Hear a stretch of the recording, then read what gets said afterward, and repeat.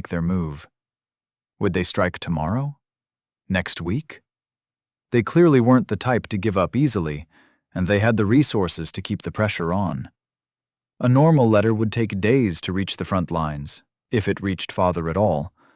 The battles had made communication channels unreliable. Messengers were being intercepted, supply lines disrupted. Even if the letter made it through, how long would it take Father to secure permission to leave his post? The bureaucracy alone could take weeks.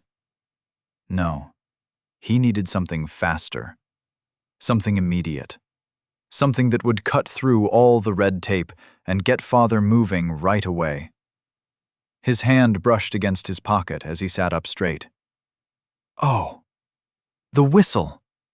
A solution so obvious he'd nearly missed it, hidden right there in plain sight all along. Finding an empty classroom wasn't difficult at this hour. Adam slipped inside, his footsteps echoing in the silence. He settled into a chair near the back, the wood creaking softly under his weight. For a moment, he just sat there, letting the quiet settle around him like a familiar blanket. Then, reaching into his inventory, he withdrew the small wooden whistle. Adam turned it over in his hands, examining every nick and scratch. Then, bringing it to his lips, he took a deep breath and blew. Nothing. No sound emerged. Frowning, he channeled mana into the whistle, watching as the barely visible runes etched into its surface flickered faintly in response. He knew the enchantment was still there. It had only been weeks since his last encounter with Bob, and magical items like this didn't just stop working. He tried again, this time maintaining a steady flow of mana as he blew. Still nothing. Not even a whisper of sound. Okay, third time's the charm, he thought, gathering his mana once more. But before the whistle could touch his lips, a familiar voice cut through the silence, thick with an accent and more than a little irritation. "You better not blow it again, lad." Adam's lips curved into a smile. "Hello, Bob." At the same moment, in the dregs, the market crawled with vermin pretending to be people. Helios could smell their fear, hear their hearts racing whenever he passed. Like mice spotting a cat, they'd glance his way, then quickly look down, suddenly fascinated by their shoes or the grimy cobblestones. Their whispers followed him like insects. "Don't look, don't look. Is that? Shh." He wanted to tear their tongues out. The hood of his cloak felt like it was strangling him, but he couldn't show his face. Not after what happened last week. Or the week before that. Or the one before that. The bodies were probably still floating in the river. A child started crying as he passed. The mother quickly hushed it, hurrying away. Smart woman. Helios's fingers twitched. His fangs ached. Then he heard it. "That's him! Helios! The vampire from the children!" His ear twitched. 3 men near the tanner's stall, about 40 paces behind him. "The one who got his ass handed to him by that kid Mage?" Laughter. Low, trying to be quiet, as if that mattered. "Yeah, heard he went full naked, too. Got himself kebabbed by the silver circlers." More laughter. Helios stopped walking. The market went silent. Even the rats in the walls held their breath. "Oh shit, did he?" Helios moved. One moment he was standing in the middle of the street, the next he had the loudmouth by the throat, slamming him against the nearest wall. "Are you actually stupid?" Helios growled, punctuating each word with another slam. The man's head left wet marks on the stone. "Did you think I couldn't hear you?" Slam. "Did you think these ears were just for show?" Slam. "Did you think vampires have selective hearing?" The man tried to speak, probably to beg. Blood was running down his face, getting in his mouth. Because that would be really fucking convenient, wouldn't it? Slam. To only hear what we want to hear? Slam. To not have to listen to every single slam. Stupid. Slam. Worthless. Slam. Word! The final impact did it. The man's head came apart like rotten fruit, painting the wall red. The body slumped, twitching. Helios turned to the other two men. They were frozen, faces pale as milk. Anyone else want to share some funny stories? They ran. Smart choice. Helios looked down at his hands, now covered in blood and other things. Great. Another cloak ruined. Another market he couldn't come back to. And they were still whispering. Always whispering. All of this was because of that fucking little mage. He'd humiliated him, made him look weak in front of every single bastard present that day. Sir, a grunt from behind him. Helios turned around, blood still dripping from his fingers. What? The messenger, some low-level grunt in cheap clothes, kept glancing at the twitching body, throat working like he was trying not to vomit. Mr. Fox, he wants to see you. Fine. Helios wiped his hands on his ruined cloak. The messenger was still staring at the corpse, face green. Oh, stop looking like you've never seen a dead body before. Clean this up. He kicked the corpse. And don't worry about drinking it. I'm tired of human blood today. The messenger nodded frantically, probably grateful to still have his head attached. Helios walked away, boots leaving red prints that quickly faded to brown. His mind wandered to that little brat, that insufferable child. He imagined catching him alone, somewhere quiet. No witnesses. No rescue this time. He'd take his time. Make the boy understand true fear, not that cocky bravado he'd shown before. He'd watch those eyes widen as realization set in. No escape. No help coming. Then he'd feed. Slowly. Savor every drop. Every scream. The fantasy carried him through the winding streets until he reached Fox's building. The guards straightened when they saw him, trying to hide their trembling. Smart boys. Evening, sir. Mr. Helios? He ignored them, climbing the stairs to Fox's office. The wood creaked under his feet, complaining about his weight. Everything in this dump was cheap, falling apart. Fox could afford better, but he liked to keep up appearances. Helios didn't bother knocking. He pushed the door open and stopped. Fox was there, sitting behind his desk like always. But next to him stood Gale, that pompous bastard, looking as smug as ever. You called, sir? Helios kept his voice neutral, but his fangs ached. 2 people he wanted to kill, in one convenient location. Shame he couldn't. Yet. Ah, Helios. Fox gestured to the chair. Sit. Helios glanced at Gale, who smiled and gave him a little wave. Pretentious prick in his 1,000 gold coin armor. Whatever you just thought about me, Gale said casually. Right back at you. Helios's smile was all teeth. No warmth. Calm down, both of you, Fox said, standing up and reaching for his coat. This isn't helping. What's going on? Helios asked, not sitting. You're being reckless. Killing everyone who looks at you funny isn't exactly keeping a low profile. They disrespected me. Gale chuckled. Helios turned towards him, but Fox cut in before things could escalate. We're fighting on too many fronts already.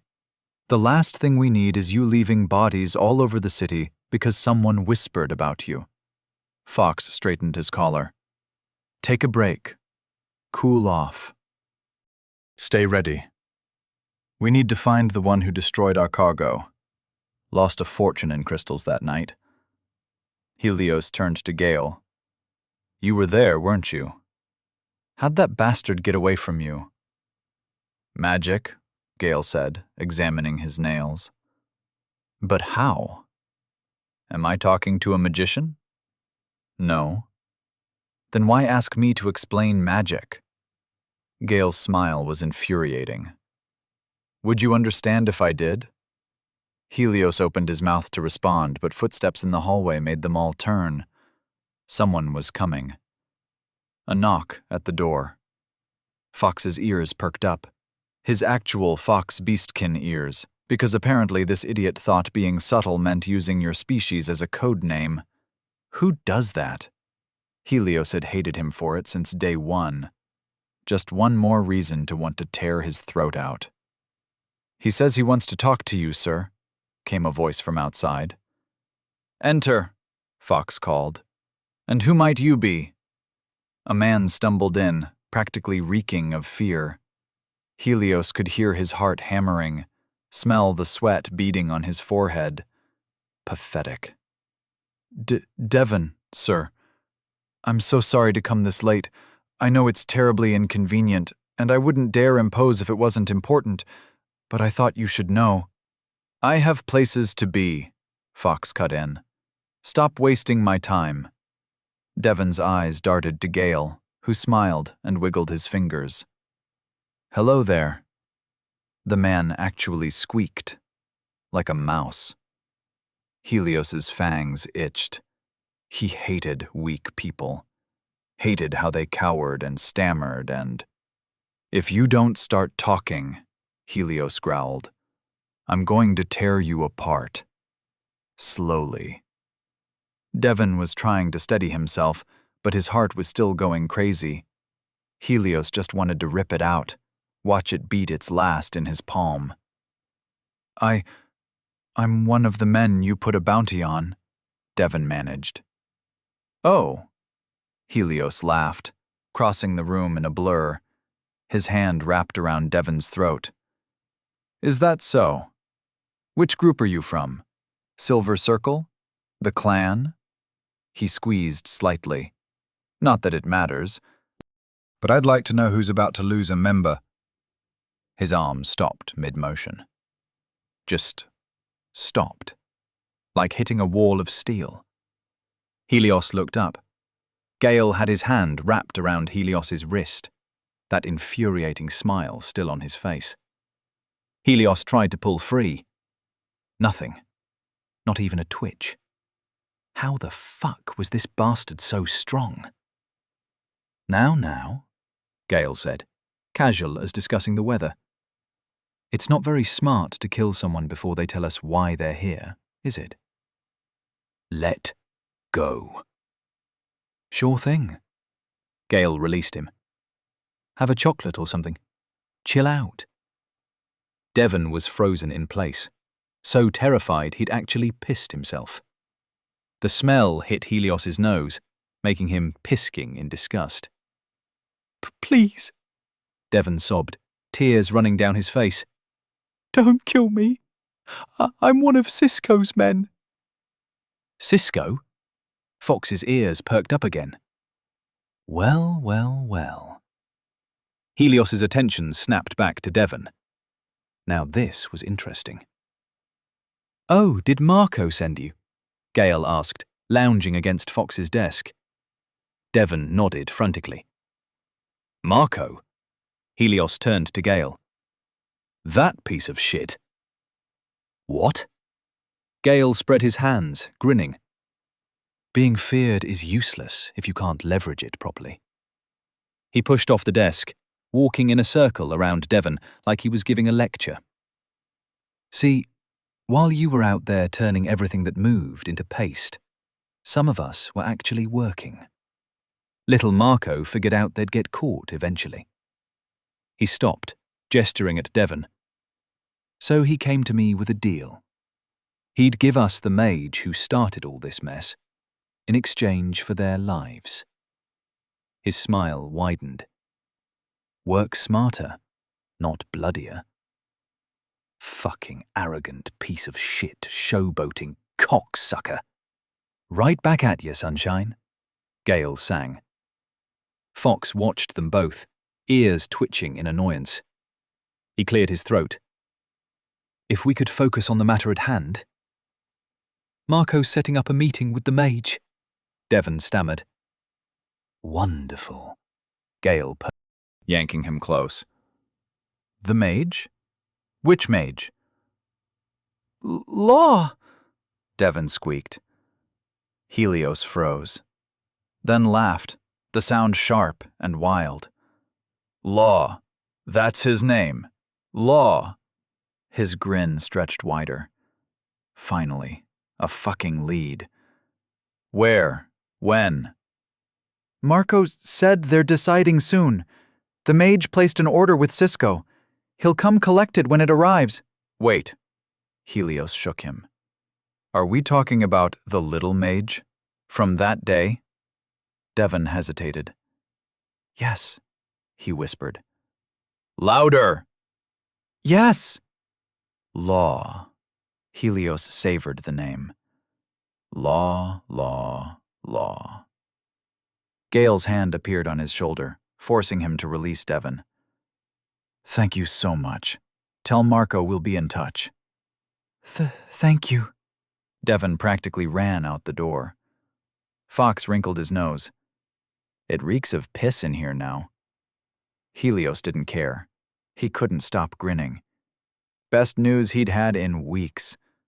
That little bastard had a name now. Law. He could taste it already. Ugh, freak, Gale muttered. Helios's joy curdled. One of these days, he was going to find a way to kill that smug bastard. One of these days. That's one problem dealt with, Fox said, straightening his coat. Now we just need to find whoever destroyed our cargo. The boss came all the way to Arcos just for this mess. You know, Gale tapped his chin, I have a feeling our Mage friend and our cargo problem might be connected. Don't know, don't care. That's your job to figure out. Fox turned to Helios, his expression hardening. And you, don't move until you get orders. I've got enough problems with the boss already. He headed for the door, pausing. I'm counting on you, Gale. And Helios? He stressed each word. Don't act rashly. Say hi to His Highness the Prince for me, Gale called after Fox's retreating back. The door clicked shut, leaving behind only the lingering smell of fear and urine. Chapter 33. The Greater Good. Adam smiled as Bob materialized in the empty classroom. The old leprechaun's white beard was neatly trimmed now, his new emerald coat adorned with golden threads that caught the lamplight. Even his boots gleamed, polished to mirror shine.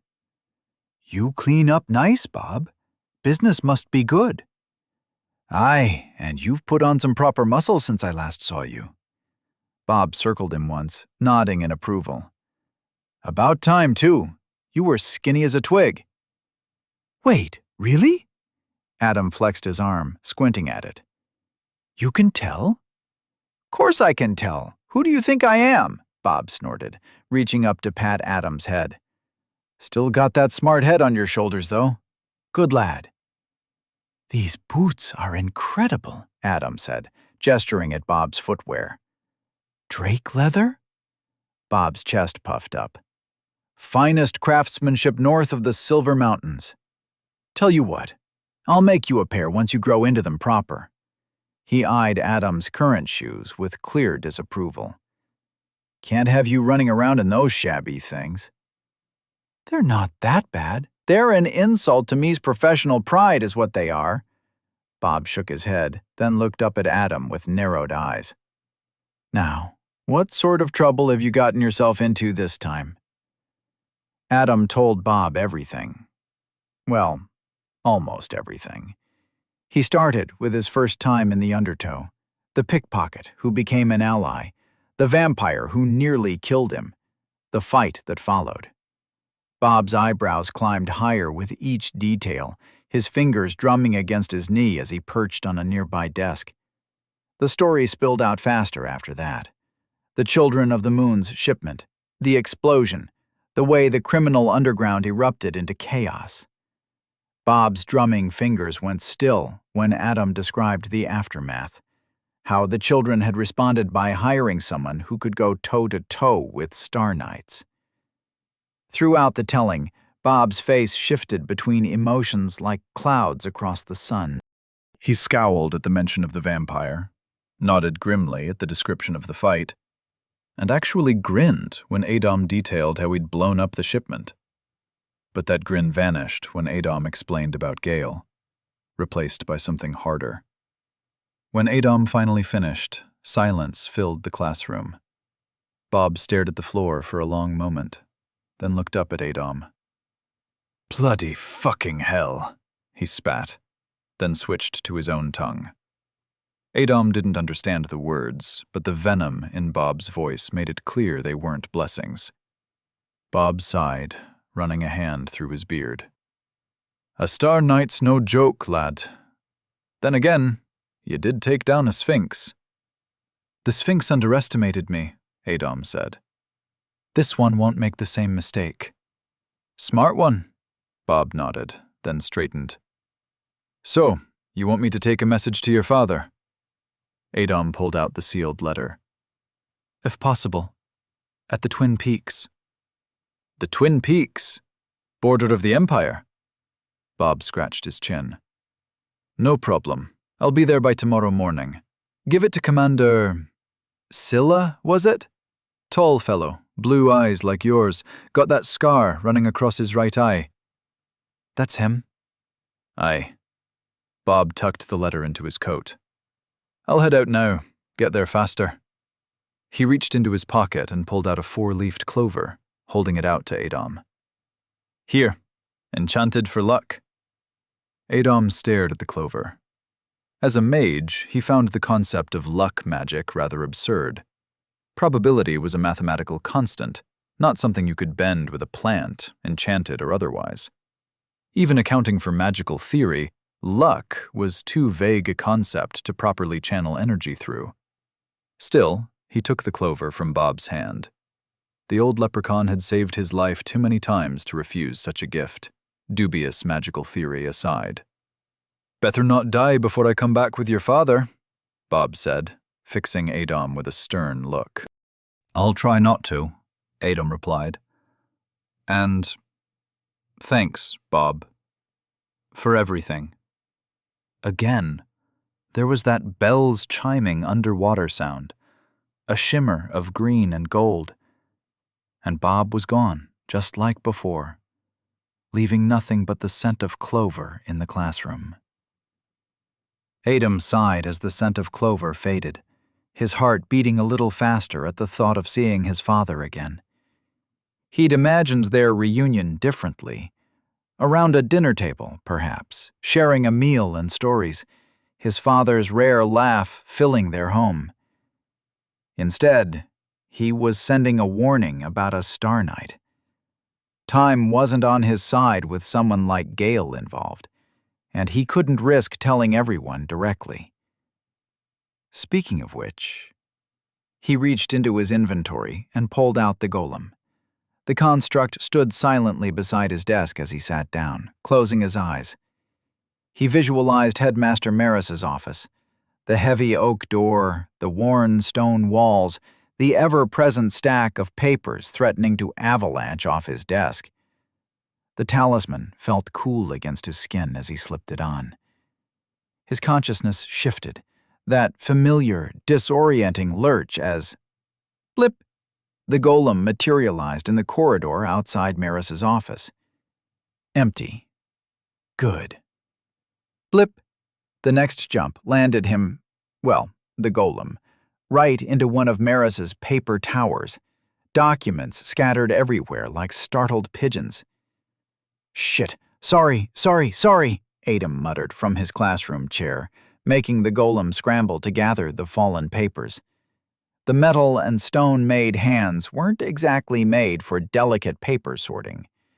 After 3 attempts to create a neat stack, he settled for mostly not on the floor and placed the envelope prominently on the center of the desk.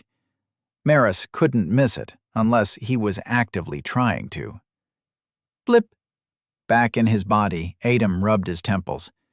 The motion sickness from jumping with the golem was getting better. He no longer felt like his stomach was trying to escape through his nose, but it still wasn't pleasant. Like reading a book in a carriage on a bumpy road. He'd take regular teleportation over golem jumping any day. Next up, Professor Kim. Adam handed the remaining envelope to the golem and focused on the professor's laboratory. The familiar walls, the perpetual smell of burning something, the countless experiments laid out on every available surface. Blip. Wah! Adam's cry cut off as the golem materialized a foot off the ground, gravity doing what gravity does best. The construct crashed down onto its metallic behind, right into a desk covered in what looked like very delicate glassware. The resulting chaos sounded expensive. Merciful heavens! Bandits! Hooligans! Scientific saboteurs! Professor Kim's voice hit a pitch usually reserved for opera. A fireball whooshed past the golem's head, singing the wall behind it. From his classroom, Adam winced. Professor, wait! Another fireball caught the golem square in the face. The construct stumbled backward, knocking over what appeared to be a very intricate system of tubes and beakers. Liquid of various colors began mixing in ways that probably weren't meant to mix. Miscreant! Vandal! Destroyer of carefully calibrated equipment! Kim was backing away, hurling both fireballs and increasingly creative insults. His robes were askew, his glasses crooked on his nose. Back, you metallic demon! Professor, stop! He called uselessly from his classroom chair, forgetting in his panic that the golem couldn't speak. He made the construct raise its hands in surrender and point to where its mouth would be, trying to mime that it meant no harm. This only seemed to terrify Kim more. It's making arcane gestures! Heavens preserve us! What was this man doing here at this time anyway? The golem slowly lowered itself to one knee, deliberately moving to pick up a fallen beaker. It carefully placed the glassware back on a nearby table. Professor Kim's next fireball faltered slightly. What in the... The construct continued methodically cleaning, stacking papers that had scattered, righting an overturned chair. Each movement was precise, careful, almost apologetic. You're not here to destroy my life's work? Kim's grip on his spell remained firm, but his voice had dropped from panic to cautious curiosity. The golem shook its head, the metal joints in its neck moving with surprising fluidity. Fascinating. Kim took a tentative step forward, squinting through his crooked glasses. The articulation in those joints. And is that enchanted metal in the core structure? The craftsmanship is remarkable. Another step. There's someone controlling you, isn't there? This isn't autonomous behavior. The golem nodded. Extraordinary. The control mechanism must be... Kim was fully in academic mode now, though the fireball still flickered in his palm. The response time is nearly instantaneous. How did you even get in here? The wards should have... The golem raised a single finger in a wait gesture, reaching slowly into a compartment in its chest. Kim tensed, but his academic curiosity seemed to be winning over his fear. The construct withdrew the envelope with deliberate care. For me? Kim's eyebrows rose as the golem nodded. Well, you could have knocked, instead of... He gestured at the still considerable mess with his free hand. Though I suppose this is more dramatic, and infinitely more interesting from an arcane engineering perspective. The golem extended its arm, envelope held carefully between stone fingers. Kim darted forward like a sparrow snatching bread, backing away just as quickly. "What is this? What game are you playing?" The fireball in his palm pulsed brighter. "Don't move. Not a single joint, or I'll melt you down to scrap." The golem nodded slowly, standing perfectly still. In his classroom, Adom's fingers drummed nervously on his desk. He'd originally planned to deliver this himself, but what if Kim panicked and gave names to those people? No. Better to watch the professor's reaction from afar, through the golem's eyes. Kim tore open the envelope with his free hand, adjusting his glasses with a knuckle. His eyes darted across the first lines, then stopped. Started again. The color drained from his face like water from a broken vessel. He looked up at the golem, mouth working silently for a moment. This can't be true." The construct nodded once. Kim's eyes dropped back to the paper. The fireball in his palm flickered, forgotten, as he continued reading. His legs seemed to give out halfway through, and he groped blindly behind him for his chair, missing twice before finally finding it. "Stars above," he whispered. "Stars and void above." The paper crumpled in Kim's shaking hands. His eyes darted across the lines again and again, as if hoping the words would rearrange themselves into something less devastating. "No," it came out as a whisper. Then, louder. "No, these are lies!" He surged to his feet, the forgotten fireball flaring dangerously bright. 23 years! 23 years of research, of breakthroughs, of... His voice cracked. "Do you have any idea what this project means? The lives it could change?" The golem stood silent, immobile. This is slander, fabrication, malicious lunacy!" Kim's free hand slashed through the air, the paper crinkling further in his grip. But his eyes kept returning to certain lines, certain names, certain documented transactions that explained too much. Cisco had done an excellent job at tracking all of this. The professor's shoulders slumped, then straightened again in denial. In his classroom, Adam's knuckles were white on his desk edge. He could see it in Kim's face, the desperate need to reject what he was reading, warring with his methodical researcher's mind, connecting dots he'd never wanted to see. "I won't believe it. I can't believe it." Not from some animated statue that crashes into my laboratory in the dead of night. Kim's voice rose again, but the tremor in it betrayed him. "These people, they've funded hospitals, orphanages. He trailed off, the paper shaking harder. "Under my nose. All this time. Using my work to... He collapsed back into his chair, the fireball finally guttering out. "Everything I've done. Everything I was going to... Oh, stars. Oh, void. The implications."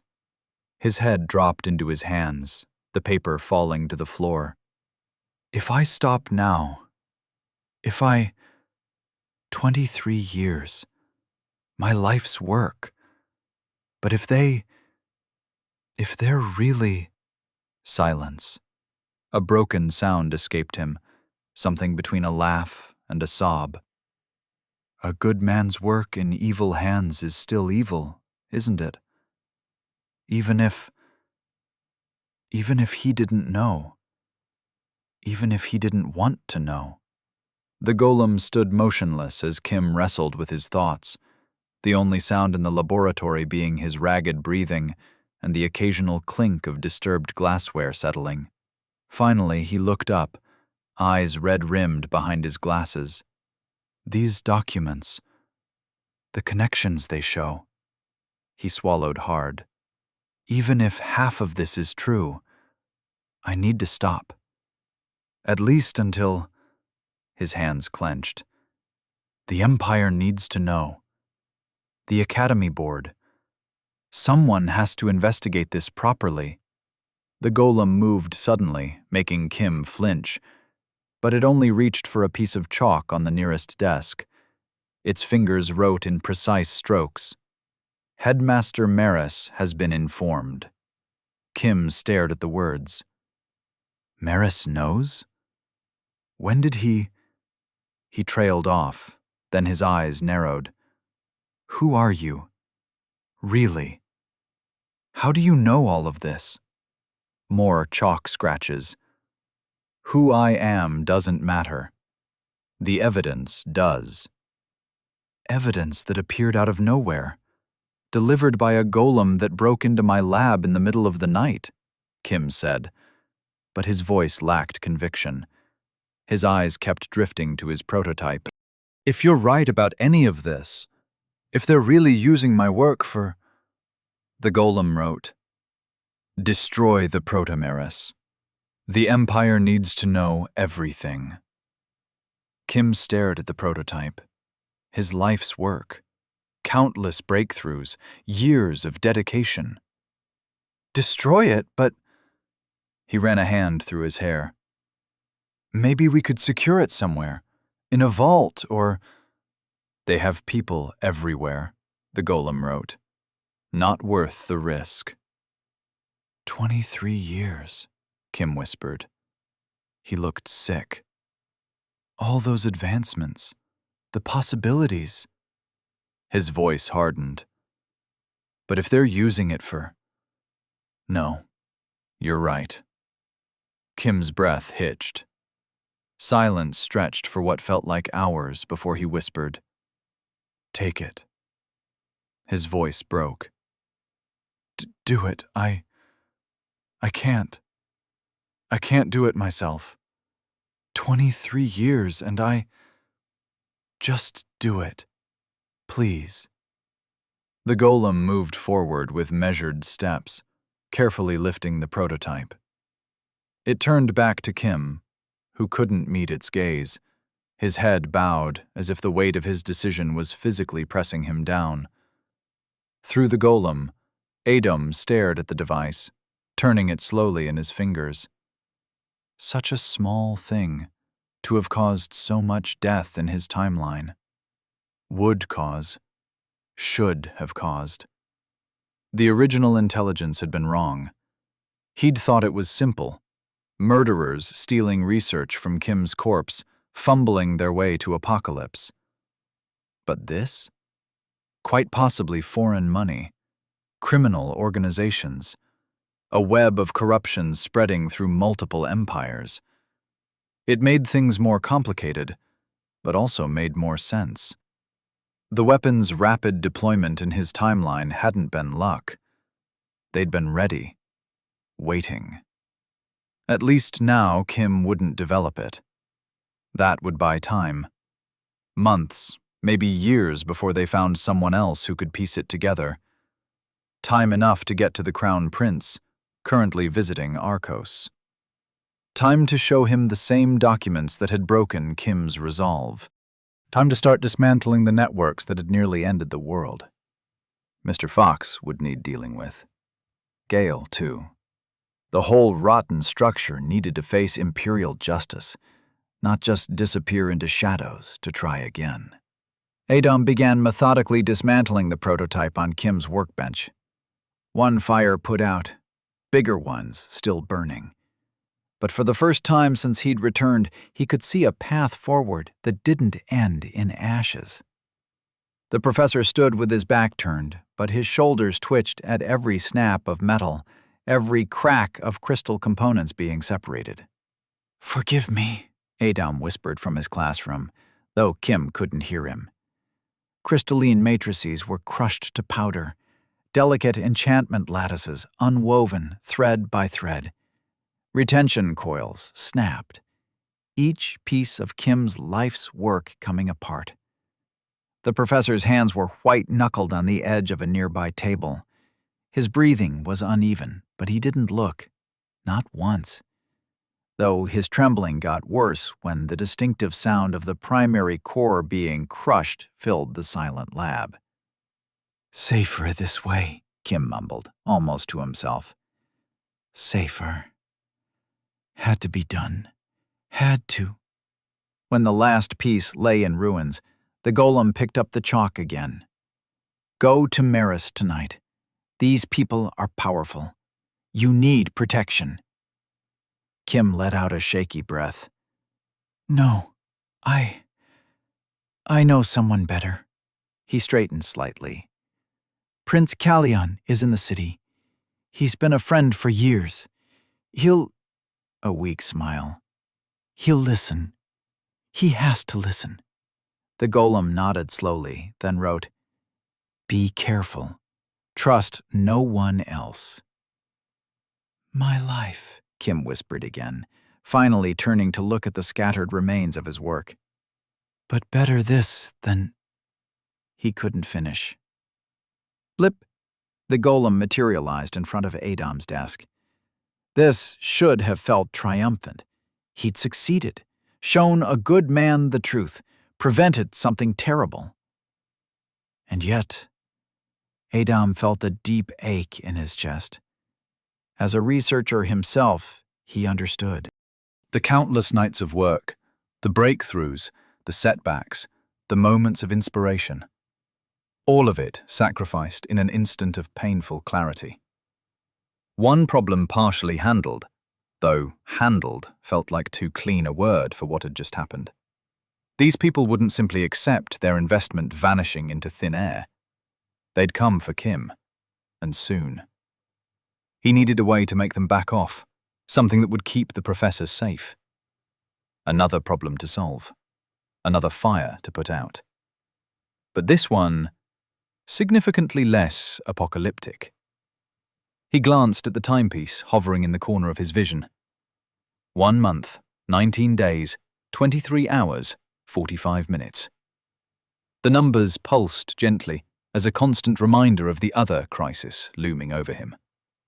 The dragon's breath situation might be partially diffused, but the cure, that couldn't wait. Not with that clock ticking down. Time to shift focus. Though the weight of Kim's sacrifice made it hard to simply move on to the next task, the merciless march of those numbers demanded his attention. Morning. Adam sat cross-legged in classroom 3B. Early morning sun hitting the glass vials arranged around him. It smelled of chalk dust and old wood and milk that turned bad weeks ago. Maybe months ago.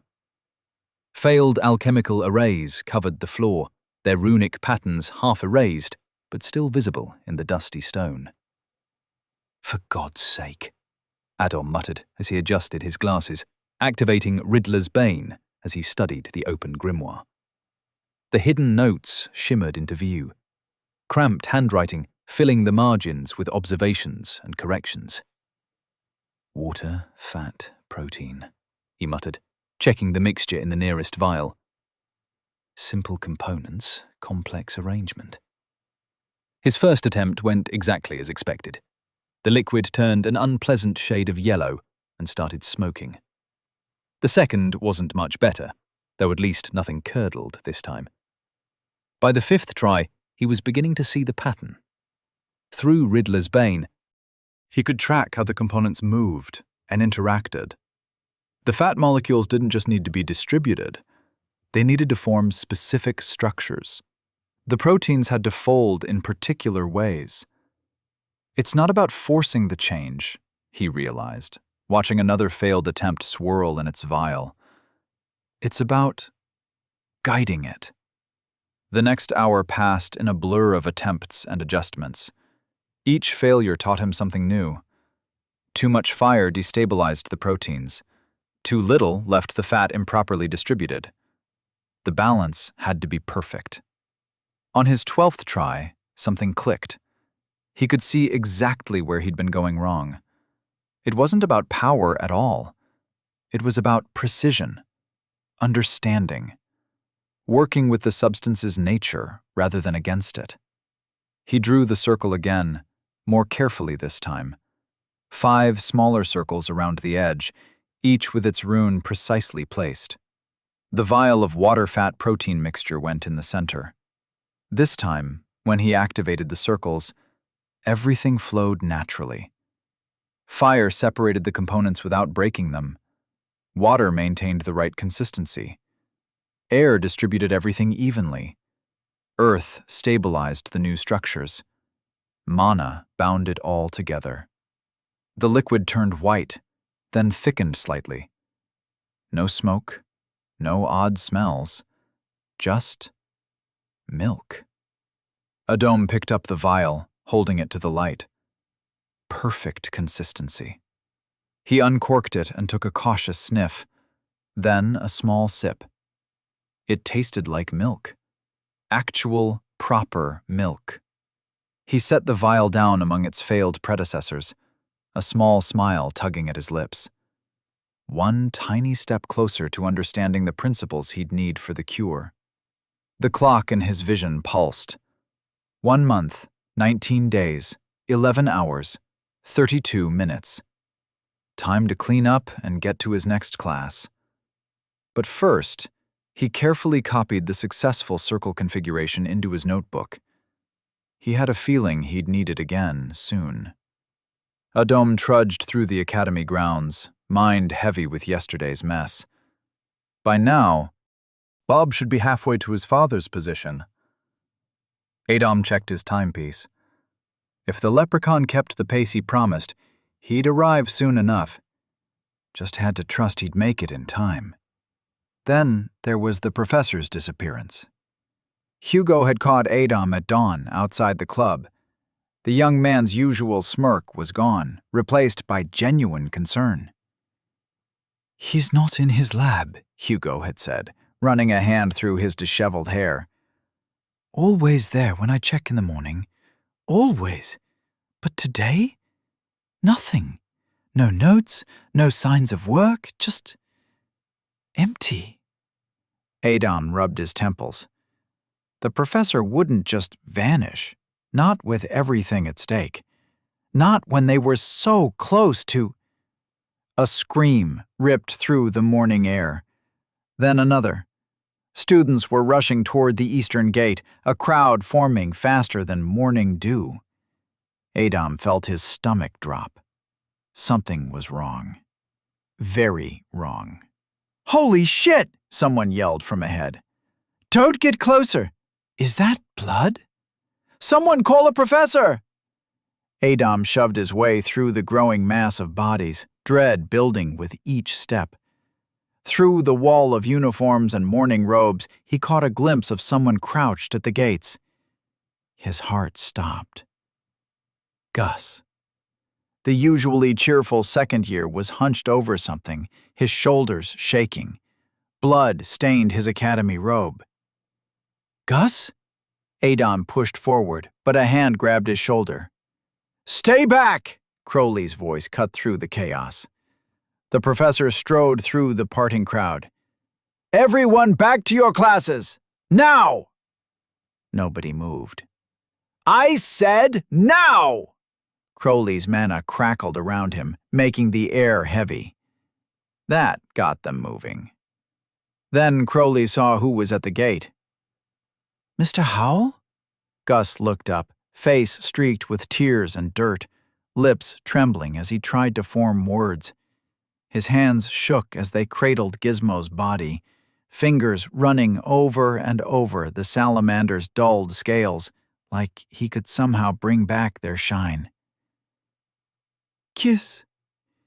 Gizmo, his voice cracked. Fresh tears spilled down his cheeks as he hugged the familiar closer, rocking slightly. He was just trying to... "Easy, son." Crowley knelt beside him, placing a gentle hand on his shoulder. Take your time. What happened exactly? We were coming out of the guild. Gus drew several shaky breaths, trying to steady himself. Late-night research. Gizmo was playing with the light crystals like always. A sob caught in his throat. 4 men. Didn't see their faces. Dark robes, with masks. They surrounded us and started asking about some student. A law. Said they needed to find him. Murmurs rippled through the remaining students.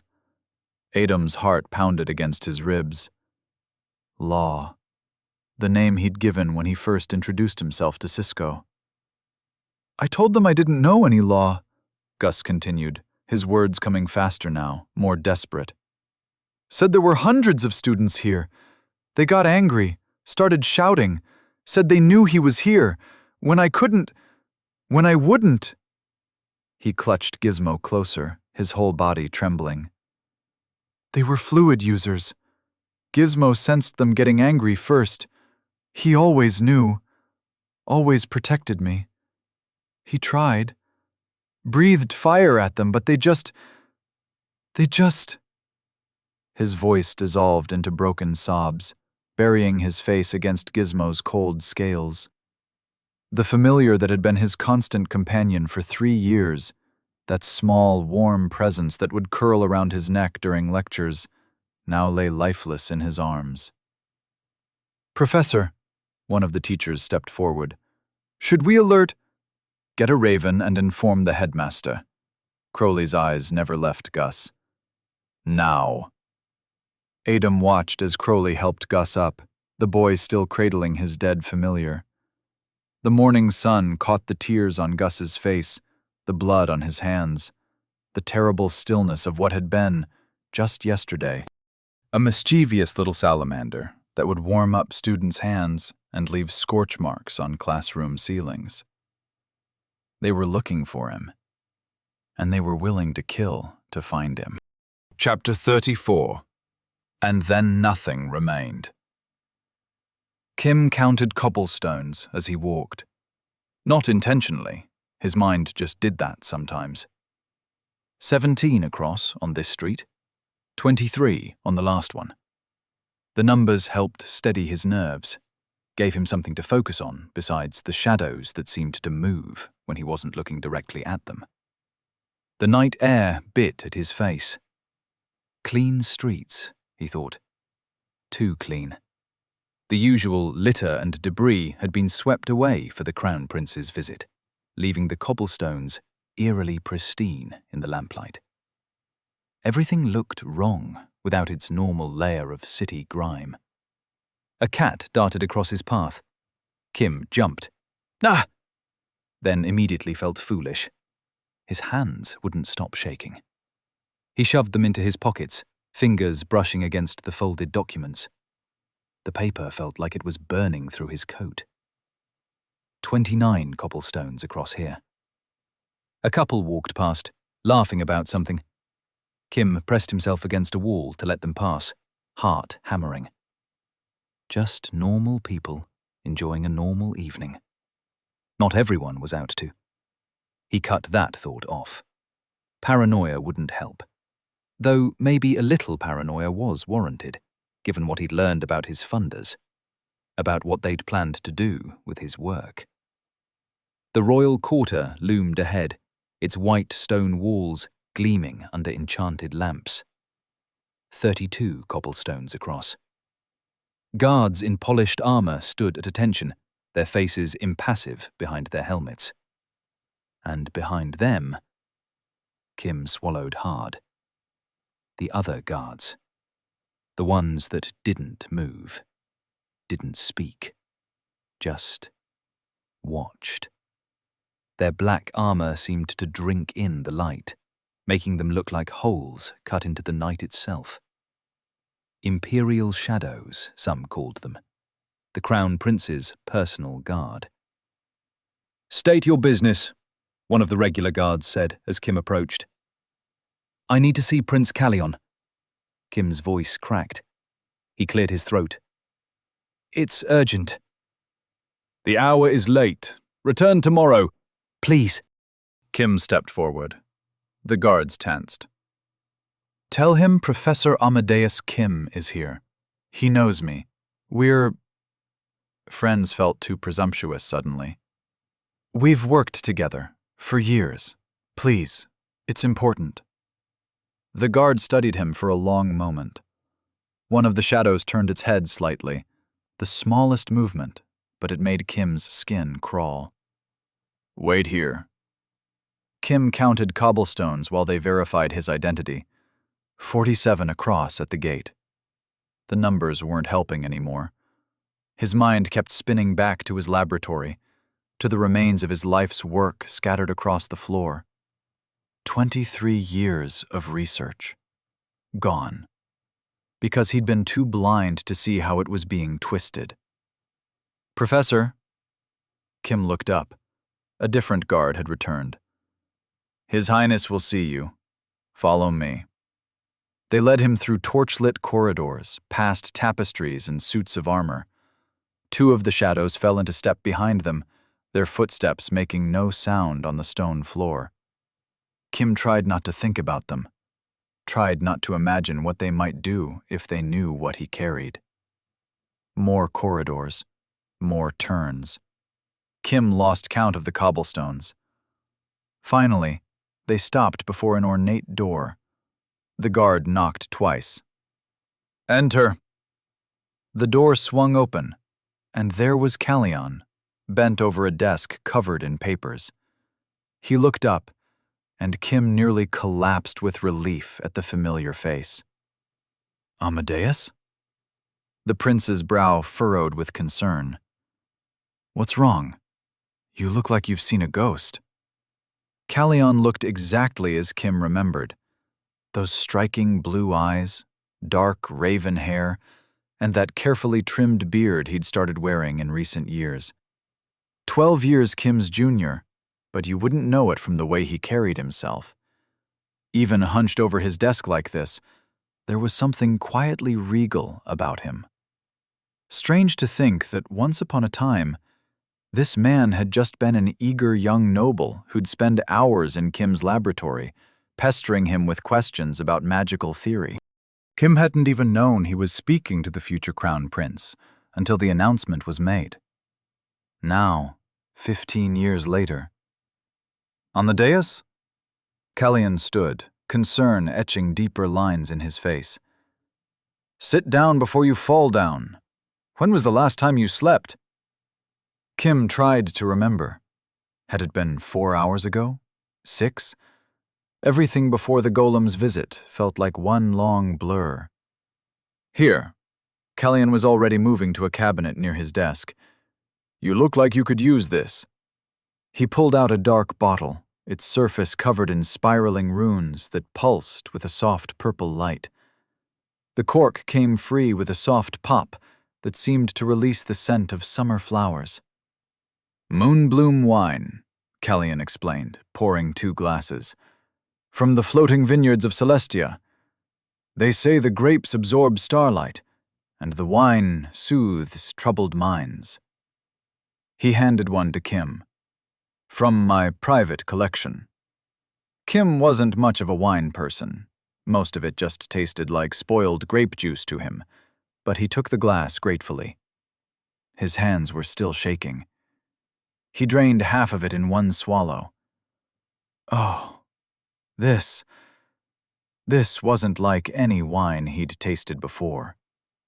It was summer afternoon naps and cool morning breezes, warm blankets on cold days, the satisfaction of solving a particularly tricky equation. He finished the rest in another gulp. Careful there, Callion chuckled, taking a measured sip from his own glass.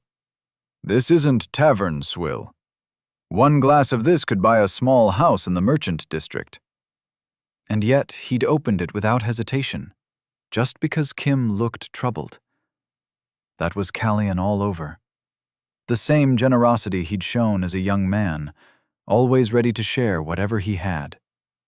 Even now, as crown prince, that hadn't changed. Thank you, Kim said quietly. I needed that. I can see that. Callian set his glass down, all traces of humor falling away. What's happened, Amadeus? I haven't seen you this shaken since that time you accidentally turned half your laboratory staff into geese. That was an accident, and I turned them back. The protest came automatically, but Kim's heart wasn't in it. The wine had steadied his hands, but the weight of what he carried still pressed down on him. I need your help, Callian. And what I'm about to tell you, it's going to sound impossible, terrible, but I can prove every word. Callian studied him for a long moment, then reached for the bottle again. I think, he said carefully, we're both going to need another glass for this conversation. Kim told him everything. The project, the breakthroughs, the funding that had seemed so legitimate. His voice grew stronger as he laid out the evidence, spreading ledgers and letters across Callian's desk. Guild seals, merchant stamps, trading contracts, all leading back to names and organizations that made his blood run cold. Callian listened intently, asking sharp questions that cut straight to the heart of things. Though not a mage himself, he'd always had an almost academic passion for magical theory. Now that same analytical mind picked apart the conspiracy thread by thread. And this merchant seal here, Callian tapped one of the letters.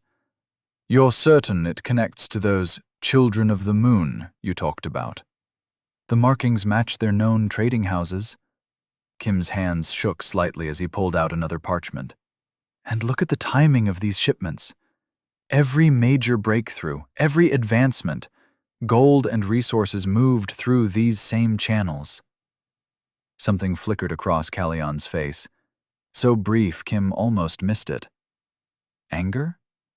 No, something else. The prince took another slow sip of wine, his eyes never leaving the papers. They played me for a fool, Kim said bitterly. All these years, thinking I was working for the betterment of the empire, and instead... He gestured helplessly at the evidence. They were going to turn it into a weapon. Something that could kill millions. Maybe more. Definitely more. And you destroyed the prototype? Callian's voice was carefully neutral. Yes, completely. There's nothing left for them to steal or replicate. Kim leaned forward. But that's not enough. These people, these organizations, they need to be stopped, arrested, their whole network torn apart before they can try again with someone else's research. Callian stood abruptly, walking to the window. His shoulders were tense under his formal robes. This is troubling, he said finally. Very troubling. Foreign powers and criminal enterprises operating so boldly within our borders. He took another drink, longer this time. You did the right thing coming to me on the dais. I knew you'd understand. Relief flooded through Kim. You've always cared about doing what's right, even back when you were just that eager young noble pestering me about theoretical magic. A small smile touched Callian's lips, though it didn't quite reach his eyes. Those were simpler times, weren't they? They were. Kim straightened. So, what's our next step? The Imperial Guard could let me handle this. Callian's voice had an edge to it now. This level of conspiracy. We need to move carefully. One wrong step could send them all scurrying back into their holes. He returned to his desk, rifling through the documents with clear agitation. His movements were sharp, precise, almost angry. Kim watched him with growing concern. He'd never seen Callian this unsettled. You're worried, Kim said softly. Of course I'm worried. Callian knocked back the rest of his wine. This goes deeper than you realize, Amadeus. The implications. He shook his head. I'll need time to verify everything, to make sure we have an airtight case before we move. But, Trust me. Callion's blue eyes locked onto his. I will see justice done. You have my word. The intensity in his voice was reassuring. This was why Kim had come to him, because Callion had always been someone who fought for what was right, someone who cared about more than just power and politics. Thank you, Kim said. I knew I could count on you. Something passed across Callion's face, too quick to read. He poured himself another glass of wine, his movements controlled, but somehow tense. You should get some rest, he said. You look exhausted. I'll have guards escort you home. But shouldn't we? Rest, Amadeus. You've done your part. Let me handle things from here. Kim wanted to argue, but exhaustion was starting to crash over him in waves. Maybe it was the wine. Maybe it was the weight finally lifting from his shoulders. Either way, his eyes felt heavy. You're right, he admitted. I haven't slept since. He couldn't even remember. Everything would be all right now. Callion would handle it. Justice would be done.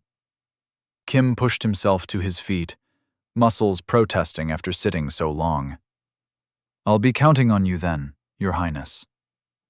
Before you go, Callion's voice was casual.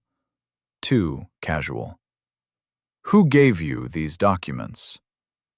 Kim hesitated. You wouldn't believe me if I told you. Try me. The prince's smile was gentle, encouraging. The same smile he'd worn when asking about magical theorems years ago. It was a golem. A golem? Callion's eyebrows rose. See? You don't believe me. No. Please, explain. Callion leaned forward. I don't know much about whoever was controlling it. They just appeared. Kim shrugged helplessly. Left the documents, warned me about the project. Callion pinched the bridge of his nose, letting out a long breath. Not worry. Annoyance? Kim laughed. You know what's funny? You look more inconvenienced than concerned. He shook his head, still chuckling. I just handed you a conspiracy that could shake the empire. Solving this? Exposing these people? It would make you a hero. Even as crown prince, that kind of popularity would be invaluable. And yet... Callion's eyes snapped to his. A flash of something dangerous there and gone so fast Kim almost missed it. The laughter died in his throat. Wait. The pieces were there, scattered in his mind like puzzle fragments. Years of casual conversations, of sharing breakthroughs over wine, of Callion's endless fascination with his work. That merchant at the prince's 20th birthday celebration. What was his name? Kim had forgotten, but he remembered the way the man had smiled, had mentioned knowing someone who'd be interested in funding magical research, had introduced him to Fox just a week later. Fox, who'd always seemed to know exactly what direction to push their research, who'd asked such specific questions about applications Kim hadn't even considered yet, the same questions Callion had asked years earlier, presented as mere intellectual curiosity. Oh no. Kim's throat went dry. His heart started hammering against his ribs, thoughts scattering like startled birds. You're right, he managed, voice steadier than he felt. I should get some rest. The prince didn't look like his old friend anymore.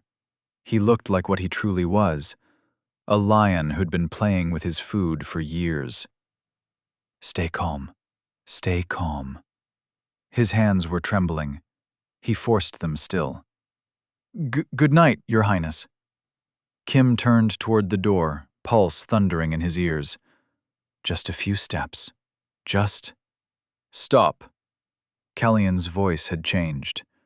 It was hard to explain, but the most poetic and easy way was that it felt like the warmth was gone. Kim's hand froze on the door handle.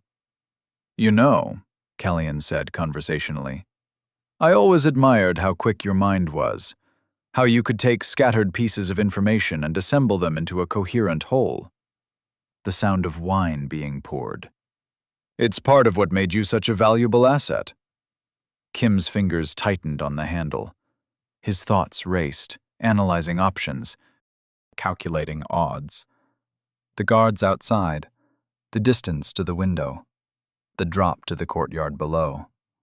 "Though I must admit," Kellyan continued, "I had hoped you wouldn't put it together quite so obviously. Your face has always been an open book, old friend." The last two words dripped with mockery. Kim's shoulders tensed. "Turn around, Amadeus." He didn't want to. Every instinct screamed at him to run. But where could he go? What could he do? Slowly, feeling like a puppet on strings, Kim turned. Kellyan was still sitting at his desk, wine glass in hand. But his eyes were different now. No more pretense of warmth. No more fake concern. Just cold, calculating interest. Like a researcher watching an experiment unfold. "I think we should talk a bit more," the prince said. I've been such a fool. For years he'd been such a perfect, blind fool. Phew. Focus. Focus. Adom rubbed his palms together, too aware of how clammy they felt. He'd thought these kinds of sensations were behind him by now. Apparently not. His fingers drummed against his leg as he stared at the circles drawn on the table, hyper-conscious of the presence behind him. Amazing how the weight of someone's attention could make even the simplest task feel like diffusing a bomb. Alchemy, as any alchemist could tell you, was all about understanding. Not just knowing, actually understanding. The difference between reading about swimming and actually getting in the water, so to speak. And right now, Adom was definitely in the deep end. It didn't help that elemental essences were tricky things to work with. Raw mana was straightforward enough, pure magical energy, like white light. But essences? Those were trickier. They were mana that had been filtered, transformed into specialized forms that resonated with specific aspects of nature. Like that white light passing through different colored glasses, each essence had its own flavor of magical energy. Water essence spoke to water, air essence to air, and so on. Which was exactly why alchemists used them instead of raw mana. You could technically hammer a nail with a rock, but wouldn't you rather use a hammer? He stared at the clear water in the beaker, fingers hovering over the chalk circles he'd drawn. 3 circles surrounded the main one, not 5. No need for unnecessary elements in this transformation. The runes were precise. He'd made sure of that. One wrong line, one wobbly curve, and instead of sweet water, he might end up with something that could melt through the floor. Again. "Take your time," Professor Merwin said from somewhere behind him. "The water isn't going anywhere." Right. No pressure. Just trying to convince water molecules to fundamentally change their nature while one of the Academy's most respected alchemists watched his every move. Simple. Adom adjusted his glasses, activating Riddler's Bane. He did not really need to adjust them to use the artifact, but somehow it became a habit. The world shifted, magical currents becoming visible. The water wasn't just water anymore. It was a dance of molecules, a symphony of hydrogen and oxygen bonds waiting to be conducted. Through the artifact's lens, he could see how the molecular bonds vibrated, how they might be persuaded to change. "Remember," Professor Merwin's voice carried that teaching tone he'd come to recognize. "What elements do you actually need for this transformation? Many students make the mistake of using all 5 elements for every change." Adom nodded, studying the circles he'd drawn. Water essence in the first circle. That was obvious. You needed water to change water, establish a connection with the substance's fundamental nature. Air essence in the second, to alter how the molecules would interact with taste buds, carry the sweetness. And mana in the third, to power and stabilize the change. No fire needed. He wasn't trying to heat or excite the molecules. No earth either. This wasn't about physical stability. Sweet water was still water, just friendlier to the tongue. He touched the water circle first. This was the trickiest part. Using water essence to change water itself, like trying to paint water with water. But it wasn't about adding more water. It was about reshaping what was already there, encouraging new patterns to form. Through Riddler's Bane, he could see the molecular bonds shifting, becoming more receptive to change. The liquid in the beaker rippled slightly. Air essence next. This wasn't about adding air to water. That would just make bubbles. Instead, he guided the essence to alter how the water molecules would interact with taste buds. It was like teaching the water to speak a new language, one that would say sweet instead of neutral when it met the tongue. The liquid began to shimmer faintly as the changes took hold. Finally, mana. Not too much. This wasn't some grand transformation requiring vast power. Just enough to bind the changes, make them permanent. Like setting a painting after the colors were perfect. The water cleared, looking deceptively ordinary. That was good. Sweet water shouldn't look different from regular water. The change was subtle, internal.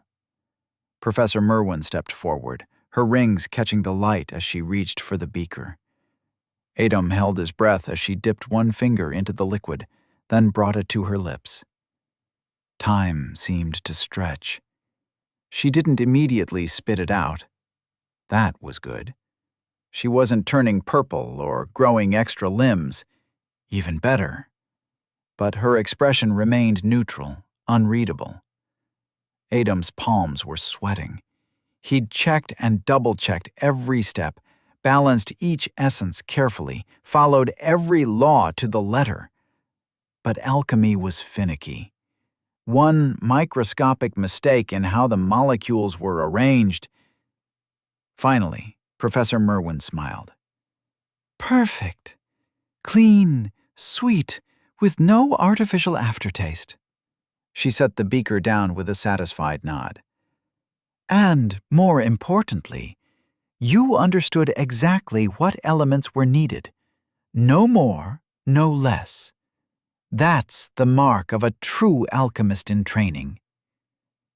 A long breath escaped Adam as his shoulders relaxed. He hadn't realized how tense he'd been until the moment passed.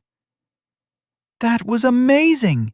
Mia's voice came from behind him, followed by the sound of her stool scraping against the floor as she stood. The molecular manipulation was so precise. Thanks, Adam said, turning to face her. That book you recommended in the library really helped. Mia waved her hand dismissively. Oh, please, that was just a book. You managed to grasp advanced molecular manipulation in, what, 1 week? That's not the book. That's talent. You're one to talk, Professor Merwin said with a smile, as she carefully placed the beaker back on the testing station. If I recall correctly, you mastered this particular transformation in just a week as well, Miss Storm. It's refreshing to have 2 students who grasp these concepts so naturally. Makes teaching advanced classes much more interesting. Adam shifted uncomfortably in his chair, forcing a polite smile. I just have a knack for understanding mana, I suppose. The special course wrapped up without ceremony. They gathered their things, exchanged casual goodbyes, and headed their separate ways.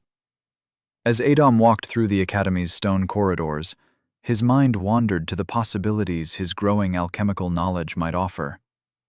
Perhaps soon he could try, "Student Adom Scylla!" The harsh caw made him look up. A raven circled once before dropping a piece of paper in his direction. Before he could catch it, "Hey!" Adom snatched the paper from the air and turned around. One of the new guards was approaching, young, probably in his mid-20s, with the crisp uniform that hadn't yet seen enough weather to lose its stiffness. "Evening," the guard said, his tone friendly but professional. "Cutting it a bit close to curfew, aren't we?" "Just heading back to the dorms," Adom replied, tucking the paper into his pocket. The guard, his name tag read Morris, nodded. "Make sure you do. First week on the job and I've already had to write up 3 students for trying to sneak out after dark." He shook his head.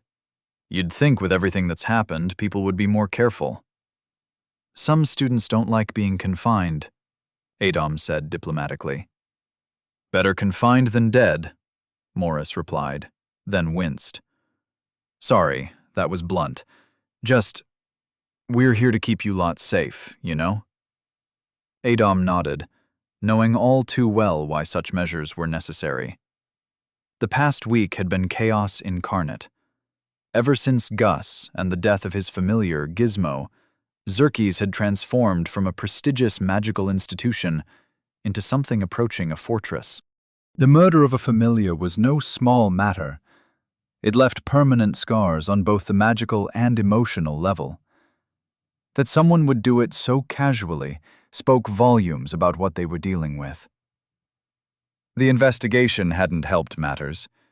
Every student named Law, all 1,438 of them, boys and girls, had been questioned, their backgrounds examined, their movements tracked. Adom's stomach churned every time he thought about it. All those students under suspicion because of his actions' ripple effects. And then there was Professor Kim's disappearance. No trace of him since the night of the Golem incident. The official story was that he'd taken an emergency leave of absence, but nobody really believed that. "Just stay safe, all right?"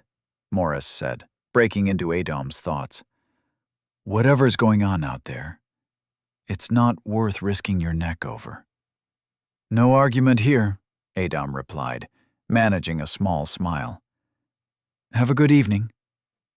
The academy grounds were eerily quiet. The usually bustling courtyards lay empty, gardens deserted save for the occasional patrol. The new curfew had changed everything. A flash of orange caught Adom's eye near the gates. He ignored it. Psst. He kept walking. Psst. Still walking. Psst. I know you can hear me. What? Adom turned toward the gates, exasperated. A fox beastkin in a rumpled journalist's vest was attempting, and failing spectacularly, to hide behind a bush that was clearly too small to conceal him. Hey, could you come here for a minute? Just a few questions about Professor Kim." Adom turned around, spotted a guard, and pointed at the gates. As he walked away, he heard the guard's stern warning about the barrier's imminent activation, followed by the journalist's indignant protests about technically being outside school grounds. This had become depressingly routine over the past week. Journalists were like vultures circling the academy, hoping to catch any snippet of information about 2 major stories. The attack on Gus and Gizmo's death was one thing, but Kim's disappearance? That was different. Maris had found the files Adom left in Kim's office. What was in them had been serious enough for the headmaster to do something almost unheard of. He'd summoned a council from the magisterium. The Archmage himself would be coming to Xerxes. That announcement had thrown the academy into a frenzy of speculation. Some said Kim had been conducting forbidden research.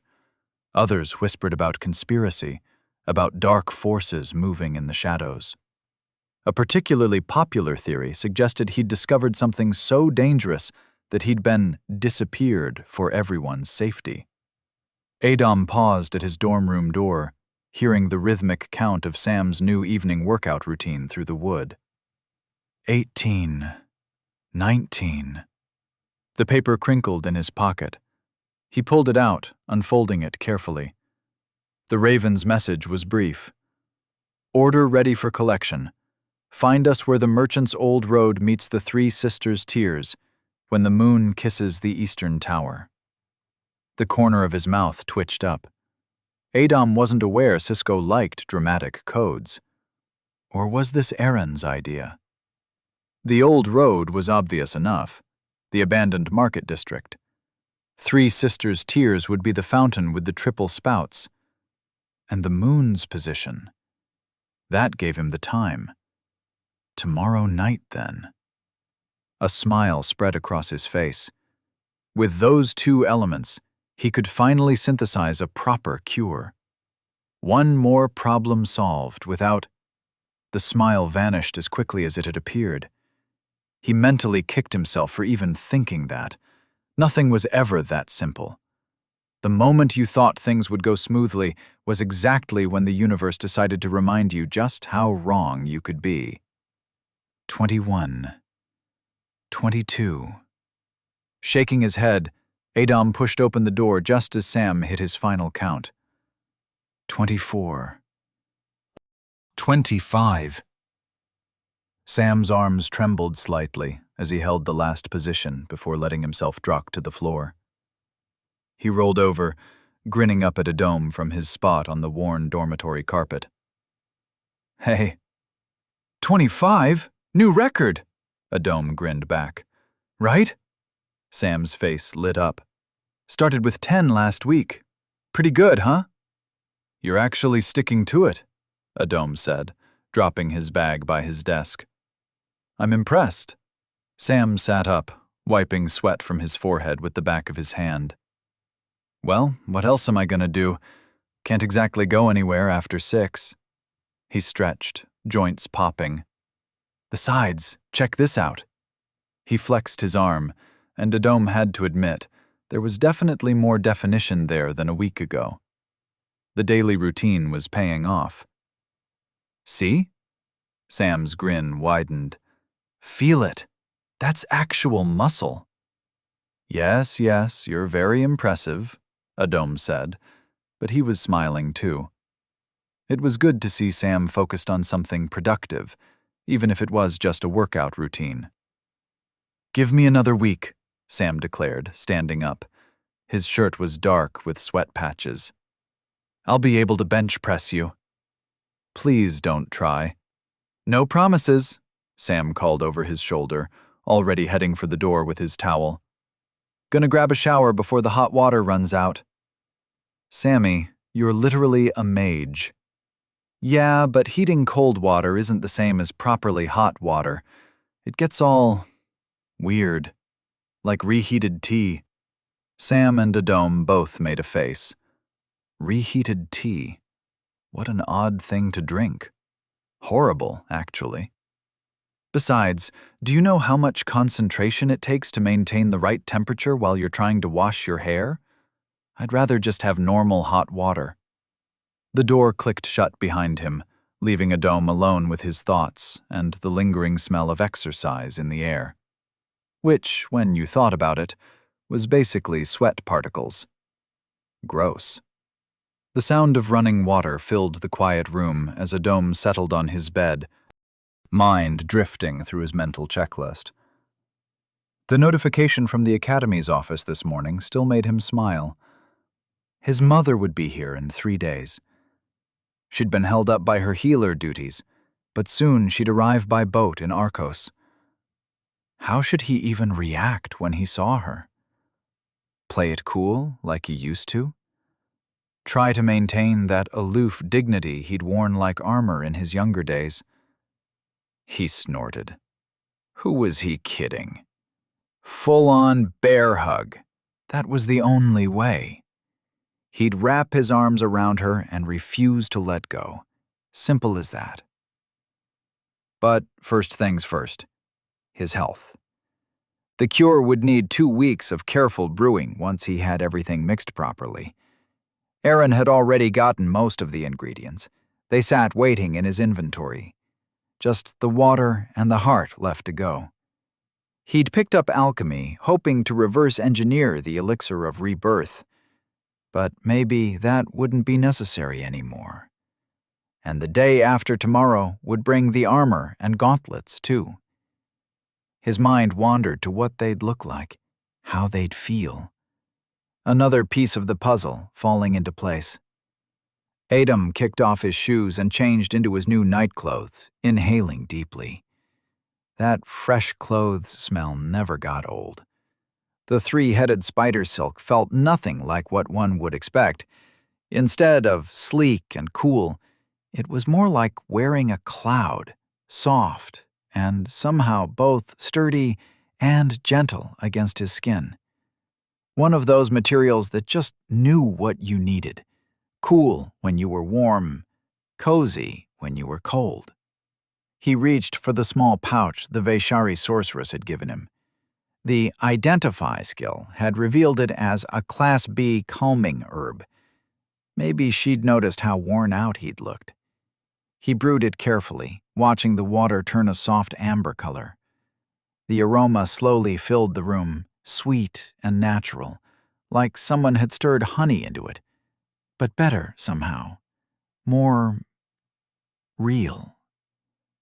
The first sip confirmed what his nose had told him. It was good. Really good. Easy to drink. With none of the bitter aftertaste most medicinal teas had. He could feel the tension in his shoulders starting to ease already. Adam then sank into his bed, immediately seeking out the cold side of his pillow. Some things never changed. Even with the chill in the air, nothing beat that first contact with the cool, fluffy surface. The mattress welcomed him with that perfect balance between soft and firm, and he pulled up his heavy blanket, one of his mother's parting gifts when he'd left for Xerxes. The phoenix of House Scylla spread its wings across the blanket's surface, the kind of dramatic design only mothers and grandmothers seemed to find appropriate for bedding. He smiled, curling his toes under the cover. Even now, years later, he still kept his feet firmly beneath it, just in case. Sam's horrible humming drifted through the shower noise, something that would normally drive him up the wall, but tonight it just blended into a sort of peaceful white noise. The world was still a mess. Missing professor, academy in chaos, tension thick in the air. But for the first time in ages, he could see a way forward. Get the cure. Get out of danger. Train Aaron until the kid could handle himself, and Adam not having to carry the weight of the world alone on his shoulders. The incense he'd lit was doing its job, cinnamon and vanilla replacing Sam's lingering workout smell and mixing with that new clothes smell he loved so much. The incense, of course, not the sweat. His thoughts began to drift, becoming hazier, warmer. The familiar weight of the blanket, the soft pillow beneath his head, the distant hum of crickets outside. Everything felt right. For once, tomorrow didn't seem so daunting.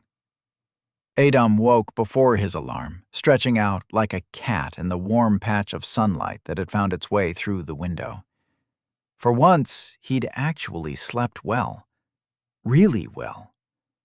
There had been a dream, something about a tree?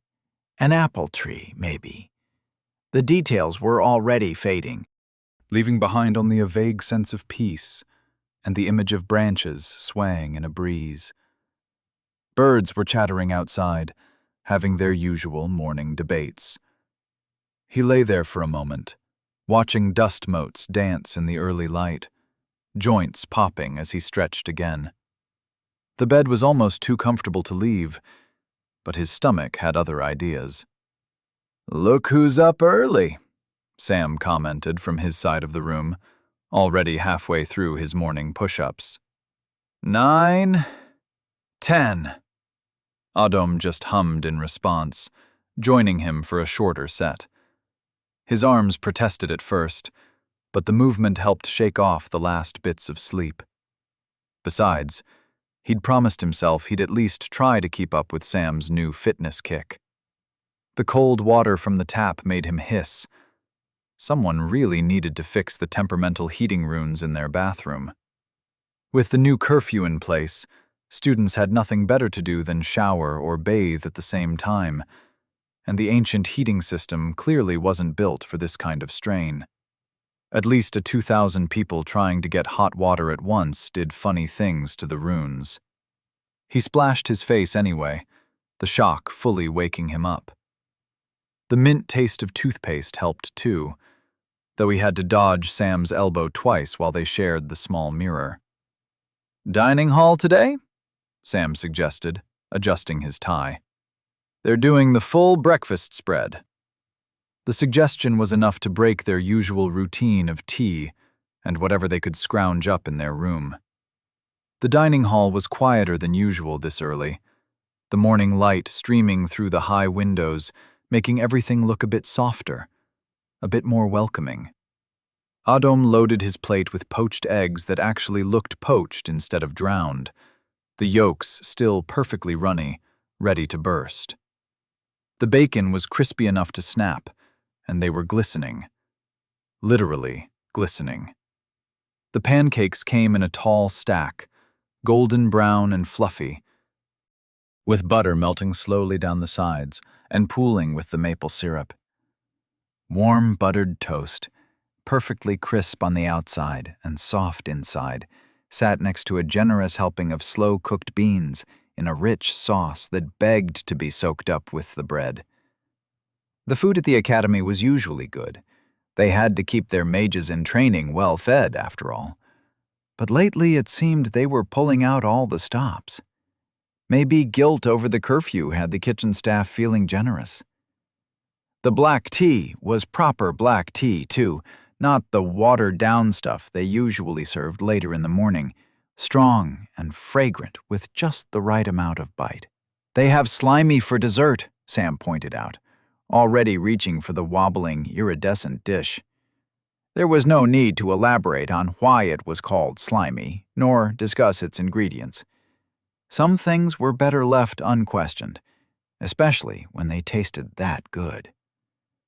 First class was runicology, a class Adam rarely paid attention to, which meant Professor Karn would spend half the lecture telling stories about his glory days instead of teaching. Adam didn't mind. It gave him time to properly digest breakfast, and some of those stories were actually useful. Sometimes. The morning passed in that strange way mornings do when you're actually awake for them. Not quite rushing, not quite dragging. By the time early classes wrapped up, Adam felt more put together than he had in weeks.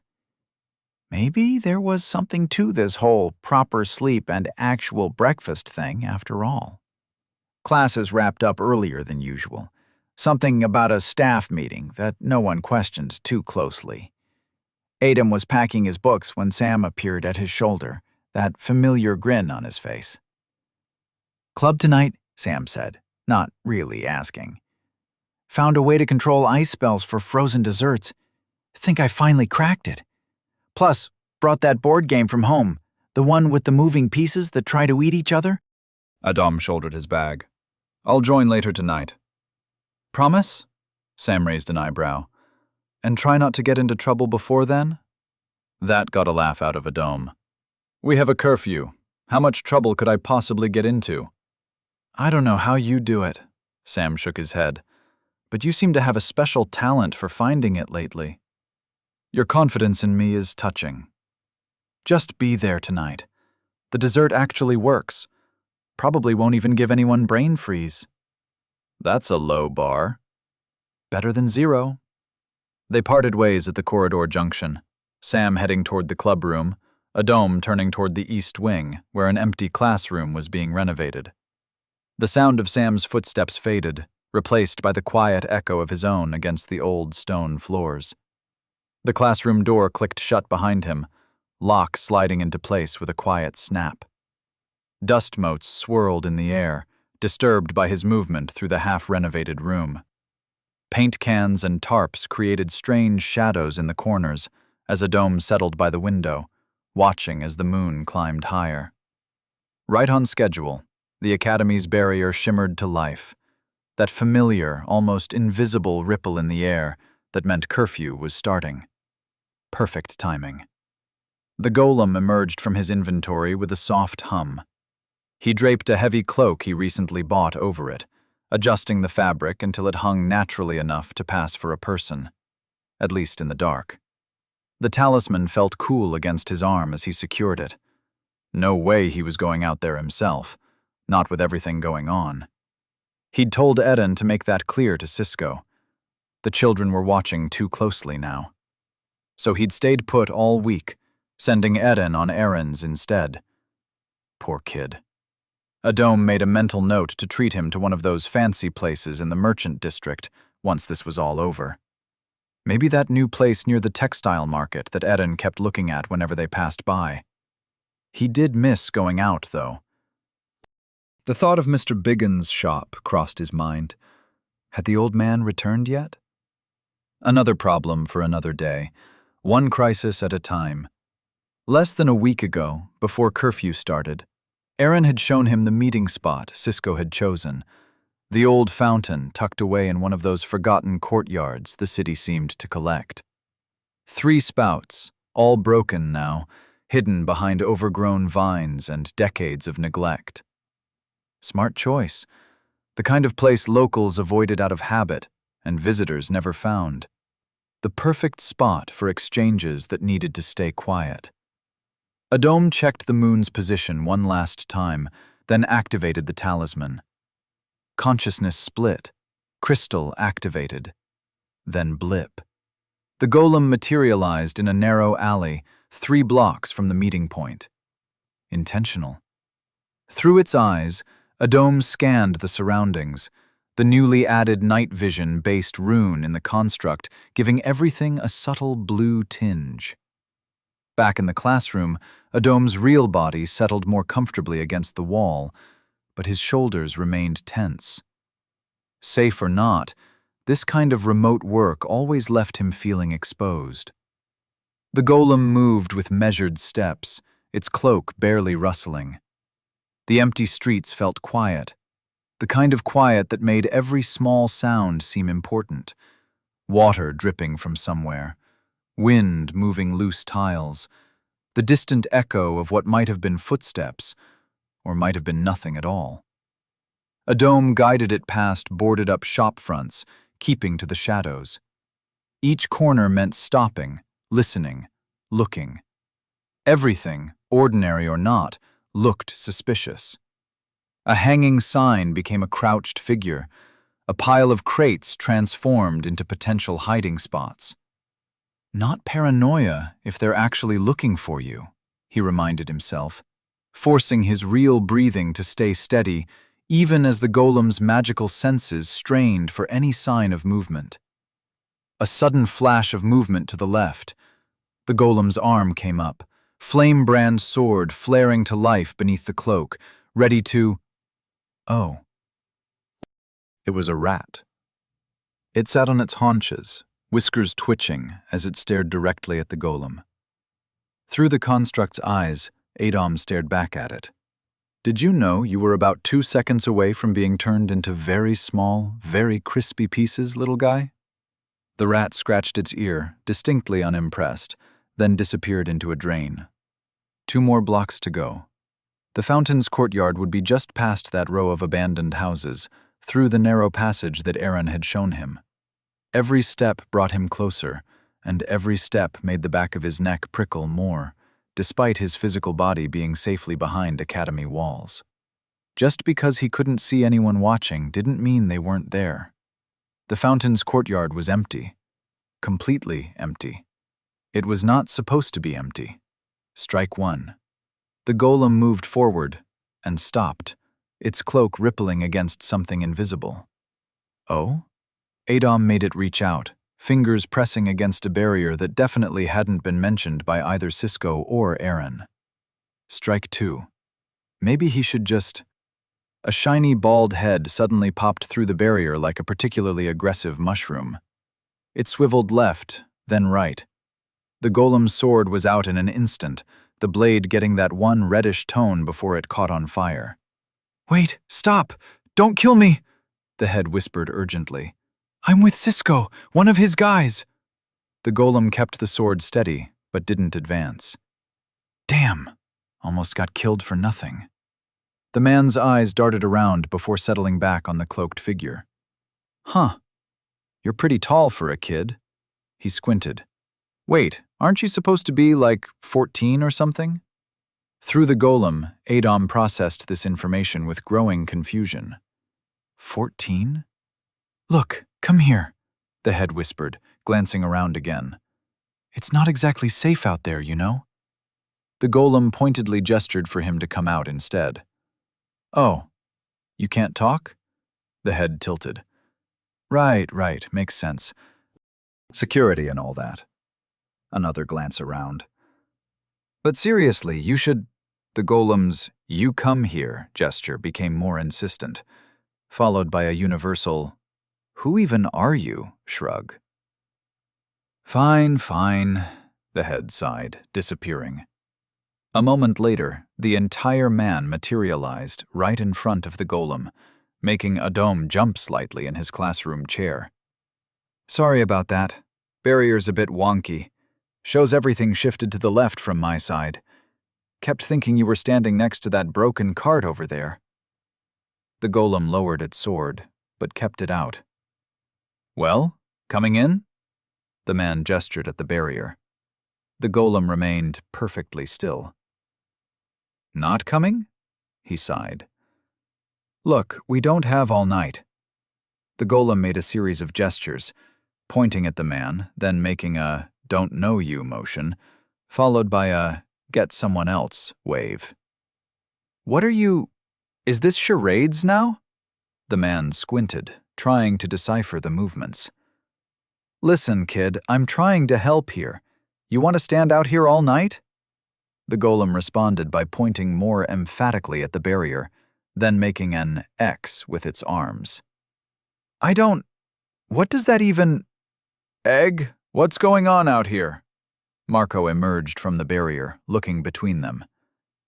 Oh, thank the spirits, Egg threw his hands up. I told you not to send me.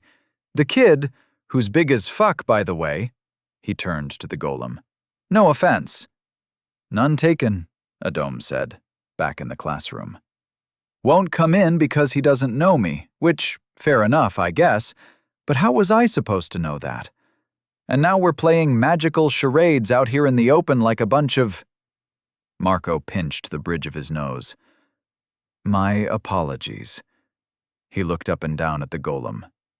Law.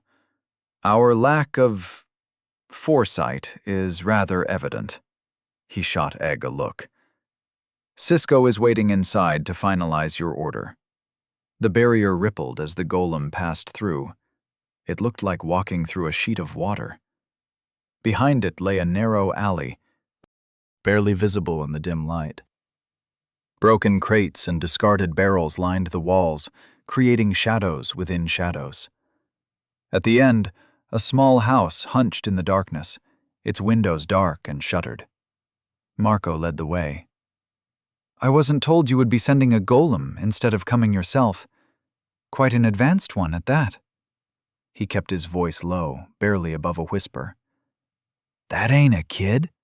Egg's voice rose sharply in the quiet. Shut up. But I thought it was a... Marco stopped so suddenly that Egg nearly walked into him. I will make you shut up myself if you don't keep quiet. The words came out in a harsh whisper. This isn't time for jokes or levity. We have people looking for us. Or have you forgotten that? Adom had never heard Marco speak like this before. The usually composed man's face was tight with tension, his shoulders rigid. Through the golem's vision, Adam could see Marco's hands trembling slightly before he clenched them into fists. The man seemed to catch himself then, letting out a slow breath. "My apologies," he said, his voice returning to its usual measured tone. "Things have been nerve-wracking lately. Business has become increasingly difficult to maintain with the new events in the undertow." The golem nodded. They reached the house, its door looking ready to fall off its hinges. Marco produced a key from somewhere in his sleeve, the lock clicking open with surprising smoothness for such a decrepit-looking mechanism. "Let's go in," Marco said, holding the door open. The darkness beyond seemed to swallow what little light reached them from the street. Egg had fallen silent now. The inside of the house matched its exterior, deliberately shabby. The golem followed Marco through a short hallway and into what might have once been a living room. Now it held only a few chairs, a table, 2 boxes, and several people Adam recognized. Cisco and Valiant stood near 2 wooden crates, the young mouse beastkin's tail twitching. "Law!" Cisco nodded, his whiskers twitching. "Apologies for the barrier, and making you come all the way here. The price on our heads doubled after those incidents last time. 2,000 silver pieces now." He gave a humorless laugh. "Makes being seen in public somewhat problematic. Even our usual dead drops aren't safe anymore. They're watching those too closely." "Hey, Law!" Valiant waved enthusiastically, then paused. "Wait, is that a golem? Are you a golem?" His eyes widened. "That's amazing! The movement is so smooth. Most constructs I've seen move like they're made of wooden blocks, but this one..." He took a step forward, tail curling with excitement. "Valiant," Cisco's quiet voice stopped his nephew mid-step. He gestured to 2 of his men. "Open the boxes." One approached the wooden box, while another carefully lifted the silver case. The golem stood motionless as the wooden box was placed on the rickety table with a heavy thud. Through it, Adam observed the simple metal clasps. As the lid lifted, 2 of the guards stepped back instinctively. "Gods, I hate that smell," Egg muttered from somewhere behind them. Inside, suspended in clear, viscous liquid, floated the dark mass of the wyvern heart, nearly the size of a human head. Even through the golem's sight, Adam could see its pearlescent sheen, the unmistakable mark of a magical creature. "Thormund hunted it," Cisco said, glancing at the golem. "The gentleman who interrupted our first meeting. Lost an arm in the process." The golem inclined its head in acknowledgement. "Don't be too concerned. He got careless." Cisco's whiskers twitched. "We preserved it in crystalline stasis gel to maintain freshness. Top quality, from the northern alchemists." The golem reached forward, its fingers dipping into the gel to test the heart's surface. Back in his classroom, Adam smiled. Despite the indirect contact through the construct, he could tell it was perfect. The preservation was flawless, exactly what the cure would need. The other case, silver, that one, came next, its intricate vine engravings seeming to shift. The guard opened it carefully, revealing a crystal vial no larger than a thumb. The liquid within caught what little light there was, clear yet somehow iridescent. The water of Jouvence. Through the golem, Adam studied the vial with satisfaction. "Finally," he thought. "I trust you brought the payment?" Cisco's whiskers twitched again. The golem reached into its cloak, producing several small pouches that landed on the table with soft thuds. It gestured toward them with a fluid motion. "Marco, if you will." The sound of clinking gold filled the room as Marco began counting. 1 by 1. The golem stood silent, its head turning slowly to survey the room. Valiant kept whispering excitedly about the construct's movements, earning occasional sharp looks from his uncle. In his classroom, Adam sighed and directed the golem's gaze away from the enthusiastic young mouse. That's when he noticed it. One of Cisco's men, the one standing near the door, deliberately avoiding the golem's gaze. His weight shifted from foot to foot, fingers drumming against his thigh. Adam frowned. Through the golem's vision, he began cataloging details. Marco focused on counting. Cisco watching the process with practiced patience. Valiant still stealing glances at the golem. The other guards maintaining their positions with professional detachment. But that one man... Adam recognized him now. Present at their first meeting, one of those Thormund had roughed up, the one that ran up the statue and knocked himself down. His behavior didn't match the others. Too much movement, too much tension. His eyes darted between the door and the windows more frequently than warranted. Their eyes met briefly before the man looked away again. A thin sheen of sweat had formed on his forehead despite the cool room. His hand twitched, inching toward his sword hilt. Strike 3. The golem moved with impossible speed. Before the man's fingers could close around his weapon, the construct's hand was around his throat, lifting him off the ground. Weapons appeared in every hand, except the nervous man's, his sword only halfway drawn. The golem's free hand pointed deliberately at the man's partially drawn sword, then made a series of quick gestures toward the windows and door, mimicking the man's previous nervous glances. The coins stopped clinking. Marco's hand froze mid-count. "Devon?" Cisco's voice had gone dangerously soft, understanding dawning in his eyes as he observed the golem's gestures. "Were you about to do something foolish?"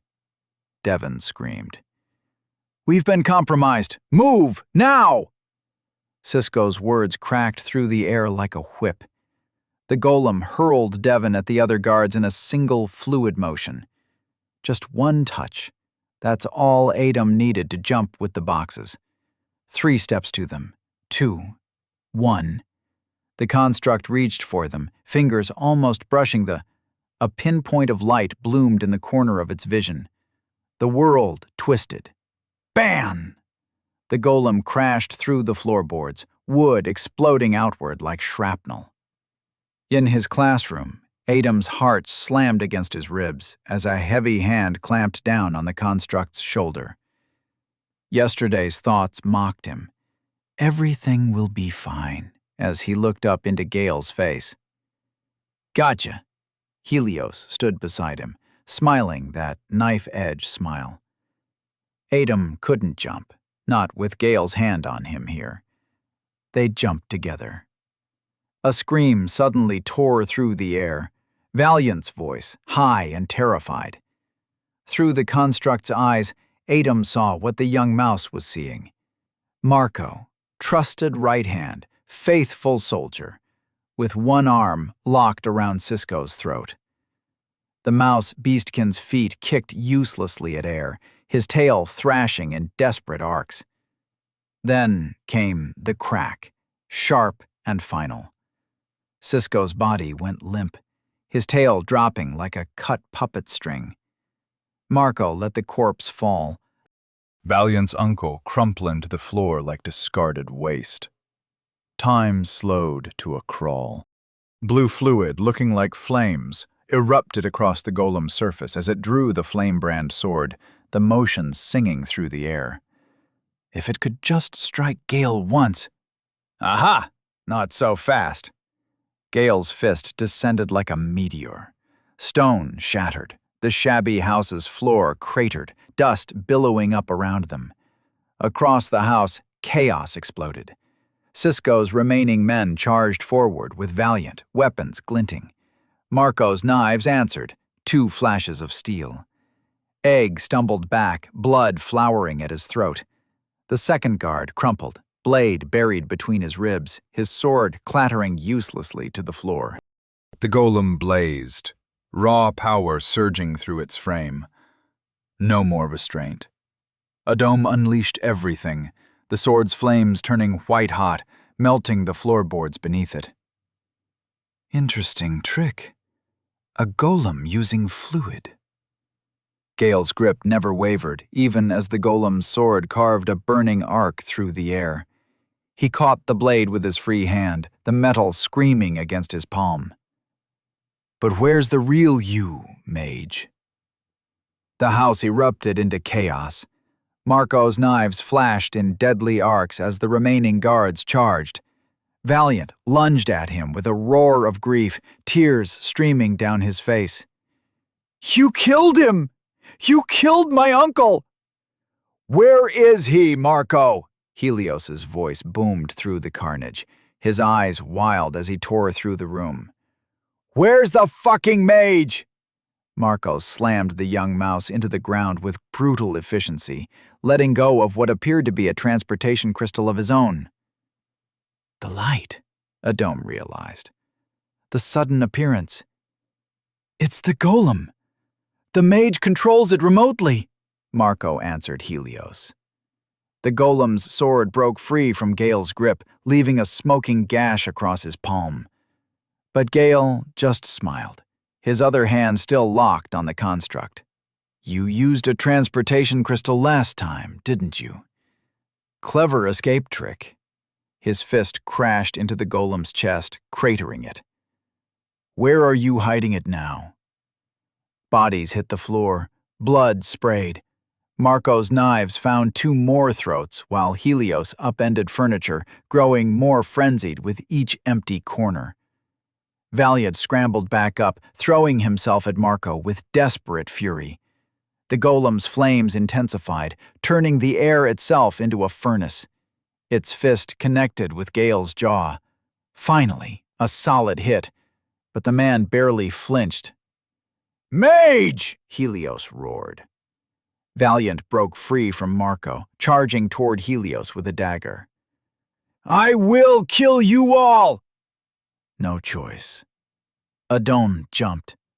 The world vanished, then open sky, wind howling. City lights spinning below them as they plummeted through darkness. Gale's grip remained iron-tight, Helios clinging to his other arm, Valiant's small form tangled between them. "Got you now," Gale started. Adom jumped again. Salt water exploded around them. The ocean's cold darkness swallowed them whole. Gale's grip weakened for a split second, but before Adom could break free, those fingers dug in harder. They tumbled through the depths, a desperate tangle of limbs. Valiant's tail wrapped around the golem's wrist as the young mouse fought to stay with them. Another jump. Forest canopy, 45 kilometers away from the real Adom, rushing up to meet them. Another. Mountain winds screaming past. Another. They crashed into the city's market square, appearing 10 feet above cobblestones. Stalls exploded beneath them as they hit. Fruit scattered, bread crushed, people screaming as they scattered from the impossible sight of 4 figures materializing from thin air. "Papa!" A little girl's voice cut through the chaos. She stood frozen, doll clutched to her chest, directly in their path as they tumbled through merchant stands. "Helios!" Gale's voice snapped as the other man's hand reached out, crackling with energy. "Not children!" "Shit!" Adom jumped.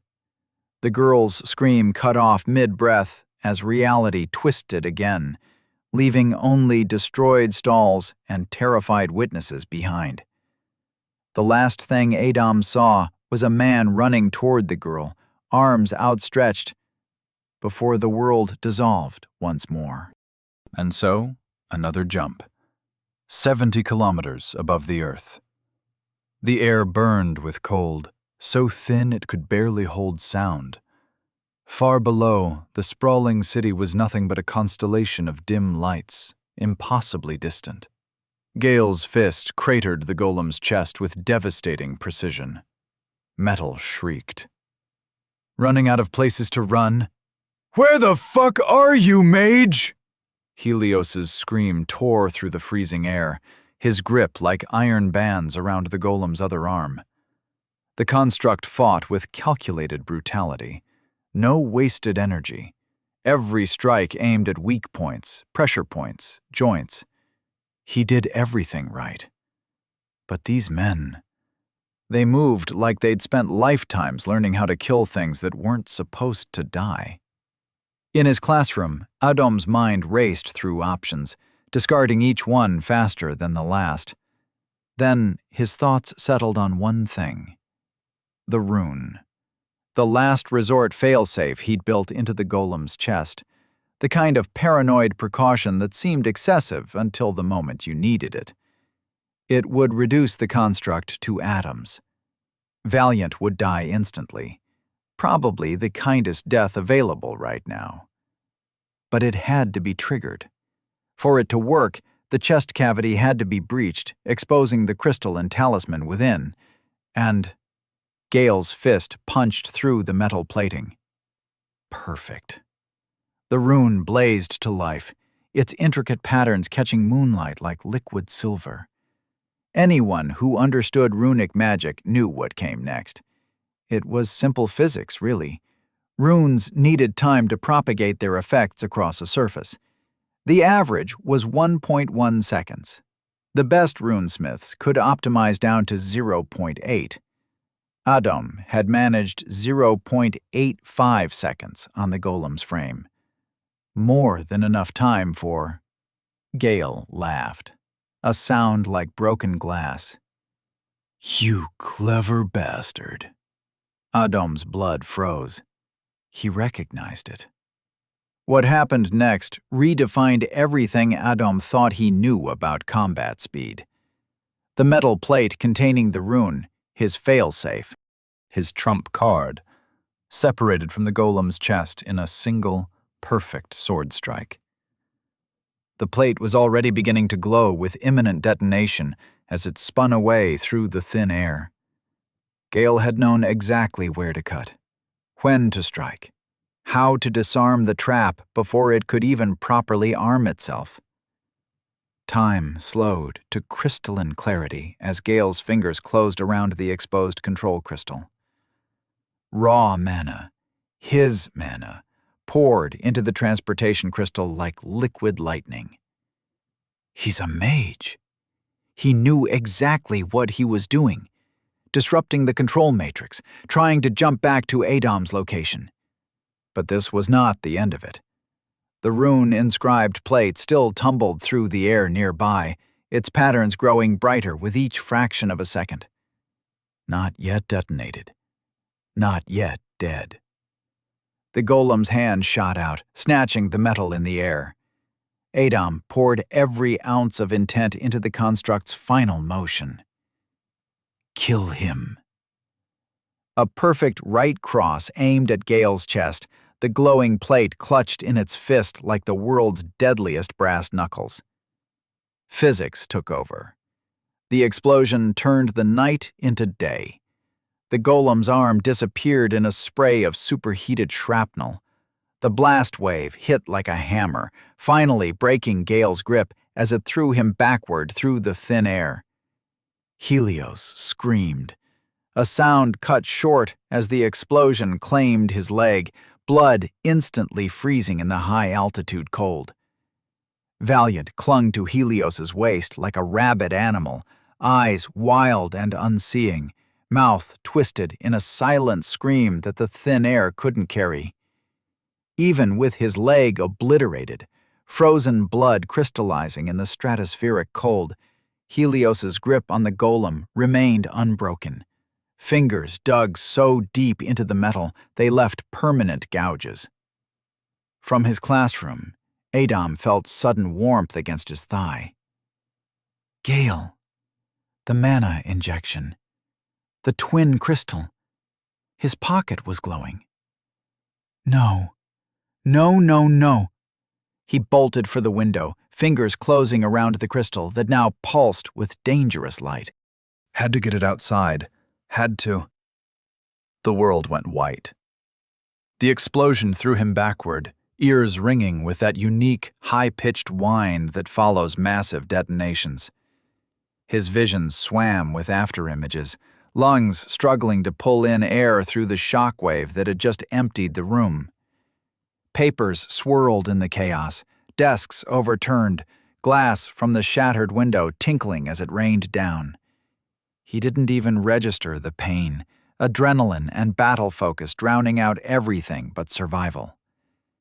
Helios roared as flames engulfed his features, flesh charring, one eye reduced to a smoking ruin, but his grip never loosened. "There you are, Mage," Helios snarled, raising his free hand, his face now only burned tissue and exposed bone. "I'll kill you here."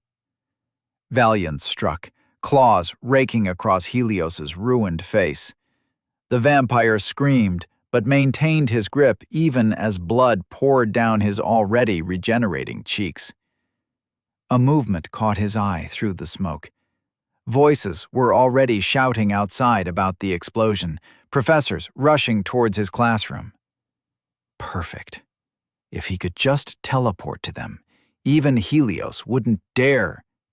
The damaged golem positioned itself between them, its remaining arm deflecting Helios's savage strikes. Even with one limb blasted away and its chassis cracked and sparking, the construct fought, buying Adam precious seconds. But Helios was beyond stopping. He smashed through the golem's guard like a demon possessed. The vampire lunged for the crystal still clutched in Adam's trembling hand, and let Adam weave aside, but Helios's hand closed over his, crushing down on both his fingers and the crystal. Valiant continued his assault, but Helios was beyond reason now, his mangled face twisted with rage as he squeezed. A crack appeared in the crystal's surface. A crack? On a transportation crystal? Adam's heart stopped. He tried to let go, to pull away. Too late. The light took all three of them. The world dissolved into screaming chaos. Their bodies, no longer solid, stretched and twisted through a whirling vortex of light and shadow. Adam felt Helios's grip, still iron-tight, but it wasn't flesh holding flesh anymore. Just the memory of contact, the idea of connection. Valiant's howls echoed strangely, as if coming from everywhere and nowhere. They tumbled through the void, fighting in a state between existence and non-existence, consciousness fragmenting at the edges. Horror dawned in what remained of Adam's rational mind. A malfunctioning crystal. This wasn't teleportation. This was freefall through reality itself. Each second stretched into eternity as his thoughts raced. They could materialize anywhere. Miles above the earth, deep beneath it, in the heart of a volcano or the bottom of the ocean. The crystal's magic, destabilized by the crack, could tear a hole between dimensions, dump them in another continent entirely, or scatter their atoms across the cosmos. Helios seemed to realize it too. His ruined face contorted in what might have been fear, the first time Adam had ever seen that expression on the vampire.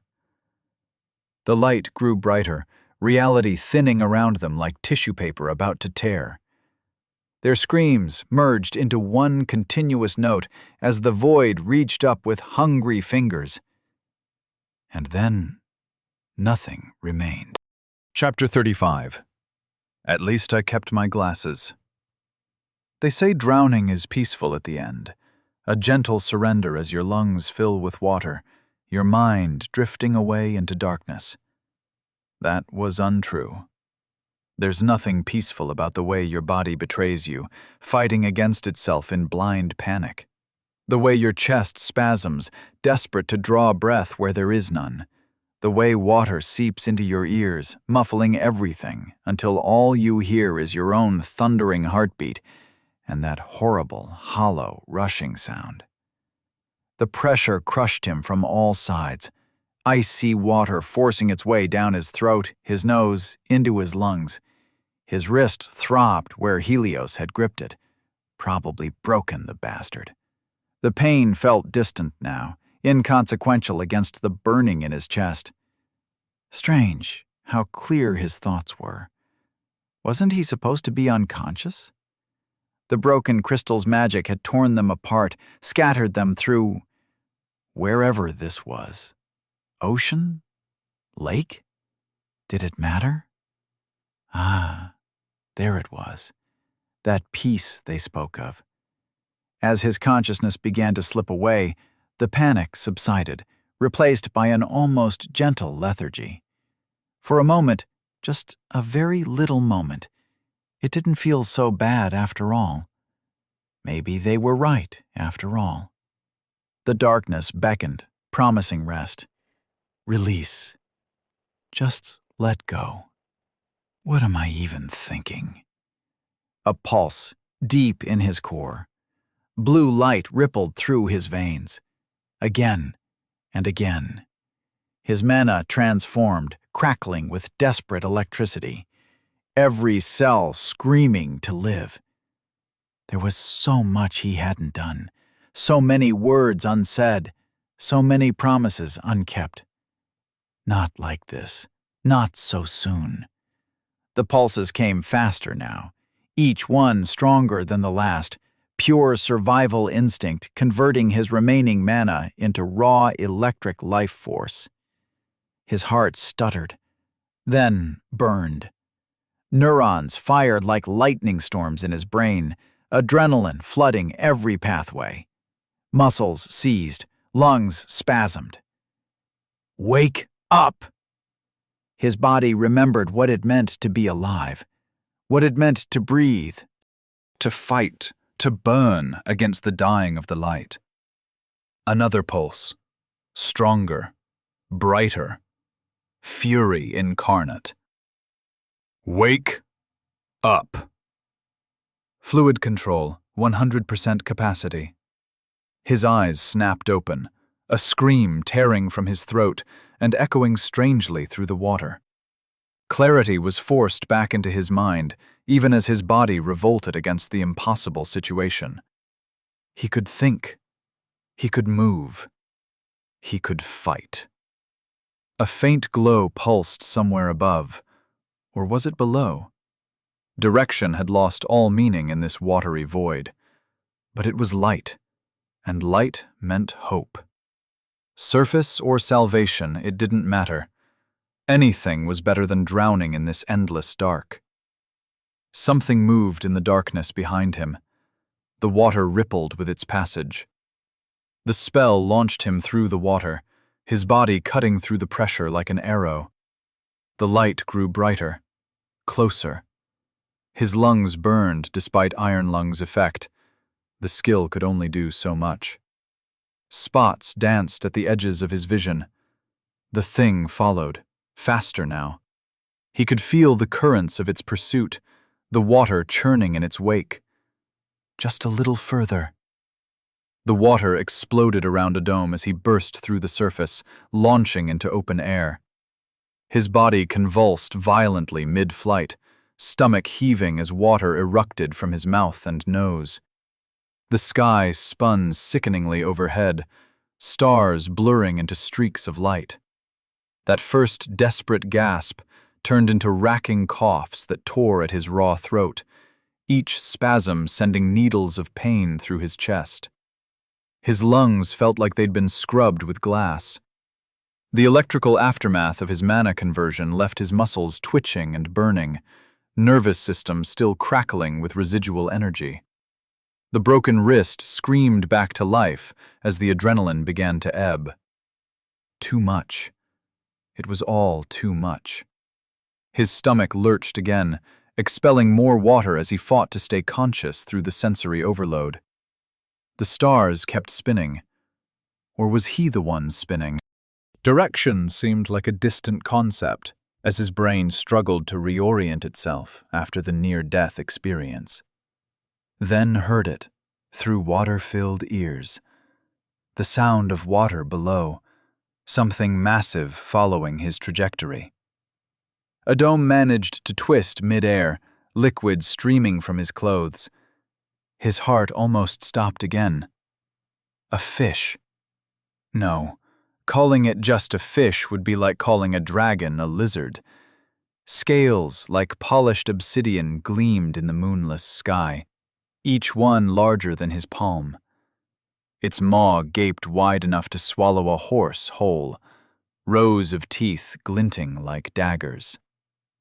The spell burst from his hands, the concussive blast catching the creature's snout. The impact thundered across the water's surface, sending Adom rocketing higher as the beast recoiled.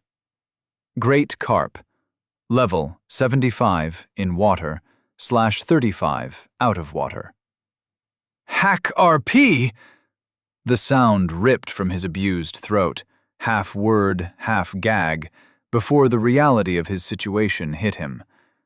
He was still airborne, and gravity wasn't known for its mercy. The spell sputtered and flickered, his mana control shaky from the trauma. A hoarse, broken scream tore from his throat as his stomach lurched at the height. The carp crashed back into the dark water below, but Adom could barely focus on it, his vision swimming as he fought to maintain the spell through trembling limbs and violent coughing fits. He veered wildly through the air, overcorrecting each tilt and spin, his fear of heights making every second an eternity. The shore seemed to drift and sway before his eyes. His concentration slipped, the spell faltering, dropping him several feet before he desperately caught himself again, bringing up another wave of nausea. When he finally reached the shore, his landing was anything but graceful. The spell gave out entirely a few feet up, sending him tumbling and rolling across the ground. He ended up sprawled on his side, retching water, his broken wrist cradled against his chest, and every muscle screaming in protest. After several attempts, he managed to push himself to his hands and knees, immediately regretting it as the world tilted sideways. Water dripped from his hair and clothes, joining the puddle forming beneath him as he fought for each breath.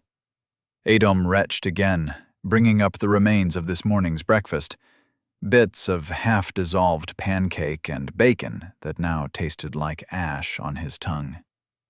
Something felt wrong, different. The air tasted strange, too thick, too still. Where was he? Where were the others? His head jerked up, survival instincts screaming despite his exhausted body.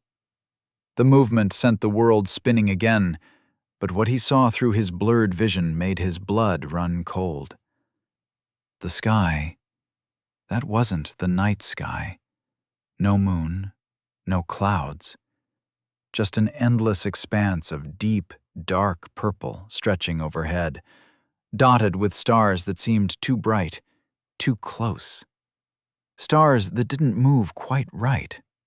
His breathing quickened as he forced himself to look around, fighting against the tremors that still racked his body. The shore he'd collapsed on was black sand, coarse and glittering with strange minerals. Behind him, dense vegetation loomed. Trees too dark to be natural, their leaves seeming to absorb what little light reached them. And the expanse of liquid before him. He squinted, trying to gauge its boundaries through his hazy vision. The far shore, if there was one, remained hidden in darkness, but the curved coastline suggested a lake rather than a sea or ocean. The water was wrong, though. Too dark, too still. Like liquid obsidian stretching into infinity, broken only by the ripples from his emergence. No waves, no wind. The surface tension seemed different somehow. He could see where water drops had fallen from his clothes, the way they sat atop the surface a moment too long before merging, as if the liquid were something thicker than water. No. The words scraped past his raw throat as the pieces clicked together. The sky, the air, the wrong water. No, no, no. Out of all the places the broken crystal could have sent him, other continents, other kingdoms, the void between stars, he'd landed here, in a place that appeared in every cautionary tale told to novice delvers. I'm in a dungeon. His fingers dug into the soil, knuckles white. The realization hit him like a physical blow, stealing what little breath he'd managed to recover. Adam staggered to his feet, trembling fingers running through his soaked hair. His breath came in short, sharp bursts as he paced along the shoreline, leaving wet footprints in the dark soil. A dungeon. I'm in a dungeon. No. He forced himself to stop. Deep breaths. His first impulse was to unleash every vulgar curse he knew about Helios, Gale, the children, and Marco. The urge sat bitter on his tongue. But 79 years had taught him dignity, if nothing else. He wouldn't stoop to gutter language just because they'd forced his hand. The shoreline stretched into darkness in both directions, the water's surface now deceptively calm. He took in his surroundings, organizing his thoughts. Most dungeons were archived and could be recognized following their attributes: a dark lake, a purple sky, a carp in the water. Okay, good news first. As Adam read it once, the dark lake was part of the Mornreach depths, one of the many dungeons in Lumaria. At least he hadn't been thrown halfway across the world, or worse. The bad news made his stomach churn. Mornreach was a rank B dungeon. To escape, he'd need to either kill the dungeon's anchor being, what adventurers called the boss, or wait for the next opening. Class B dungeons operated on strict cycles, open for 1 week every 6 months, allowing adventurers to enter and attempt to clear them. The only alternatives were killing the boss, which would momentarily open the dungeon for resource gathering, or forcing the portal. A desperate move that could trigger a dungeon break, inverting the portal and letting everything inside pour out into the world. The next opening could be months away. His time for the cure would expire in 1. Adam's face flushed red, his hands clenched into fists. "You thrice-damned, blood-sucking piece of shit!" The words echoed across the water. "You mange-ridden excuse for a vampire! You absolute waste of immortality!" What followed would have made veteran sailors blush, mercenaries take notes, and demons cover their ears. He mixed languages, invented new combinations of profanity, and questioned Helios's parentage back several generations. When he ran out of known curses, he created new ones. After his outburst, Adam forced himself to breathe deeply, steadying his racing heart. His hands were shaking. From cold, exhaustion, or fear, he couldn't tell anymore. So much for dignity and not stooping to gutter language. Then again, he supposed nearly being eaten by a giant fish earned him some leeway with his principles. "Deal with the situation," he muttered. "Deal with what's in front of you." Adam gingerly examined his left wrist, hissing as his fingers probed the swollen flesh. The skin had already darkened to an ugly purple, and even the slightest movement sent daggers of pain shooting up his arm. The way the joint sat slightly askew told him everything he needed to know. Health, 127/450. Mana pool, 423/700. Active effects: minor hypothermia, broken bone, left wrist. Most of what he knew about dungeons came from his own experience with the World Dungeon, books, and his parents' stories. They'd met as adventurers when they were much younger. His father, a wannabe swordsman, his mother, a healer apprentice. Made for some interesting dinner conversations growing up, their different perspectives on the same events. Between their first-hand accounts and his own studies and experiences, he probably knew more about dungeon mechanics than most non-adventurers. Time to put that knowledge to use. First rule of solo dungeon survival: secure shelter.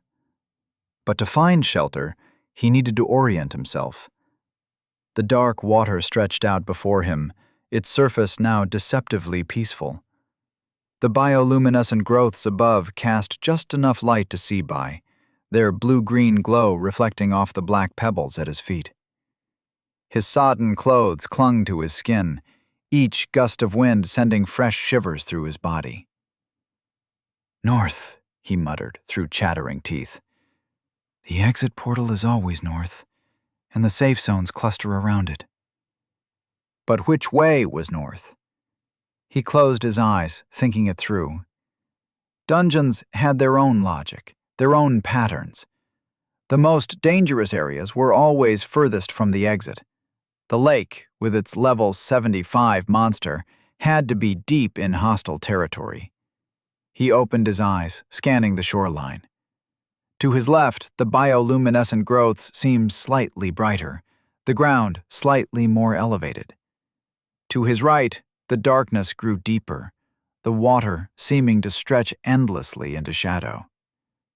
The safe zones would be on higher ground, better lit, more hospitable to human life. Left it was. Adam cradled his broken wrist against his chest and began walking, each step carrying him further from the lake's edge.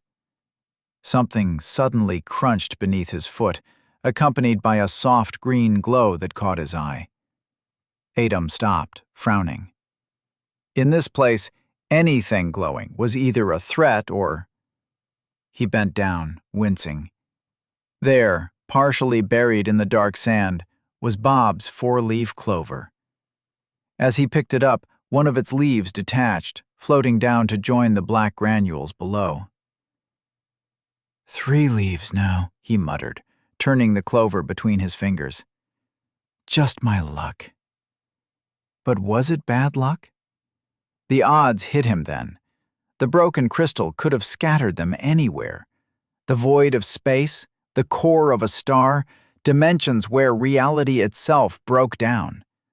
Or worse, he could have been torn apart at the atomic level during transport. Hell. He could have landed in one of those SSS-class dungeons, the kind where even breathing wrong could kill you.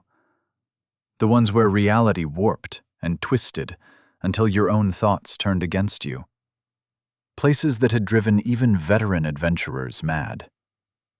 A B-rank dungeon. Just a B-rank dungeon. He let out a shaky laugh. Maybe I am lucky after all. Wait. He definitely stored this in his inventory after Bob gave it to him. He never kept important items in his pockets. So why was it here? Had the transportation magic affected his inventory somehow? Adam carefully placed the clover back in storage, watching to make sure it registered properly. For the first time in his life, he found himself actually hoping the thing worked. A sound cut through his thoughts. Metal grinding against stone, somewhere ahead in the darkness. Adam gasped. That particular screech of metal. He knew that sound. Knew it as well as his own voice. No way. He broke into a run, ignoring his protesting muscles and the way his wet boots squelched with each step. The sound had come from just beyond that rise. There, in a small impact crater that had carved through the dark soil, lay his golem. Adam's breath caught in his throat. Its left arm was completely gone. The chest plate had caved in, exposing the transportation crystal and talisman in its core. But as he approached, Those familiar blue eyes flickered to life. His hand instinctively went to his own arm, fingers finding the matching talisman still there, still intact. The connection hummed between them, weak but present. In this alien place, seeing something so familiar, so constant. Look what they've done to you.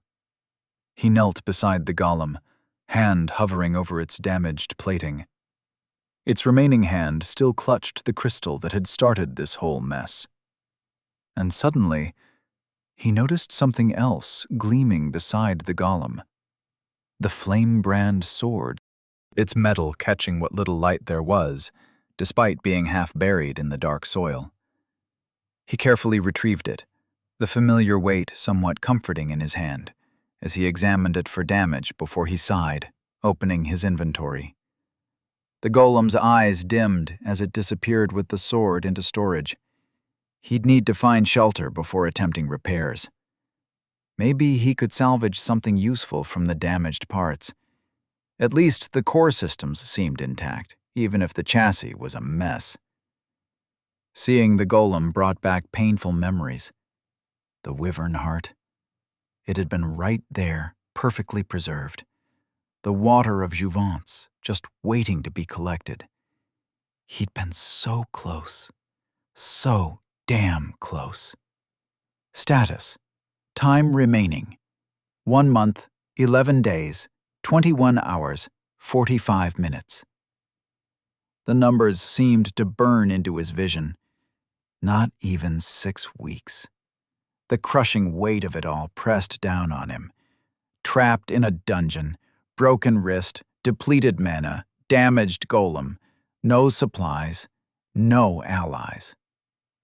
No, he caught himself, forcing the spiral of thoughts to stop. Every experienced delver knew that mindset was critical in dungeons. They responded to emotions, fed on despair. You needed something to hold on to, a goal, a drive, any small victory to keep you going.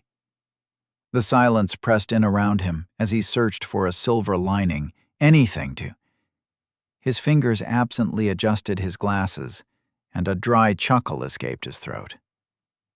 At least, he muttered to the empty air, I kept my glasses. After a moment, he remembered the whistle Bob had given him. Adam rummaged through his inventory and pulled it out, turning the simple object over in his hand. Worth a try, he supposed. He brought it to his lips and blew. As expected, no sound emerged, at least none that he could hear. Adam waited, looking around expectantly, counting off seconds in his head. Nothing happened. Figured as much, he muttered, placing the whistle back in his inventory with a sigh. Adam pushed himself back to his feet, wincing as his wet clothes shifted. Each step felt heavier than the last, exhaustion settling deep in his bones. The adrenaline from nearly drowning had worn off, leaving him acutely aware of every ache and pain. He trudged upward, following the slight incline. His boots sank into the dark sand with each step, making the climb more taxing than it should have been. The air remained oddly cold against his wet clothes, sending periodic shivers down his spine. As he crested the rise, he stopped, blinked, looked back at the lake, then forward again. What in the... Where there should have been perhaps woodland, or at least a continuation of the shore, an endless expanse of obsidian dunes stretched out before him. A desert. A cold desert, right next to a dark lake. The transition between the two was jarring, like someone had taken two different landscapes and stitched them together without caring about natural geography. Adam forced himself to look away from the lake, fighting down an unsettling urge to go back to its waters.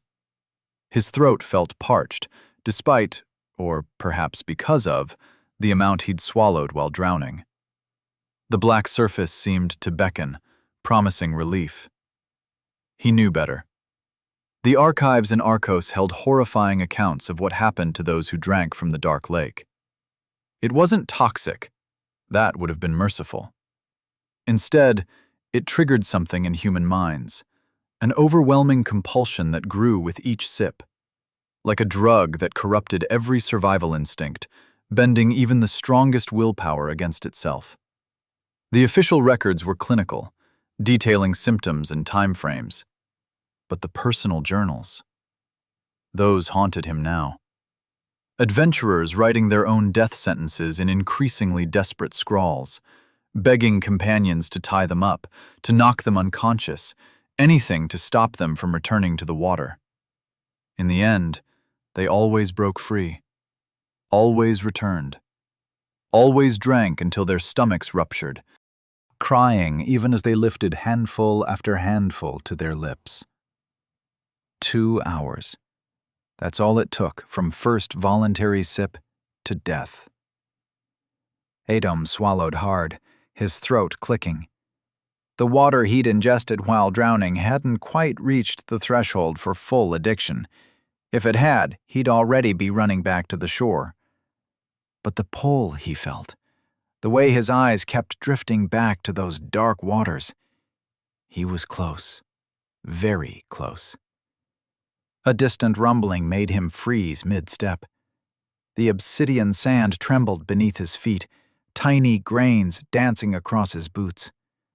The desert wasn't any safer than the lake.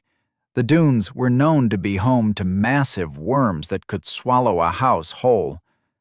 At least the physics made sense here. Gravity worked normally, water flowed downhill, fire burned. Not like other dungeons, where you might find yourself walking on ceilings or breathing water. Small mercies. A cold wind whipped across the dunes, carrying stinging grains of black sand. Adom pulled his wet collar higher, trying to shield his face. He couldn't stay out here, not with those worms below and that purple sky above. Especially not with Helios potentially watching from the shadows. The vampire would be looking for revenge after having his face burned, and an open desert made for poor cover. To his right, a cluster of rock formations rose from the sand like broken teeth. Dark openings gaped between the stones. Caverns, maybe deep enough to offer shelter. His father's words came back to him. Caves were always our first choice. Your Uncle Jasper and I learned early on, the big threats need big spaces. Most predators in dungeons are the same. They're built too large to navigate narrow passages. It made sense. His father and Damus's father had survived 3 days in a cavern during their first dungeon dive, back when they were younger. The real dangers in caves were usually much smaller, easier to handle than the monstrosities that roamed open spaces. And if you chose right, picked a cave with a single entrance, you only had to watch one direction. Adom adjusted his course, keeping his footsteps as light as possible on the shifting sand. The rumbling came again, closer this time. He quickened his pace, broken wrist throbbing with each jarring step. Adom approached the nearest cavern opening cautiously, pressing his back against the rough stone beside it. A small orb of light formed at his fingertips as he wove the basic illumination spell, sending it floating into the darkness ahead. The pale glow bounced off wet walls, revealing a tunnel that curved deeper into the rock. No immediate movement, no sounds. He waited, counting his breaths. 30 seconds, then 60. Nothing emerged to investigate the light. He picked up a handful of loose rocks and threw them in, one by one. Each clatter echoed through the passage, fading into silence. No skittering, no hissing, no territorial growls. It wasn't a foolproof method, but it had saved his father's life more than once. The cavern system stretched further than his light stone revealed, branching passages disappearing into darkness. Connected caves meant multiple escape routes, but also multiple entry points for threats. He'd have to stay near the entrance, where he could see anything approaching from either the desert or the deeper tunnels. Ow! He winced from his wrist. He had no potion in his inventory, no painkiller. He'd have to try and ease the pain himself.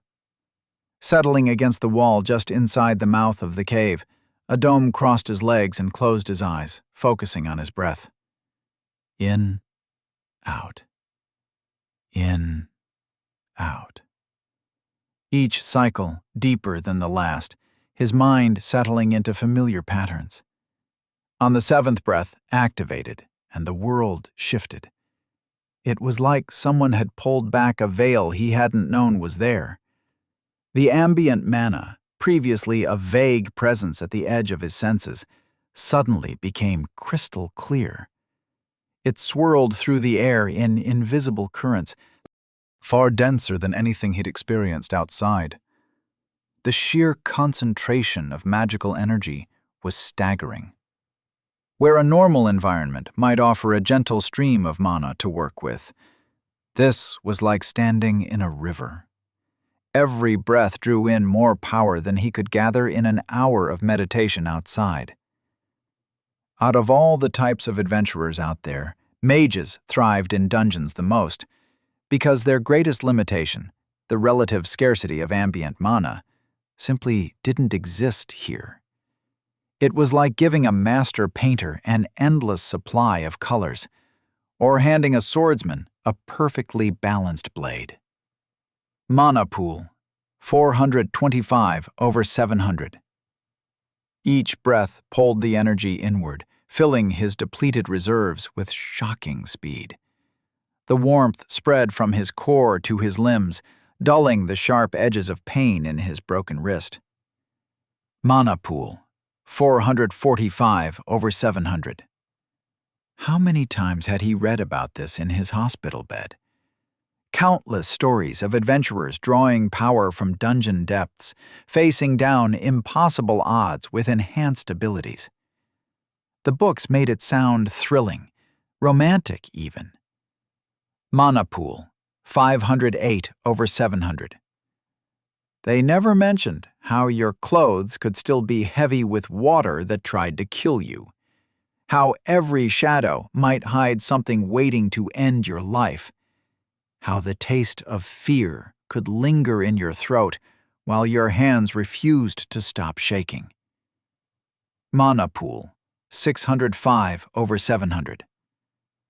Okay, maybe they did. A lot, actually. Maybe that was what even made reading it so appealing. The sense of danger, the monsters, the landscapes. But to be honest, stories about dungeons were only fun when you weren't the one bleeding in them. Mana pool, 700/700. 36 minutes. Adom blinked, almost not believing how quickly his mana pool had filled. The throbbing in his wrist brought him back to reality, a sharp reminder of the next challenge. He cradled his broken wrist in his lap, studying the swollen flesh. No adventuring party worth their salt went without a healer. And for good reason. Healing magic was the most demanding of all magical disciplines in terms of mana emission. It required an intimate understanding of the body's intricate design, where every nerve, vessel, and bone played its part. A healer didn't just pour magic into wounds. They had to guide the body back to its natural rhythm, restore its fundamental patterns. That's why healing mages spent 2 extra years in study compared to their peers, learning the countless ways a body could break and how to mend each one. A faint smile crossed his lips as he remembered his childhood declaration that he'd become a healer just like his mother. Back then, healing meant watching her close his scraped knees with a gentle touch and a warm green glow. She'd made it look so easy. But those were surface wounds, simple redirections of the body's natural healing. This was different. Bone healing required intimate knowledge of skeletal structure, an understanding of how fragments needed to align, how to stimulate the exact type of cell growth required. The sheer mana cost was staggering. Even a medium flesh wound consumed around 500 M. His current maximum was 700. And bone healing. Adom prodded the injury gently, mapping the break while grunting at the pain. The bone had snapped clean through, displaced but not shattered. Small mercy, that. Still, realigning and mending it would drain him completely, possibly multiple times. At least the dungeon's abundant mana meant he could recover quickly between attempts. Outside, this would be nearly impossible without potions or a trained healer. Here, it was merely daunting. Adom shifted his position, bracing his back more firmly against the cave wall. Time to see if all those hours watching his mother work, all those anatomy books he'd studied when trying to find a cure for his own illness, would pay off. The alternative was trying to survive this place one-handed. First things first, stabilization. He retrieved the damaged golem, Eyeing its forearm plating. With his good hand and careful application of magic, he shaped a piece of the metal into a crude brace. "Sorry about this," he muttered to the golem as he put it back into the inventory. "We'll get you proper armor and repairs later." Once the splint was secured, he faced the harder part. Healing magic wasn't something to dabble in lightly. Mages who tried to mend simple breaks only to find their bones sprouting malformed growths months later, the body's building blocks replicating wildly after being given the wrong magical signals. The body was intricate, complex.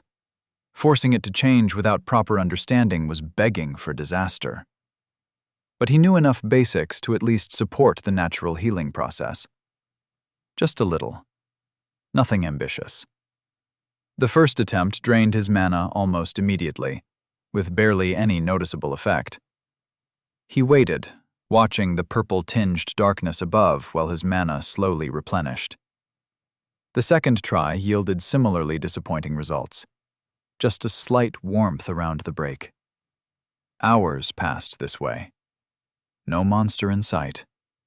Try, drain, wait, repeat. Each attempt brought minimal progress. A slight reduction in swelling here, a small easing of pain there. The work was tedious, demanding absolute concentration. One wrong push of magic could send the healing awry, encouraging the flesh to knit in ways it shouldn't. By the fifth attempt, his head was pounding from maintaining such precise control over such small amounts of magic. It would have been easier, in some ways, to simply blast the injury with raw power, but that was exactly the kind of thinking that led to malformed healing. The sixth try finally showed real progress. The sharp, grinding pain dulled to a persistent ache. Not healed, not even close, but manageable. The bone was still broken, would need proper medical attention eventually, but at least now it wouldn't leave him completely vulnerable. 100/700. He flexed his wrist carefully within the makeshift brace. The movement was restricted, weak, but no longer sent spikes of agony up his arm. It would have to do. Temporary, he reminded himself firmly. Just enough to keep going. Don't get ambitious.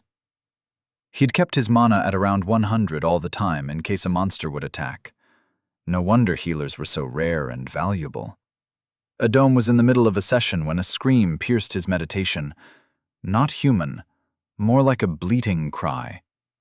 His eyes snapped open as something burst from behind a dune, a six-legged creature with fur like burnished copper, running full tilt. Blood already stained its flanks. Something took it through the skull before Adom could process more detail. The point erupted from the creature's eye socket in a spray of gray matter and viscera, momentum carrying the corpse forward until it tumbled, twitching, barely 30 meters from his position. Then emerged from the same dune 5 figures. Scaled skin stretched over lean muscle, but their torsos rose almost humanoid, arms ending in curved, dark claws. Their tails whipped behind them as they converged on their prey. The first one reached the kill and tore into it with serrated teeth. Steam rose from the fresh corpse as they ripped through muscle and organ, fighting each other for choice pieces. One yanked out a length of intestine, spattering the sand with half-digested matter. Another cracked open ribs like twigs to reach the heart. Identify: Desert Stalker, Variant, Sand Rapids. Level 22, Hunter-class monster. Pack Predator, Enhanced Speed and Pack Tactics. The one with the head in its jaws, the alpha, Adom presumed by its larger size, paused mid-bite. Its eyes, vertical pupils in amber irises, fixed directly on Adom's position. That clawed arm rose, pointing straight at him. The others stopped eating, heads snapping up, muzzles dripping gore. They screeched. Shit. The cave entrance beckoned behind him, but instinct screamed against it. He'd be trapped, and they were faster than him. His mana sat at barely 304, not enough for prolonged combat, when the weakest monster was at level 22, and the alpha at 29. Long-range combat was his best bet. Was weaved first, followed immediately by twin spells. The spells launched in rapid succession, the wind spell catching the nearest two predators before they could fully react. It punched through scaled hide like paper, nearly bisecting one and taking the other's arm off at the shoulder. You have slain a desert stalker. The fireballs detonated among the remaining three, but they'd already scattered. The first caught a stalker mid-leap, detonating in its chest. The explosion turned its torso into a rain of charred meat. The second fireball caught another in the spine, the blast practically vaporizing its lower half. You have slain 2 desert stalkers. The survivors didn't hesitate. They pounced on their fallen packmates with the same savage hunger. Claws ripped through still smoking flesh. The alpha tore out a half-cooked organ, swallowing it whole, its eyes never leaving Adom's position. What the? Flared to life as his instincts screamed, activated a heartbeat later as he threw himself sideways. A spear, his mind registered it was bone, serrated and cruel, missed his head by inches and took out a chunk of cave wall the size of a small car, stone exploding outward in deadly shrapnel. Adom's breath caught as the creatures simply vanished. Their scales shifted color and texture until they melted into the landscape. The last one's outline wavered like heat haze before disappearing completely. Camouflage. He assessed his options rapidly. The dunes were their territory. He'd be dead in seconds. Out there, they could surround him from any angle, their scaled bodies perfectly concealed in the sand. He'd already spotted more movement behind other dunes, probably worms. The lake. He squinted at the distant shimmer. Too exposed. The path there was open ground, and he'd seen more rippling movements in that direction. They were herding him, he realized. Any attempt to reach the water would leave him completely vulnerable during a long run across open terrain. These things seemed to be built for speed and raw power. Even one would tear him apart in close combat. The cave, suddenly, painfully, became his only option. At least there he could control the engagement space, force them into a bottleneck where their numbers meant less. A flame spell sparked to life in his good hand as he ducked into the darkness. His wrist had improved, but each impact still sent jolts of pain up his arm as he ran. The firelight cast wild shadows that made every corner look like it held death.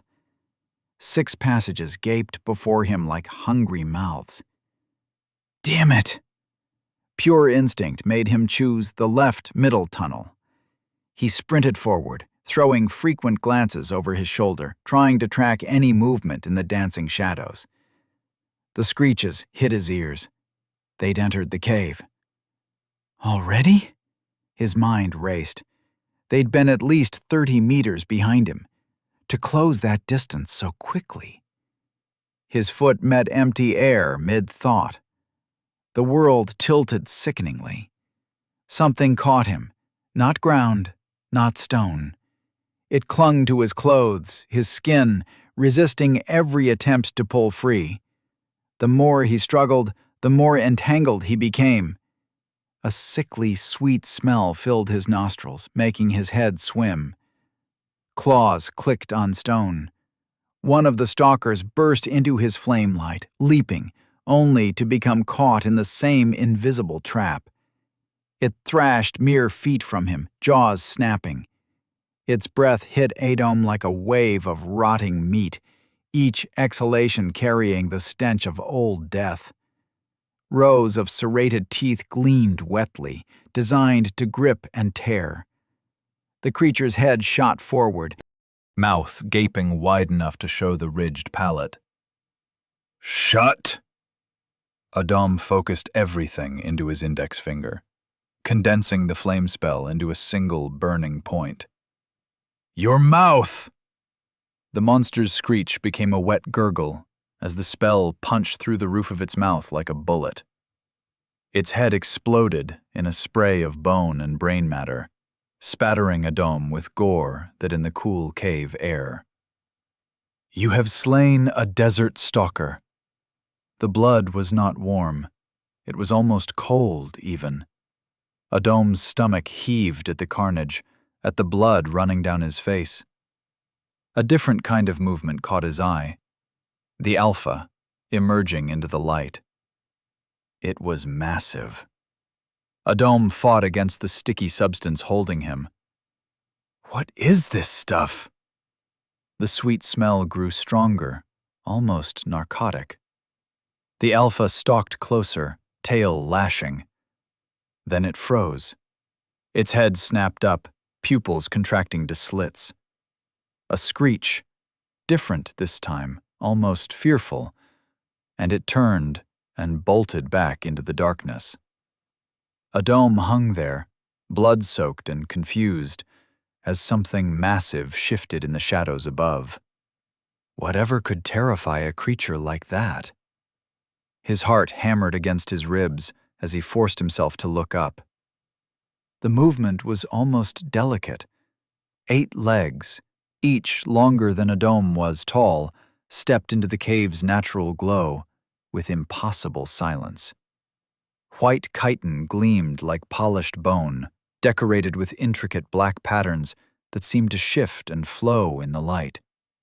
Its body hung above him, easily large enough to swallow a grown man whole, and at least 5 Adom-sized men. 8 eyes, deep crimson and utterly alien, fixed upon him with predatory focus. They glowed with their own inner light, like burning coals in the darkness. Greater Cavern Weaver, albino variant. Level 69, Apex Predator. Ah, fuck. Chapter 36. The Spider. Just give up. Seriously. There are moments in life when the situation becomes so utterly hopeless that all you can do is accept it. When the walls close in, when every path leads to a dead end, when fate itself seems to have written your final chapter.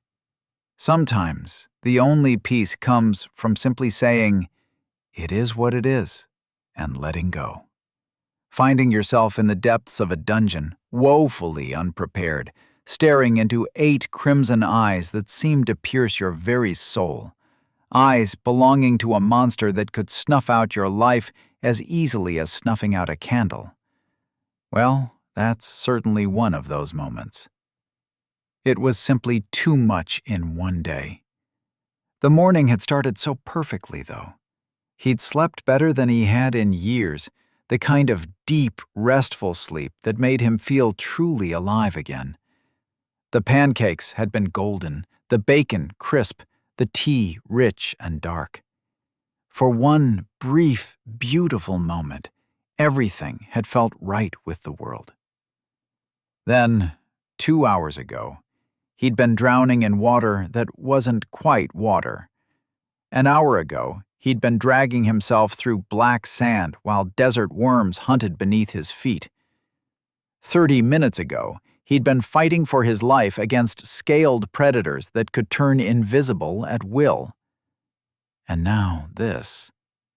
Adom wanted to laugh, or scream, or both.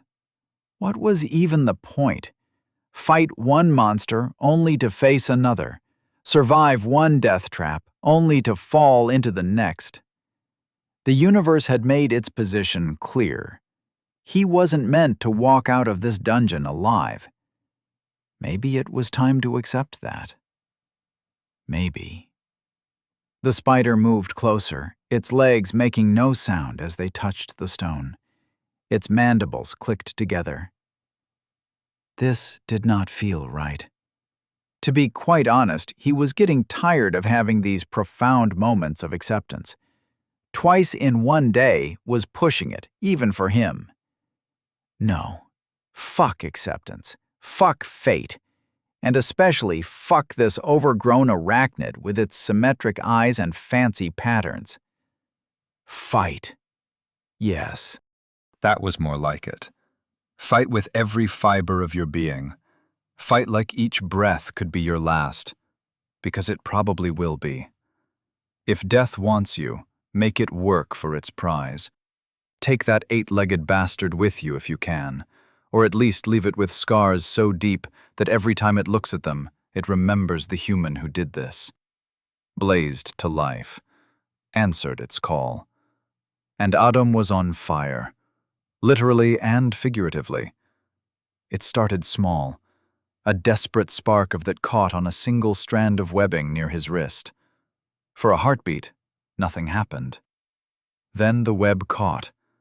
The fire raced along the silvery strands like lightning through storm clouds, transforming the pristine white into angry orange in the blink of an eye. The heat hit him first. Not unbearable, but present, like standing too close to a forge. Then came the smell. Acrid, chemical, nothing like normal spider silk should smell like. The burning sensation wrapped around his neck, where the web had been particularly thick. Adom grit his teeth, forcing more power into the flames. If some burns were the price of freedom, so be it. The spider recoiled, its massive form backing away from the expanding inferno. Its movements were precise, calculated. No panic, just assessment. Those 8 eyes reflected the dancing flames like blood-red mirrors, and Adom could swear he saw something like surprise in them. The web around his thigh caught next, and this time the pain was sharper, more insistent. But with it came movement. The strands were weakening, turning to ash. Each breath brought in smoke and the taste of burning chemicals and desert walker, making his eyes water and his lungs protest. The cave's ceiling disappeared behind a veil of black smoke. Good. Let it burn. Let it all burn. More webs caught fire, spreading across the cave's intricate network of strands like a wave of destruction. The spider's carefully crafted trap was becoming its own prison, forcing it further back, away from the heat that threatened to singe its limbs. Adom's arms came free first, then his torso. The web around his legs took longer, and each second felt like an eternity of controlled burning. His throat was raw from the smoke, his skin angry and red where the burning web had touched it. But he was moving. Free. The smoke billowed and swirled, but not randomly. It danced towards the far corner of the cave, like an arrow pointing the way out. Basic dungeon knowledge. Follow the draft, find the exit. Simple. If only. Between coughs that threatened to tear his lungs apart, Adom spotted the massive silhouette shifting through the smoke. The spider was positioning itself between him and freedom. I need a plan. His mana reserves were limited, and the worst thing that could happen was to have them depleted after a powerful spell without being sure it would actually hurt the spider. He noticed the flames had not even burned it, but it seemed afraid of them. Pure strength? Against something that could probably bench press a house? Not likely. Running. Those legs weren't for show, and he'd seen how fast it could move. He needed time, space, a distraction. The idea of the golem knight in his inventory suddenly felt very promising. Cavalry it is, then. The golem materializing in a flash and charged forward without hesitation, its heavy footsteps thundering against the cave floor. And then it was flying. Not charging, not running. Flying. Like a child's toy thrown by a giant. The golem knight sailed past Adam's head so fast it was barely more than a silver blur, crashing somewhere in the darkness behind him with a sound like 1,000 pots and pans falling down a flight of stairs. Suffice to say, this was a bad situation. The smoke was getting thicker, each breath more shallow than the last. His eyes burned, his vision swimming with tears and dancing black spots. No choice then. Precious mana or not, he needed to breathe. Wind took shape between his hands. The air around him exploded outward, carving a sphere of clarity in the choking smoke. A lightning spell tempted him. Oh, how it tempted him. But with only 207 mana left in his pool, anything he could weave would barely tickle something of this caliber. Level 69 monsters didn't get to that level by being careless with adventurers throwing spells around. Besides, it wasn't attacking. The spider just stood there. In the dying light of the flames, Adom could finally see it properly. All the attributes he had previously seen were there. But there was something else, something he'd never considered before. It's breathing. How had he never wondered what a giant spider's breathing sounded like? This one's was deep, rhythmic, like distant thunder trapped underground. Behind it, the charred remains of what used to be its web still smoldered. The desert stalker's corpse now nothing more than a smoking husk. Maybe if he just moved to the right, slowly. The spider shifted. Not moved, shifted. One moment it was there, the next it was already blocking his path, so fast his mind barely registered the movement. A gasp escaped his lips before he could stop it. Backing away seemed like the next logical option, but the moment his weight shifted backward, the spider coiled forward, its front legs rising slightly. The message was crystal clear. Don't even think about it. Adom's mind raced. This wasn't normal predator behavior, not even for dungeon creatures. Yes, they'd covered this in Advanced Monster Theory at the Academy. Higher-level dungeon denizens could match or exceed human intelligence. Professor Vale had been particularly insistent on that point, right before warning them that these were often the cruelest encounters. But this felt different. The spider wasn't toying with him. It was Studying him. Containing him? What could something like this possibly want from someone like him? Pride aside, slowly, deliberately, Adom raised his hands, palms outward.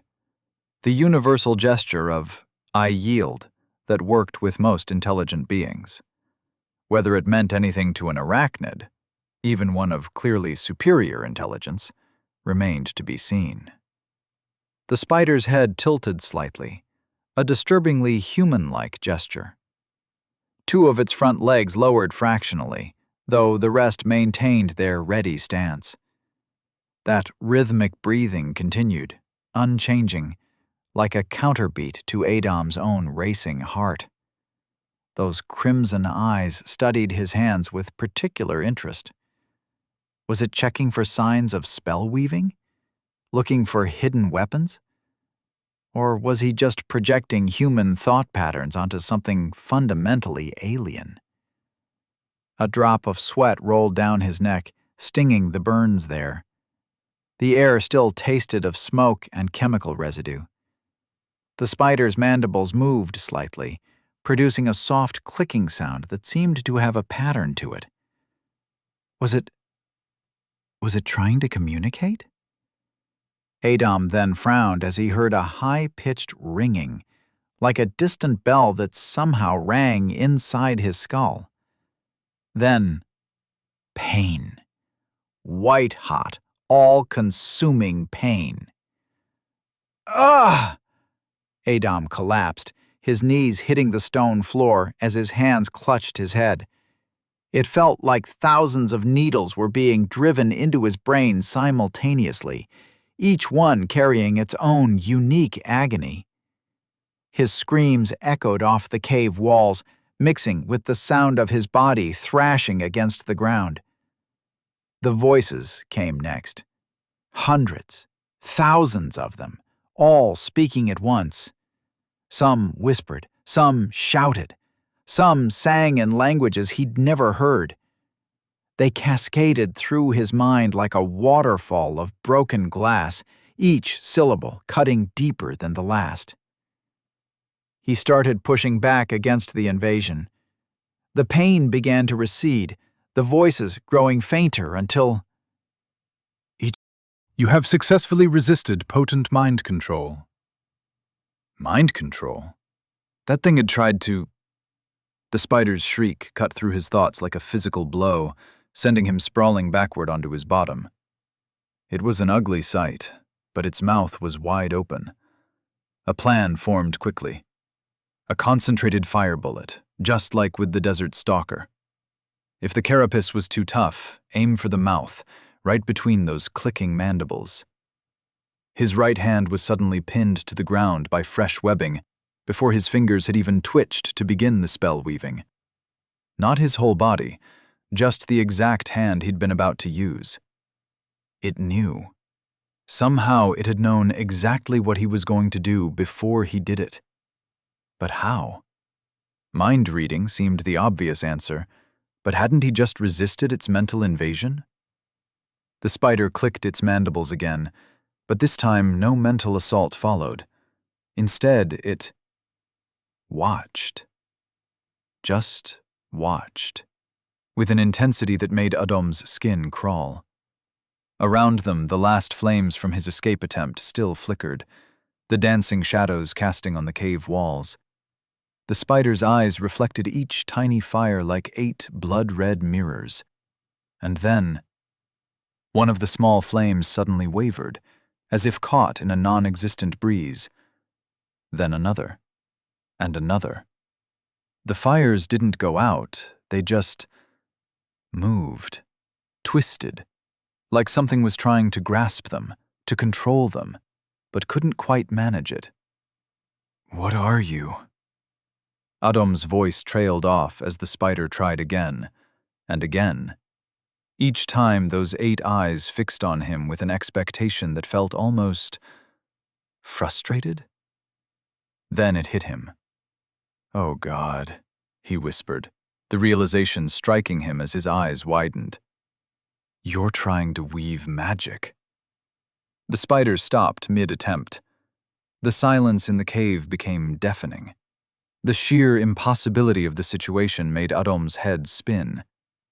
A giant spider had just tried to break into his mind, nearly caused him to be burned alive, tossed his golem around like a rag doll, and now it was practicing magic? The spider's mandibles clicked rapidly, and the remaining flames all wavered at once, as if to emphasize the point. Well, that explained why he wasn't dead yet, but it didn't make him feel any better about his chances of staying that way for long. "Can you understand me?" Adam asked carefully, the words feeling strange in the silent cave. The spider's legs stilled their movement, all 8 eyes fixed on him. "Move to your left if you can," Adam said, his mouth dry. The spider took a deliberate step to its left, its movements unnaturally precise. Then it moved slightly closer, mandibles clicking in what almost seemed like eagerness. Its front legs spread in what could have been a peaceful gesture, but Adam noticed how they still kept him carefully cornered. During the mental assault, beneath the searing pain and violation, he'd experienced something. Not quite a feeling, not exactly thoughts either. It was like catching glimpses of shape and shadow in murky water, impressions that defied description. For lack of a better word, he had felt its essence, its intent. And whatever it was he'd sensed hadn't been anything close to benevolent. Now, watching it try to manipulate fire, those shadowy impressions crystallized into understanding. That alien hunger he'd glimpsed hadn't just been for knowledge. It had been deeper, darker, more final. And if a creature like this wanted him as a teacher... And suddenly he remembered one of Professor Vale's lectures about high-level dungeons, backed by countless stories he'd heard from adventurers in his past life when the World Dungeon first appeared. The internal politics of dungeons weren't static. Sometimes, a particularly cunning monster would grow strong enough to challenge the dungeon's boss. If it won and consumed the dungeon's core, it would become the new ruler. He'd seen entire dungeon ecosystems changing overnight when this happened. He assessed his situation coldly. He was exhausted, injured, and in no condition to fight something like the spider. Even if he somehow managed to slip past it, he was still deep in a dungeon. He'd be dead within hours, if not minutes. But if he taught it slowly, carefully, perhaps even incorrectly in crucial ways, he could use it. At least in this cave, he'd only have to watch his back against one monster, dangerous as it was, instead of the constant threats lurking outside. Not ideal, but beggars couldn't be choosers. He had a little more than a month before the first symptoms. Time enough to find a way to kill it before it killed him. The spider clicked its mandibles again, taking another step forward. Its front legs gestured toward Adam's hands, then to the remnants of flames still flickering around them. The meaning was clear enough. "Show me." I can't right now," Adam said, trying to keep his voice steady. "I need to heal first. Magic requires focus and..." He gestured to his burns and injuries. A lie, of course. He'd cast plenty of spells while worse off than this, but it didn't need to know that. The spider went still for a moment. Then came a sound. A horrible sound. It started as a wet, gurgling noise from deep within the spider's body, like someone stirring a pot of thick stew. Adam was still trying to peel the stubborn webbing off his hand when... Splat! Something wet hit him full in the face, chest, arms, and legs, thoroughly drenching his entire body. "What the f..." Adam screamed, thrashing backwards. The substance was clear, oddly odorless, but thick like gel. It dripped down his face and... "It's in my mouth!" He spat frantically, wiping at his face with his free hand. What the hell did you just..." His thoughts churned through all eventualities, each worse than the last. Acid? No pain yet. Poison? How long until... +3 life force. +7 life force. +4 life force. Huh? He lifted his hand, staring at the burn marks from the web fire. The angry red patches were fading. Not just fading, healing. He could actually see the skin knitting itself back together, like watching a week's worth of recovery compressed into seconds. What in the... He touched his neck. Smooth skin met his fingertips. Even the soreness in his lungs from the smoke was dissipating. The spider clicked its mandibles again, almost smugly. It had just healed him with spider spit? You could have warned me, Adam muttered, still wiping the healing goo from his face and glasses. A little gesture, a sign, anything besides just... He made a vague spitting motion with his hand, then immediately felt foolish for trying to teach manners to a giant spider. The spider's legs gestured emphatically at the dying flames again, its movements becoming more insistent. The message couldn't be clearer. Show magic now. Adam's throat went dry. The healing substance might have fixed his wounds, but it did nothing to calm his racing heart. This wasn't some friendly exchange of knowledge. This was a predator temporarily staying its hand. The moment he ceased being useful, he forced himself to speak, careful to keep his voice steady. I can't right now. Magic requires a full mana pool, and mine is severely depleted. I need to sleep, recover my strength. He swallowed hard, watching those eyes for any sign of aggression.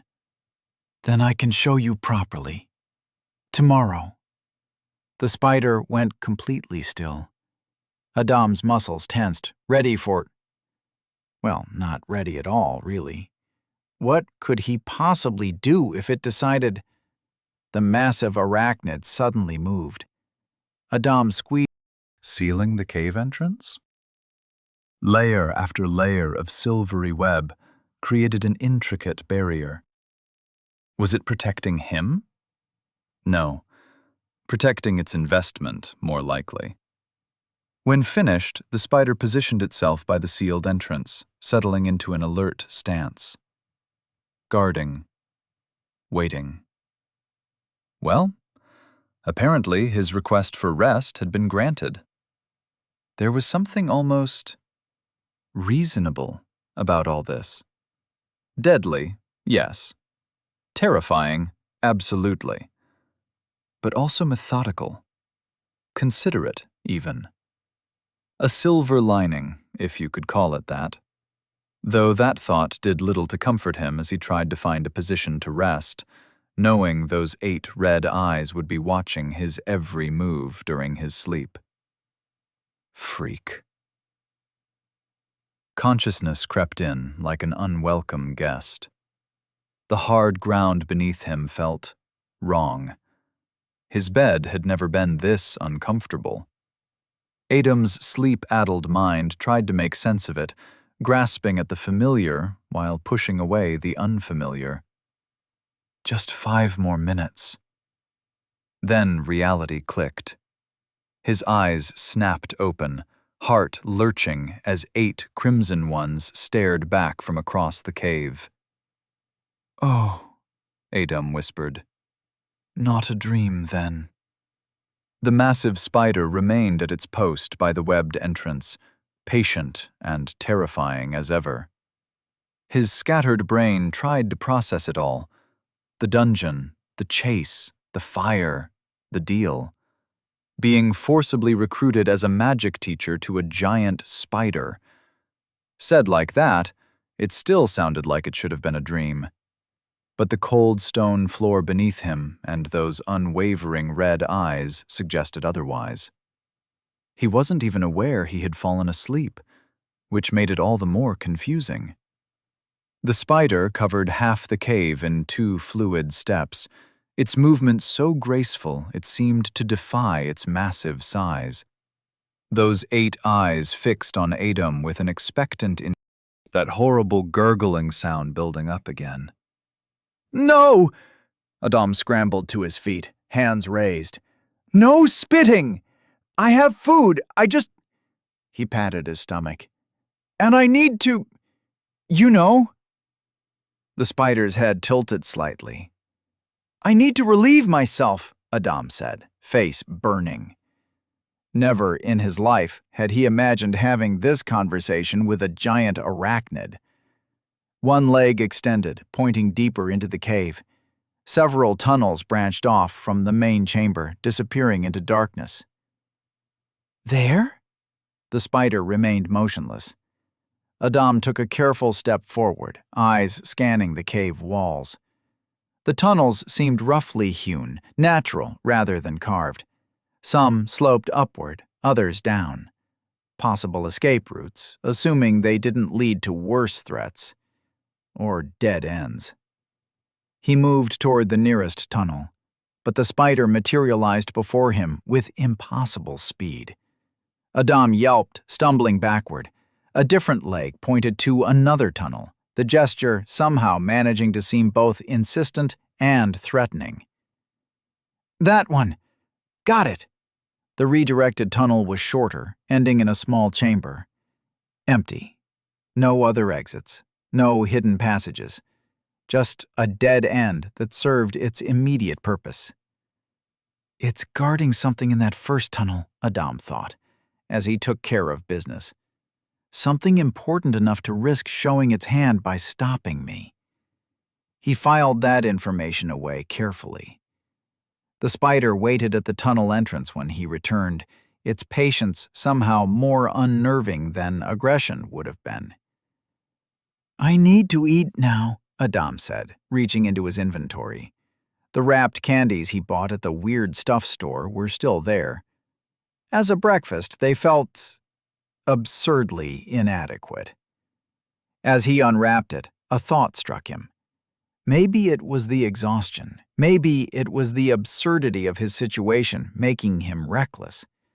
Or maybe it was just scientific curiosity. He held out a second candy toward the spider. "Would you like one?" The spider's eyes shifted focus, all 8 zeroing in on the small wrapped candy with an intensity that made Adom's outstretched hand waver slightly. Its front legs lifted, minutely, then stopped. For a long moment, nothing moved. Adom's arm started to tire, but he held still, watching. Then, with a deliberate slowness, the spider backed up one step. Its legs settled back into their previous position. The message was clear enough. No. "Fair enough," he muttered, pocketing the rejected candy and finishing his own. His stomach wasn't exactly satisfied, but it would have to do. Something clicked in his mind, though.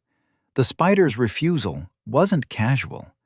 It had its own strict feeding system, that bizarre goo. If it wouldn't even accept normal candy, trying to poison it would probably be pointless. The thing seemed too methodical, too set in its ways to accept food from others. He filed that thought away carefully, crossing one potential escape plan off his mental list. Now, short of excuses, Adam took a steadying breath. Teaching magic incorrectly would be a delicate balance. Too obvious, and the spider would know. Too subtle, and it might actually learn something useful. "Magic," he began, choosing his words with care, "flows through specific channels in the body." His hands moved in a deliberate pattern, one he'd seen street performers use to impress crowds. "These channels must be properly aligned before any spell can be cast." The spider's legs shifted, mirroring his movements with disturbing accuracy. Adam fought to keep his expression neutral. The creature's ability to replicate complex motions was concerning. "Good, but remember, precision is crucial." He deliberately altered the pattern, making it slightly more complex. "The preparation stance must be perfect, or the mana will disperse." A complete fabrication, but one that played into the spider's apparent methodical nature. Those crimson eyes tracked every finger movement, every shift in posture. Adom could almost see the creature committing each useless detail to memory. But he couldn't rely solely on physical misdirection. Now, for flame magic specifically. He paused, letting anticipation build. We begin not with creation, but with control. His hands moved over a small patch of ground. May I? The spider's slight nod felt like permission and threat combined. Adom cast a simple fire spell, the proper way, hiding the true mechanism behind his elaborate gestures. A small flame sprouted between them. Observe. Before we can create fire, we must learn to sense it. He moved his hands around the flame in sweeping motions that did absolutely nothing. Feel how the heat responds to your presence. Like sensing the vibrations in a web, but with thermal energy. The spider's front legs moved through the air above the flame, mimicking his movements perfectly. Too perfectly. Adom's heart skipped a beat. He needed to complicate things further. No, the movement must flow through all limbs for proper mana distribution. The lie came smoothly, born of desperate calculation. Each appendage must maintain its own mana cycle while contributing to the whole. Like this. He demonstrated an impossibly complex series of gestures that would require the spider to coordinate all 8 legs differently. The creature paused, processing this new challenge. Minutes stretched into hours as Adom layered deception upon deception. Each lesson built upon the last, creating an intricate web of misconceptions that would hopefully take time to unravel. He introduced arbitrary rules about mana preparation, invented elaborate safety protocols that would waste energy, and emphasized the importance of perfect form over actual results. Remember, he said, watching the spider attempt a particularly wasteful series of movements. Magic requires patience. And he prayed his own patience would last long enough to find a way out of this cave. A distant screech echoed through the cave, interrupting their lesson. Adom's blood ran cold. He knew that sound. Desert stalkers. Another screech, closer. The spider's head snapped toward the entrance, legs shifting into a lower stance. How close were they? The sound bounced off stone walls, making it impossible to... His stomach lurched as the ground disappeared. Whoa! Something wet and sticky pressed against his back, and then he was rising, watching a bone spear whistle through the space he'd occupied seconds before. It struck the cave wall with a crushing sound, embedding itself deep in the stone. This is... He squirmed against the webbing, feeling it stick to his clothes, his hair. Absolutely disgusting. Dark shapes materialized at the cave entrance. The stalker's scaled skin caught the torchlight.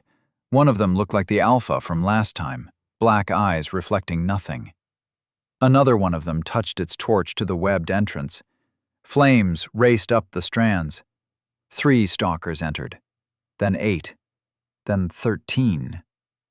Adom's mind shifted from disgust to rapid calculation. The cave was small, cramped for this many fighters. His mana had recovered somewhat during his rest. The ceiling placement, while humiliating, gave him a perfect vantage point. If he timed it right. He could use a burst of force magic to break free, propelling himself toward the entrance. The spider would be occupied with the stalkers.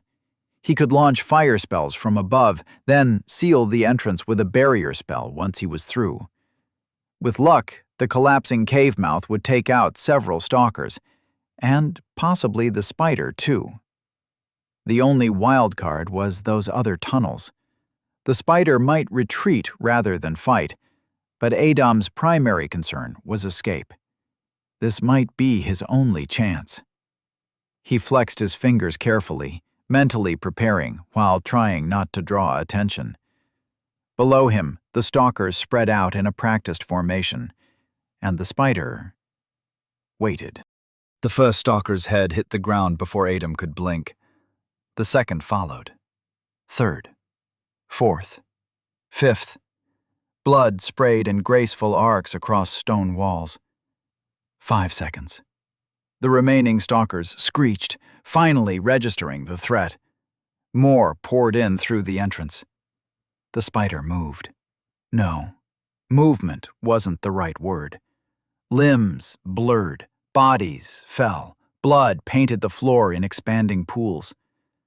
One stalker lunged forward, lance extended, and met empty air. The spider was already behind it, legs piercing through scale and bone. Adam's escape plan died in his throat. He'd be dead before reaching the entrance. A stalker broke right, weapon raised. No, that was wrong.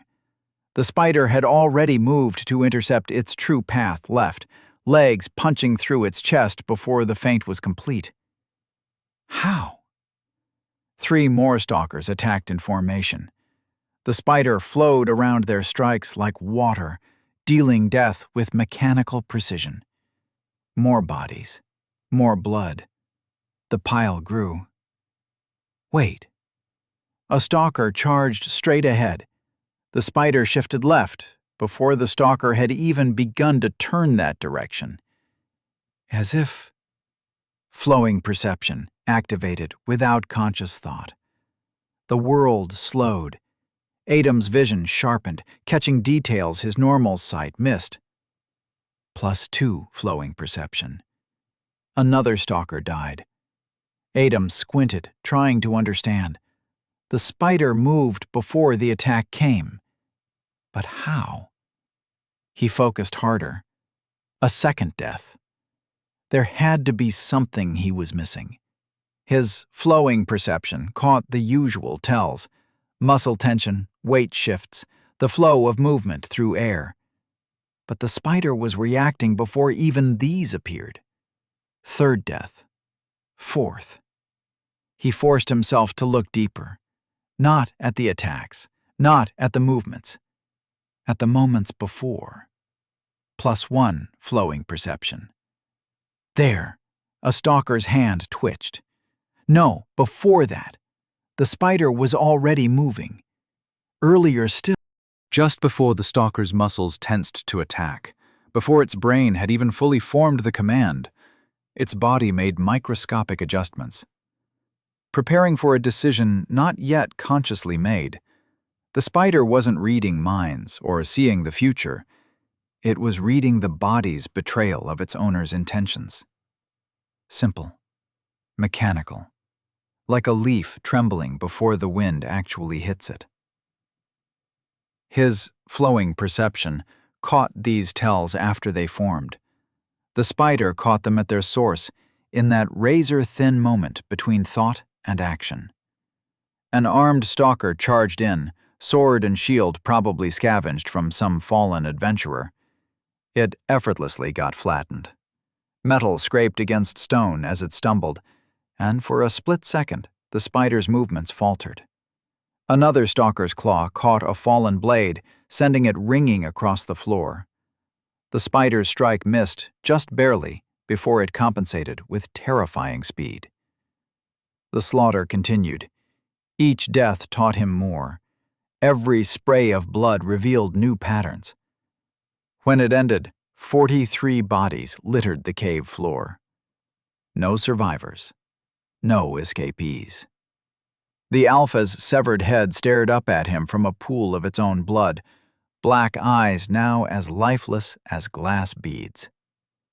Then the spider ate them. Digestive fluids darkened the nearest corpse.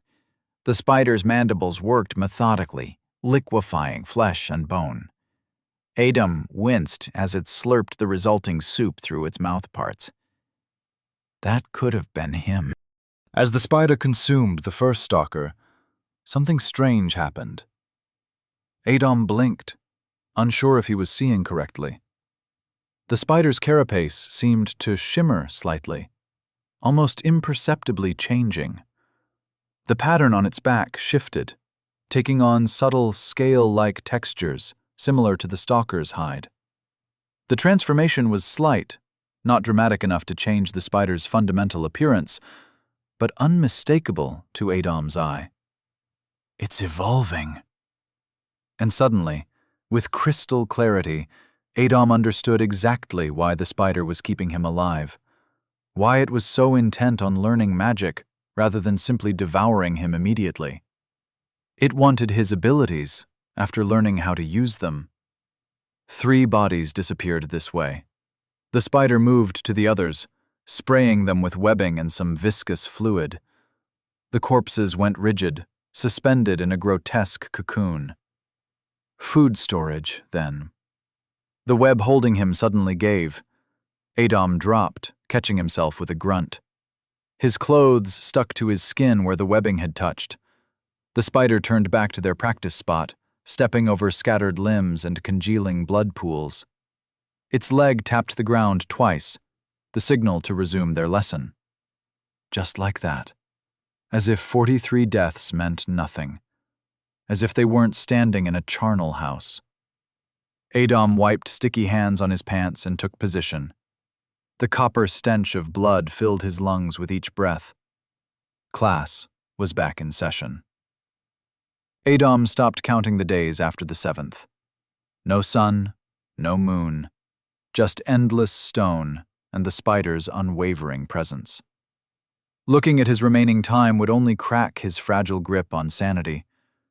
The candies ran out on day 3. The spider dropped a fresh stalker leg by his feet that evening. The meat was gray-green beneath the scales, with a texture like spoiled fish mixed with wet sand. He retched 3 times before keeping it down. The aftertaste lingered, metallic and sour, like licking a rusted coin. But hunger won. Always did. The stalkers, he discovered, packed enough nutrients to keep him going. Small mercy. An underground stream provided water, crystal clear and sweet. He'd watch the spider drink sometimes, its method methodical and alien. They shared that water source at least. The magic lessons stretched on. He taught, slowly, carefully, honest about the time needed, dishonest about his methods. On the 4th day, the spider made his conjured flame flicker. Just a tiny manipulation, but Adam's heart nearly stopped. The creature could use mana. Had always been able to. What else could it do? Between lessons, he explored. All tunnels open except one. Forbidden, the spider made that clear. The rest of the cave system became his library. Every spare moment spent watching, learning, trying to understand the spider's precognitive combat ability. Flowing perception activated constantly now. He studied his own movements, the tiny tells that betrayed intention. The slight shoulder tension before casting, the weight shift before stepping. Could these be suppressed? Hidden? +3 flowing perception, +2 flowing perception, +4 flowing perception. On the 5th day, something changed. Mid-observation, the skill pulsed. Flowing perception is evolving. The tests began small. A deliberate shift of weight during practice.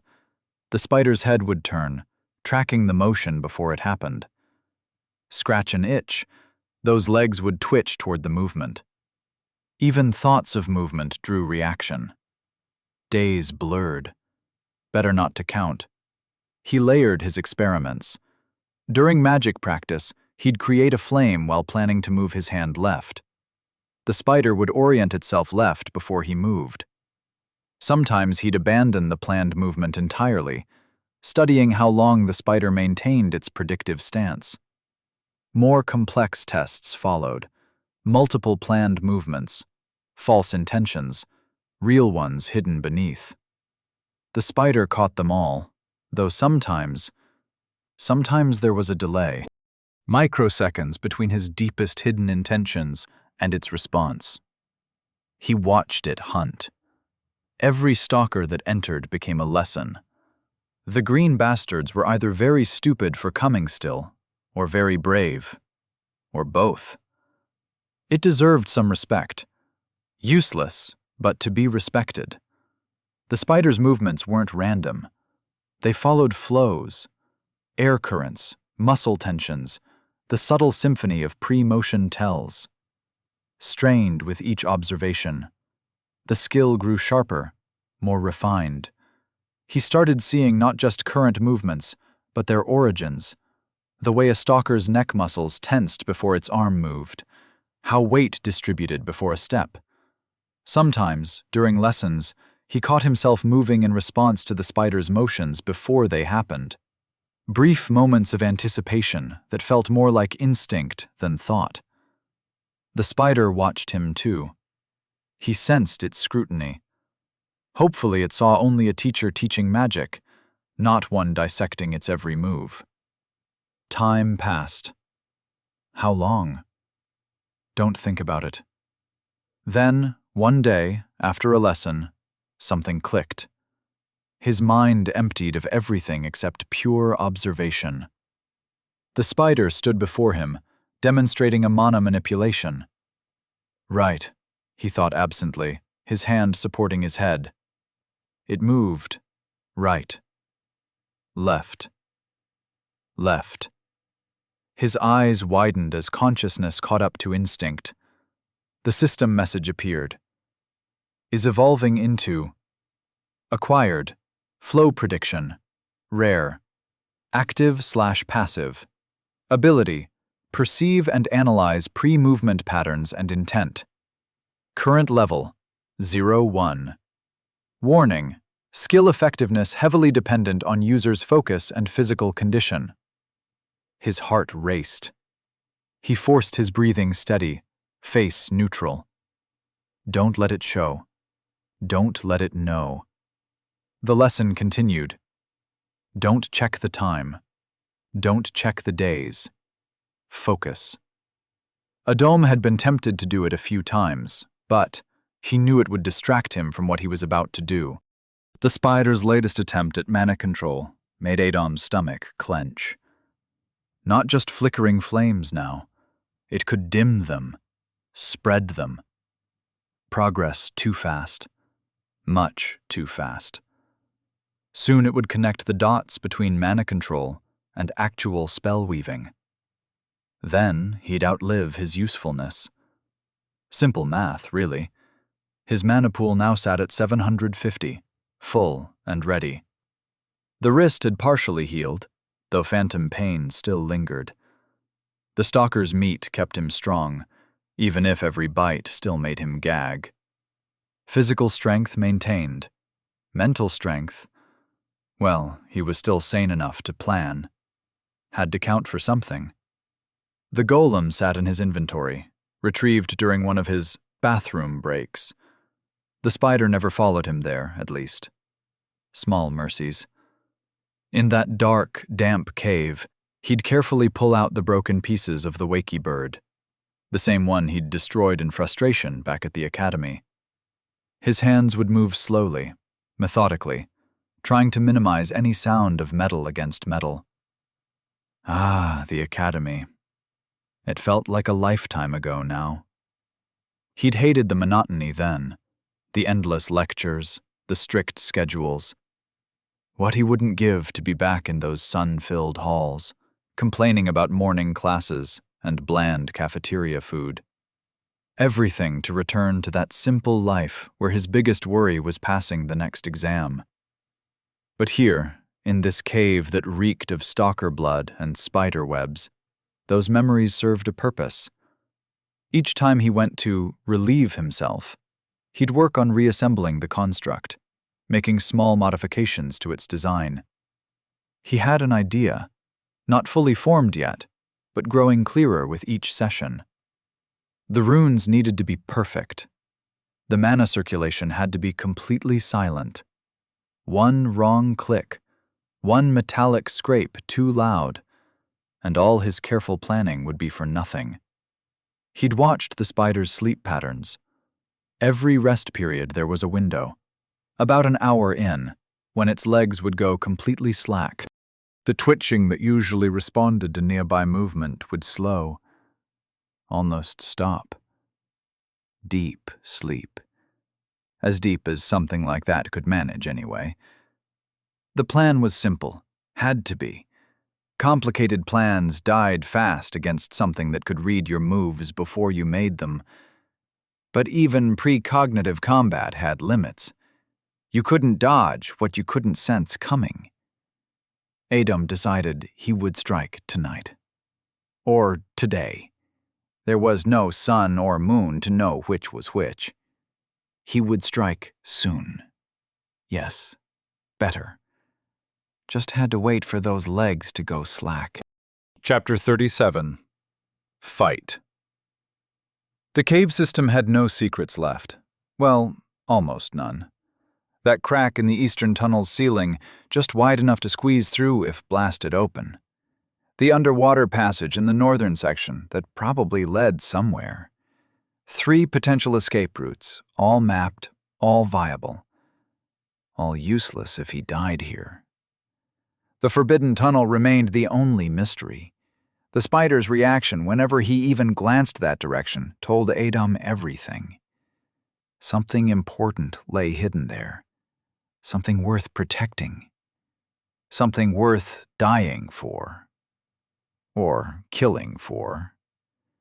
Even feigning disinterest had proven dangerous. A casual glance held too long would make those legs shift, mandibles clicking in warning.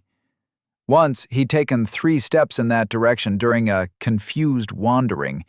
The spider had materialized between him and the tunnel entrance so fast his mind couldn't process the movement. No violence, no threat, just presence. Absolute, undeniable presence. Message received. His bathroom breaks had served multiple purposes.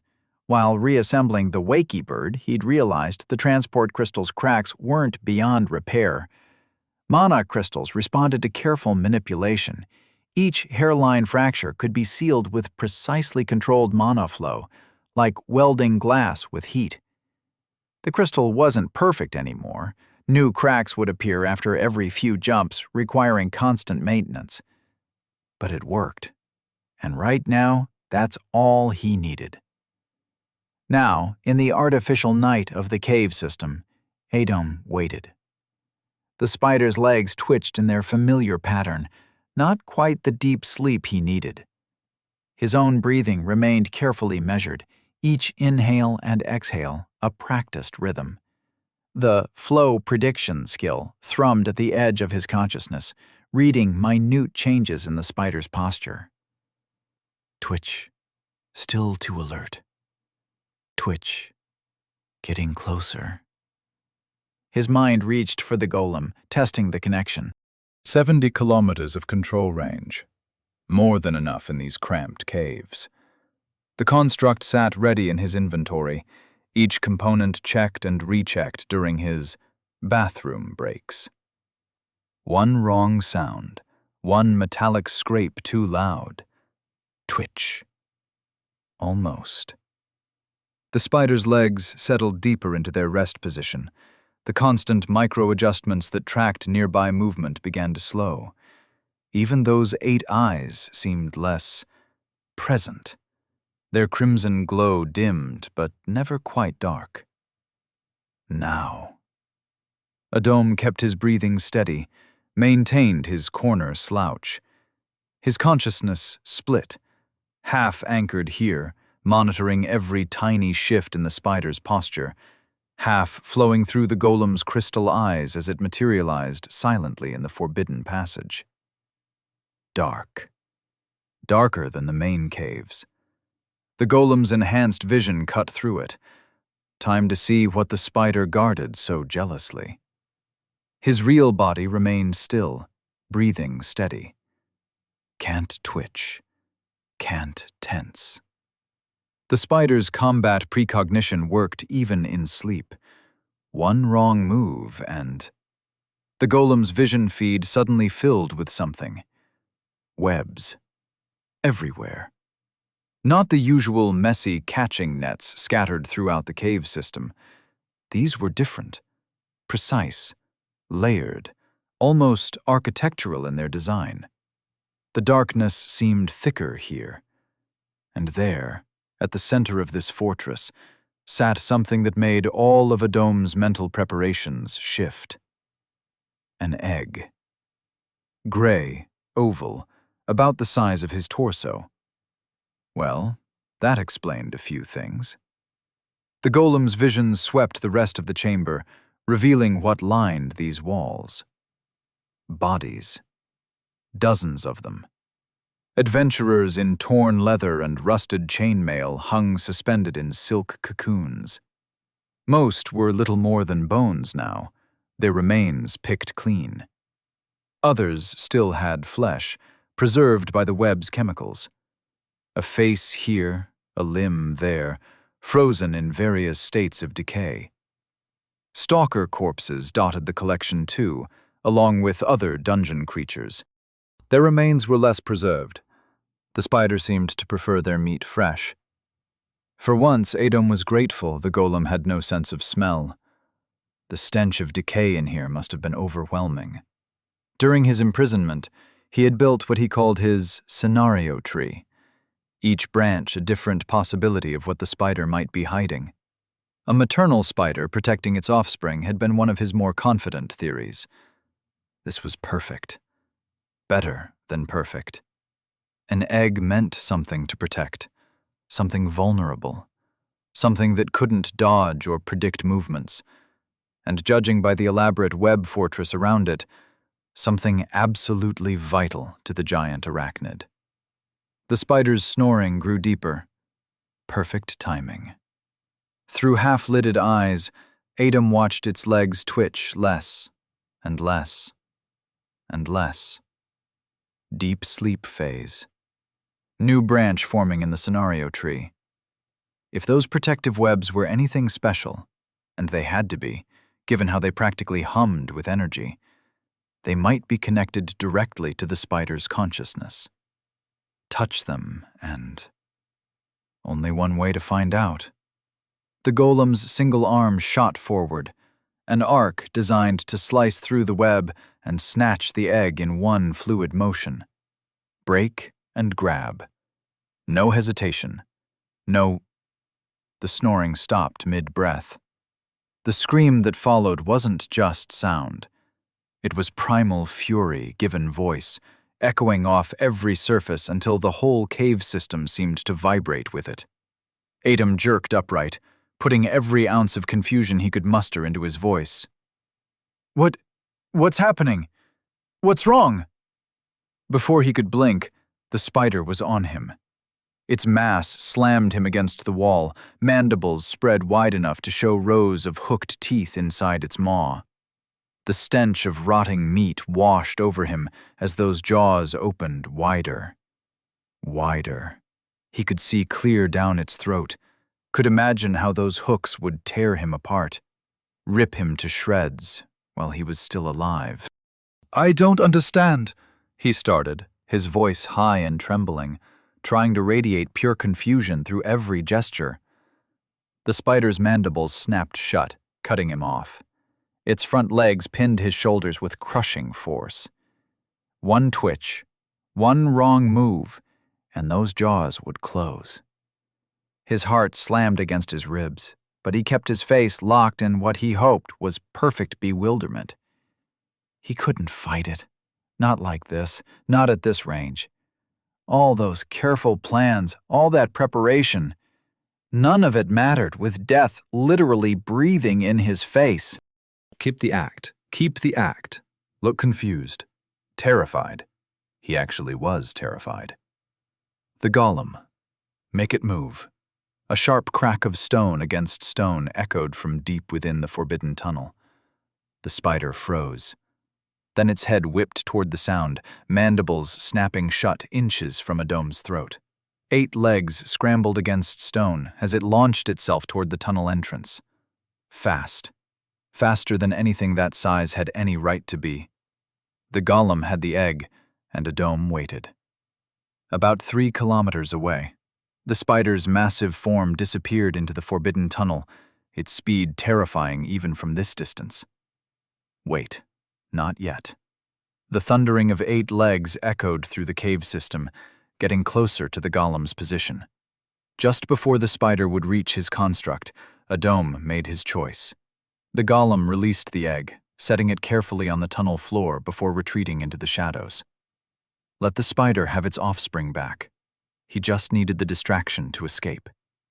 The spider's discovery of the returned egg should have ended its rage, should have sent it back to protective brooding, should have bought him the time he needed to disappear. The hammering of legs reversed direction anyway. Despite everything, despite the distance, despite his acting, despite returning what it valued most, it knew exactly who was responsible, and it wasn't going to let that slide. No time for subtlety. Dismissing the golem back into his inventory, both his hands moved in a blur, left hand weaving fireball as his right gathered power for push. Double weaving was hard enough and mana draining, but at this point, the fireball erupted just as the web barrier came into view, flames catching the sticky strands. The webs at the cave's entrance ignited like oil-soaked rope. Push! 1 second he was in the cave, the next, sky. A somewhat bright, purple, star-filled sky. It was beautiful.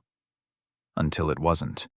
The push spell had launched him straight through the main entrance, his body cutting through air like a stone from a sling.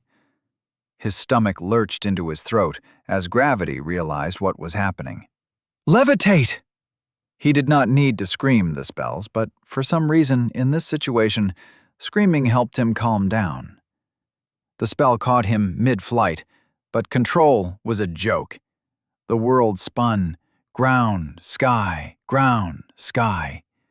Wind tore at his face, making his eyes water. He couldn't hear anything except the roar of air rushing past his ears, couldn't even tell which way was up anymore. Then he heard it, even through the wind. That scream. The spider had followed him out. Of course it had. But why? He'd given the egg back, left it safe in the tunnel where any reasonable mother would focus on protecting it, instead of chasing the threat that was already retreating. What was wrong with this thing? He tried to turn, to look down, to get his bearings. Bad idea. The ground swayed sickeningly far below, a patchwork of trees and rocks that made his head spin. How high was he? Too high. Way too high. Focus. Had to focus. Had to... There. A dark shape moving through the trees. Fast. Following. The spider hadn't given up. What the hell was it thinking? The threat was gone, the egg was safe, but it kept coming anyway.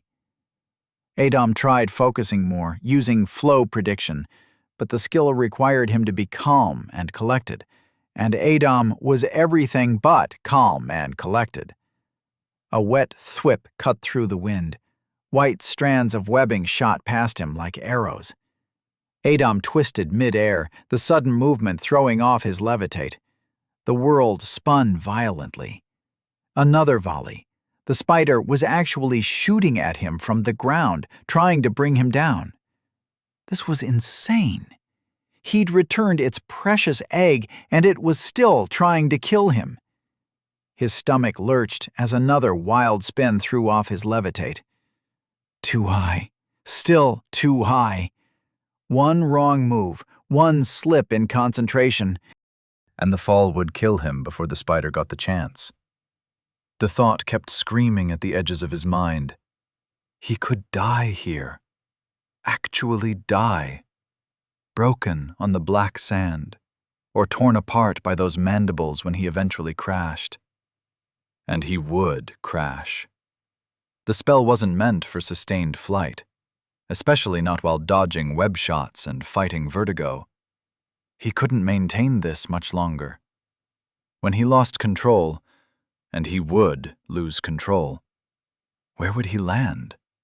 Would the spider be there, waiting? That would be game over. No, focus. Plan B. He'd prepared for this possibility. The spider was still down there, still coming. Each second he spent tumbling through the air was another second it gained on him. His hands shook as he tried to stabilize himself. The screaming hadn't stopped. It would never stop, not until one of them was dead. Next branch in the scenario tree, the one he'd hoped he wouldn't need. The dark lake. His glasses stayed firmly in place despite the violent wind, and a hysterical thought bubbled through his panic.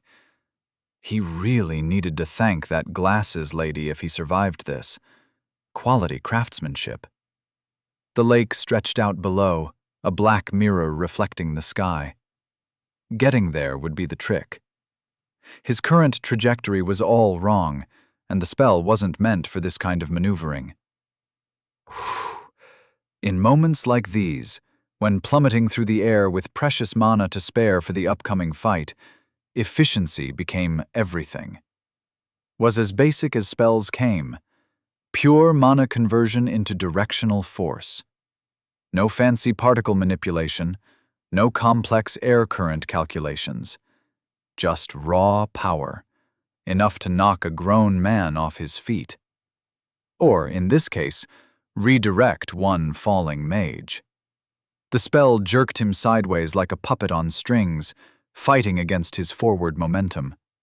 His stomach lurched again as competing forces played tug-of-war with his body.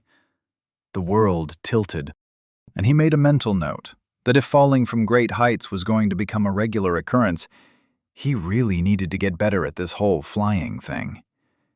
Maybe practice somewhere closer to the ground next time.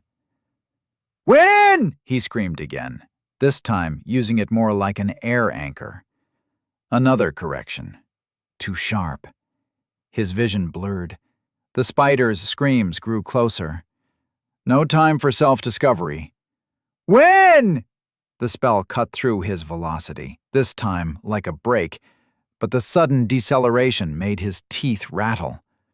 The lake's surface rushed up to meet him. If there was going to be a fight, and there would be a fight, it needed to happen here. Water, carp, space to maneuver. A chance, assuming he didn't pass out first from the vertigo. Adam clamped his mouth shut, held his breath. The lake's addictive properties weren't something he wanted to test. Not now. Not ever. Impact. The water hit like stone, every inch of his body screaming at once. Cold. So cold it burned. His bones rattled, his muscles seized. Body has reached level 5. Physical resistance has increased. 3 life force. The pain wasn't as bad as it should have been. Still hurt like hell, but he'd expected worse from a fall that height. Small mercies. Darkness pressed in from all sides. The lake lived up to its name. Even at what had to be just below the surface, he could barely see his own hands. A sphere of white light bloomed beside him. Not enough. 4 orbs now, spreading out in a circle, pushing back the darkness. The water cleared enough to see maybe 20 feet in any direction. No sign of it yet. And the spider, something massive, broke the surface above. The impact sent ripples through the water, distorting his view through the spheres of light. But he saw enough. 8 legs spreading wide. A body larger than a horse descending into his sanctuary. Its first movements were clumsy. Legs fighting the water's resistance. Then those legs adjusted, spreading wider, moving in sync rather than independently.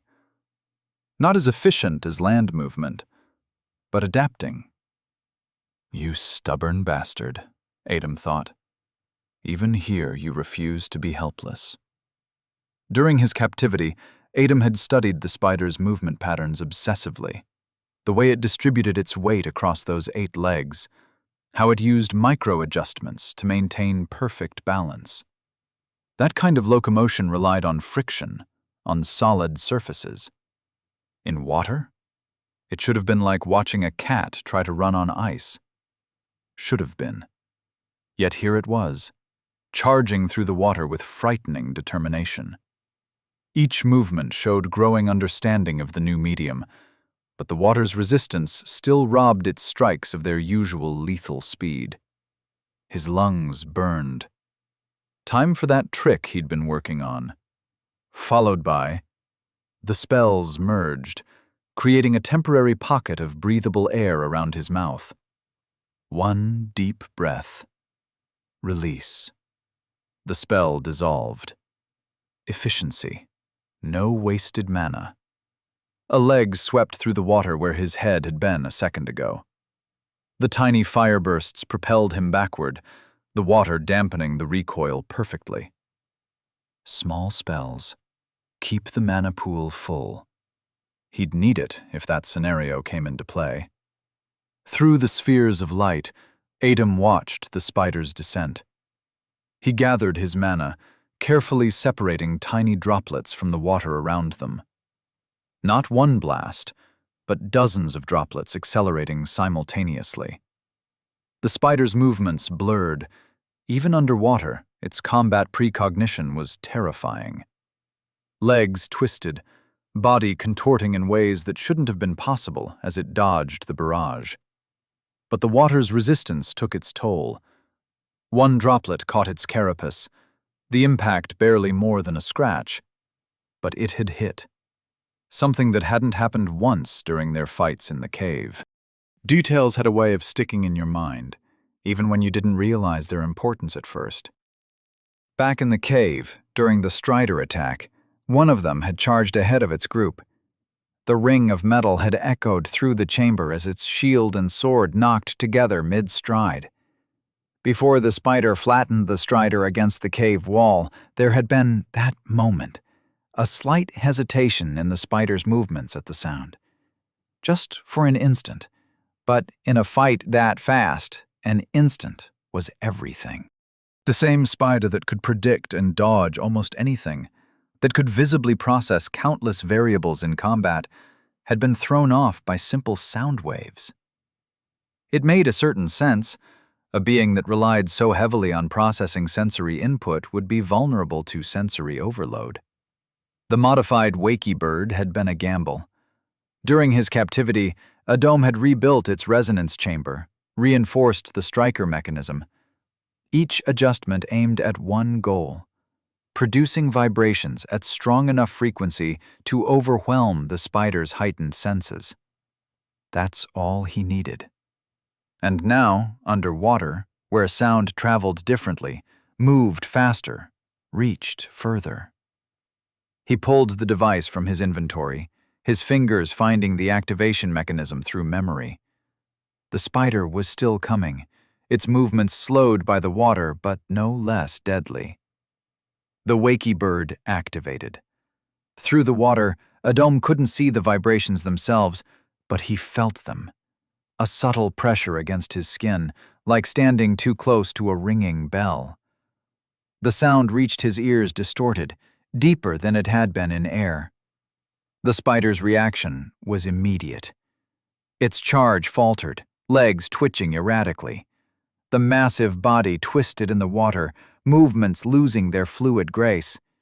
Its very coordination was being disrupted. The water carried the vibrations better than air ever could. What had been a localized effect in the cave now filled the space between them, multiplied by the density of the liquid medium. The spider's spasms grew more pronounced, its legs moving in jerky, uncoordinated patterns. For the first time since their encounter began, the creature seemed truly vulnerable. Not 3 shots. 30. Not powerful, but that wasn't the point. Each projectile created its own ripples, its own trajectories, its own set of variables to process. Too many data points, too fast to track. 2 shots connected. -3 over 1,500 greater cavern weaver life force. 1,500 life force, and he'd just carved away 3 points. Not much, but it was the first real damage he'd dealt since this started. The spider's movements hitched for just a fraction of a second. It lunged, movements lacking their usual precision. Rage had replaced calculation, legs striking through water like angry spears, but slower, much slower than in its domain. Each attack created visible disturbances in the water before reaching him, giving precious fractions of seconds to react. A spell pushed Adom backward, muscles screaming in protest. Without indomitable will, he'd have given up already.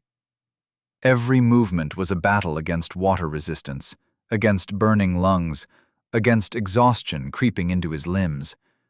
He couldn't keep this up. Even with the spider handicapped by the water, time worked against him. One slip, one moment of fatigue, and those legs would find their mark. Time for the gambit. Another quick wind spiral and water filter. One deep breath. He couldn't afford to pass out now. His inventory opened, releasing a chunk of stalker remains into the dark water. Blood and tissue dispersed in lazy red clouds. A risk, but if his theory about the lake's other resident was right... There. Movement in the darkness beyond his light spheres. It was not what he was waiting for.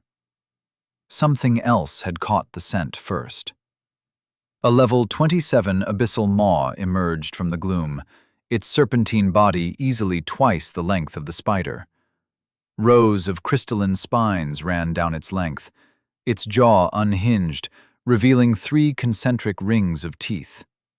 The spider's reaction was immediate and brutal. It met the maw's charge head-on, 8 legs spreading wide in the water. The maw's teeth clamped down on one leg, and that was its last mistake. The spider's mandibles closed on its skull. Bone cracked. The water turned dark with blood as the spider literally tore the creature's head apart, ripping through armor-like scales as if they were paper. The maw's body thrashed once, twice, then went limp. The spider flung the remains aside with contemptuous ease, but the display of violence had cost it precious seconds of orientation. His lungs burning again, Adom quickly formed another air pocket. Breath. Release. The wakey bird's vibrations seemed to hit it harder now, its movements growing more erratic. Strands of sticky webbing shot through the water, slower than in air, but still dangerous. Adom twisted away, the resistance of the water both helping and hindering his movements. The spider was adapting, learning how its weapons behaved in this new medium. That's when Adom felt it. A deeper pressure change, something that made the water itself seem to shrink away. His light spheres caught movement, not the quick darting of scavengers, but something massive, patient. The great carp arrived. Adom pushed himself further back, heart pounding. What else could he do in a fight like this? The carp moved first. Each tailstroke sent shockwaves through the water, forcing Adom to channel mana into staying in place. Physics was a harsh mistress underwater. The spider twisted, trying to present fewer targets, but water resistance turned its usual grace into something almost clumsy. 4 legs swept at the carp's approach. Too slow. The fish's jaws snapped shut on one leg, crushing chitin like paper. Blood clouded the water. The spider's mandibles clicked in fury, venom sacs pulsing. But the carp was already moving again, its massive body coiling in ways that shouldn't be possible for something that size. Flow prediction showed him devastating possibilities. The spider would die in minutes at this rate. Can't have that. The spell kicked him backward like a mule, but the pressurized stream caught the carp's gills. The monster flinched, giving the spider an opening. 3 legs punctured scales, drawing first blood. The water turned red. Both monsters paused, reassessing. The spider kept trying to scuttle toward a dome between exchanges, but each attempt drew the carp's fury. Perfect. His lungs screamed for air. One more, and the last breath he'd need in this fight. No need for complex water spells here. Just focus. Another clash. The carp's tail swept like a battering ram, taking out 2 more of the spider's legs. The spider's remaining limbs wrapped around the carp's head, mandibles sinking deep near its right eye. The water churned so violently that Adomes scattered, creating strobing effects that made tracking movement almost impossible. A massive current caught him, tumbling him end over end. His back hit something. Rock? The spider's leg? When he stabilized, squinting through the chaos, the carp had the spider pinned against the lake bottom. Only 4 legs remained, thrashing desperately. But the carp's right eye was gone, replaced by a ragged hole leaking blood into the dark water. Adome would watch these 2 rip each other to shreds. Help a bit if the odds were too favorable to one. Then he'd kill whatever was left standing. He was hopeful the spider would fall first. The spider's legs trembled with each movement now, chitin cracking at the joints.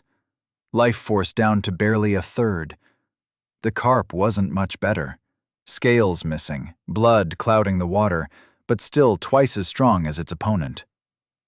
Perfect. No need for complex water spells here. Just focus. Concentrate the water in front of his palm.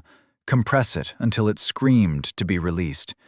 His other hand sparked with fire magic, the counterforce he'd need to stay stable in this chaos. 1. The carp's tail sent another shockwave through the water. Adome's back teeth rattled. Focus. The water compressed tighter, a needle of pure pressure forming. 2. His lungs burned. Damn it! Forgot to take that last breath. The murky water made targeting a nightmare, light balls creating more shadows than illumination, like shooting through static. 3. The spider's head snapped toward him, 8 eyes locked onto his position. Did it notice? You overpowered bastard. It abandoned its fight with the carp, legs pushing off the lake bottom. But the carp's jaws clamped down on its abdomen. The spider's shriek vibrated through the water. Now! The water needle shot forth. The spider twisted. Too fast, too damn fast. The pressure stream grazed its side instead of piercing center mass. But the carp's bite had done its work. The spider went limp as its life force hit 0.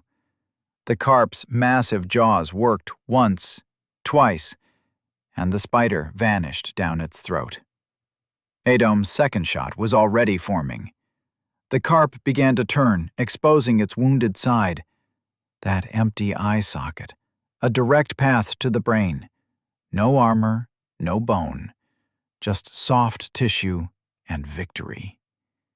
The pressure needle pierced true this time, punching through the cavity and into the carp's brain. Its massive body convulsed once, then went still. You have slain great carp of the dark lake. Adome kicked hard, letting the remaining fire magic in his palm explode downward, launching him toward the surface. His muscles screamed, overtaxed from maintaining position in the fight. He broke through with a gasp that was half cough, half desperate inhale. The purple sky stabbed at his eyes after the darkness below. Too bright. Too much. He paddled to the shore, dragging himself onto the rocks and mud. His clothes clung to him, water streaming off in rivulets. Adome collapsed onto his back, chest heaving. The purple sky swirled above him, almost peaceful if you ignored the whole alien death world thing. System recalibrating. Flow prediction has reached level 2. +5 white worm body. He barked out a laugh that bordered on hysterical. "What the actual hell?" he wheezed between breaths. The absurdity of it all threatened to overwhelm him until his mind drifted to the time he spent on it. The cave, the thought came suddenly. With the spider dead, he could go back, loot whatever valuables it had hoarded, maybe even take that egg for study. Rest properly for the first time in days. The thought was tempting. A safe shelter, time to recover, maybe even find something useful in all those adventurer corpses. Then he heard it. Distant, but unmistakable. The hunting cries of striders echoing across the landscape. Multiple voices getting closer. Of course. With their territorial nemesis gone, they'd move in to claim the cave system. He'd seen their pattern during his captivity. Constant probing attacks, always testing the spider's defenses. The cave was no longer viable. Within hours, it would be swarming with the pack. He had been avoiding it to not put more pressure on himself, but now... Time limit. 1 month, 3 days, 1 hour, 21 minutes. The euphoria drained from him like the water still dripping from his clothes. 1 month. 1 month before the illness began its work. He pushed himself to his feet, muscles protesting every movement. He couldn't afford to waste another day here, not with the clock ticking. Chapter 38. Survivor's High. North. That was where you went when you wanted out of a dungeon. Always north. Some scholars claimed it was tied to the magnetic fields that most dungeons generated. Others thought it was just God's way of giving people a fighting chance. Not that it mattered much to a dome right now. Knowing why north led to freedom wouldn't make the journey any less deadly. The lake was behind him now, its dark waters still echoing with the death throes of 2 monsters. What lay ahead would make them feel like pond fish. The anchor being. The very thought made his skin crawl. He'd heard stories, seen the aftermath of an average rank B dungeon boss. Whole teams of warriors, mages, and rangers, reduced to nothing but scattered equipment and bloodstains for not being careful enough. Rank B dungeons didn't play games. 1 month and 3 days until the illness took hold. Against an anchor being, he might as well have 26 minutes. Still, the alternative was dying in here, alone in the dark, while that thing prowled its territory. At least going north offered the illusion of choice. His boots crunched on phosphorescent moss as he walked, each step measured, each shadow analyzed. The real challenge wouldn't be finding the anchor being. It would find him. The challenge would be surviving the meeting. That is, if he even made it that far. Flying was awful. The constant shifts in air pressure made his stomach roll, his head spin, and his dignity take a serious hit every time he had to land and empty his stomach. But it beat walking through the desert section of this nightmare. Giant worms and desert stalkers had a nasty habit of turning people into red mist before they even knew what hit them. At least he was getting better at it, only puked twice this time. The landing, well, that could have gone smoother. His ankle still throbbed from where he'd almost twisted it, hitting the ground. Most mages who flew made it look so easy. Gliding around on brooms, or manipulating gravity like it was nothing. Meanwhile, he was still trying to figure out how to land without looking like a drunken pelican. The shelter he'd found wasn't much, just a natural formation in the rock wall, but it beat being exposed, especially after that incident. Adom still couldn't wrap his head around it. A chicken. A massive, human-sized chicken that had tried to make him its lunch. The absurdity of dying by giant chicken would have been funny if it hadn't come so close to being reality. At least something good came out of it. The beast had broken its neck in the crash, and now the smell of roasting meat filled his temporary refuge. Monster meat was usually a gamble with death. Rich people paid fortunes for properly treated basilisk steaks or hydra tongues, but one wrong bite could kill you faster than the monster itself. The taste test was simple. If it was naturally too sweet, too sour, or too salty, you were better off starving. The shelter was little more than a crack in the rock face that widened into a shallow cave, but it was dry and defensible. Only one way in or out. The small fire he'd built cast dancing shadows on the worn stone walls, kept low to avoid drawing attention. Thin strands of mana stretched across the entrance and surrounding area like gossamer threads catching the firelight. Spiderwebs. The days passed at being captive of one had taught him a thing or two about effective warning systems. The giant chicken sizzled on its makeshift spit from a piece of the golem's armor, fat dripping into the flames with satisfying hisses. Each bite was a revelation. Saltier than regular chicken, sure, but in a way that made his mouth water. The meat practically melted on his tongue, juicier than anything this size had any right to be. He'd have to remember this if he survived. Monster chicken could make someone rich in the right market. If I survive. Adom leaned back against the cool cave wall, gnawing on a wing bigger than his torso. Time to think. Helios was still out there somewhere, probably. Hard to die of sun exposure in a place with no sun. Best case scenario, get out first, make the cure, and let the bastard rot in here. As for the anchor being, he pulled out his school notebook from his inventory, jotting down ideas. A boss adapted to their environments, became one with their dungeons. This one had survived in a place with desert, lakes, and who knew what else. It would most likely be ready for elemental attacks. Maybe if he could combine pressure points with targeted fire spells, or use the environment itself.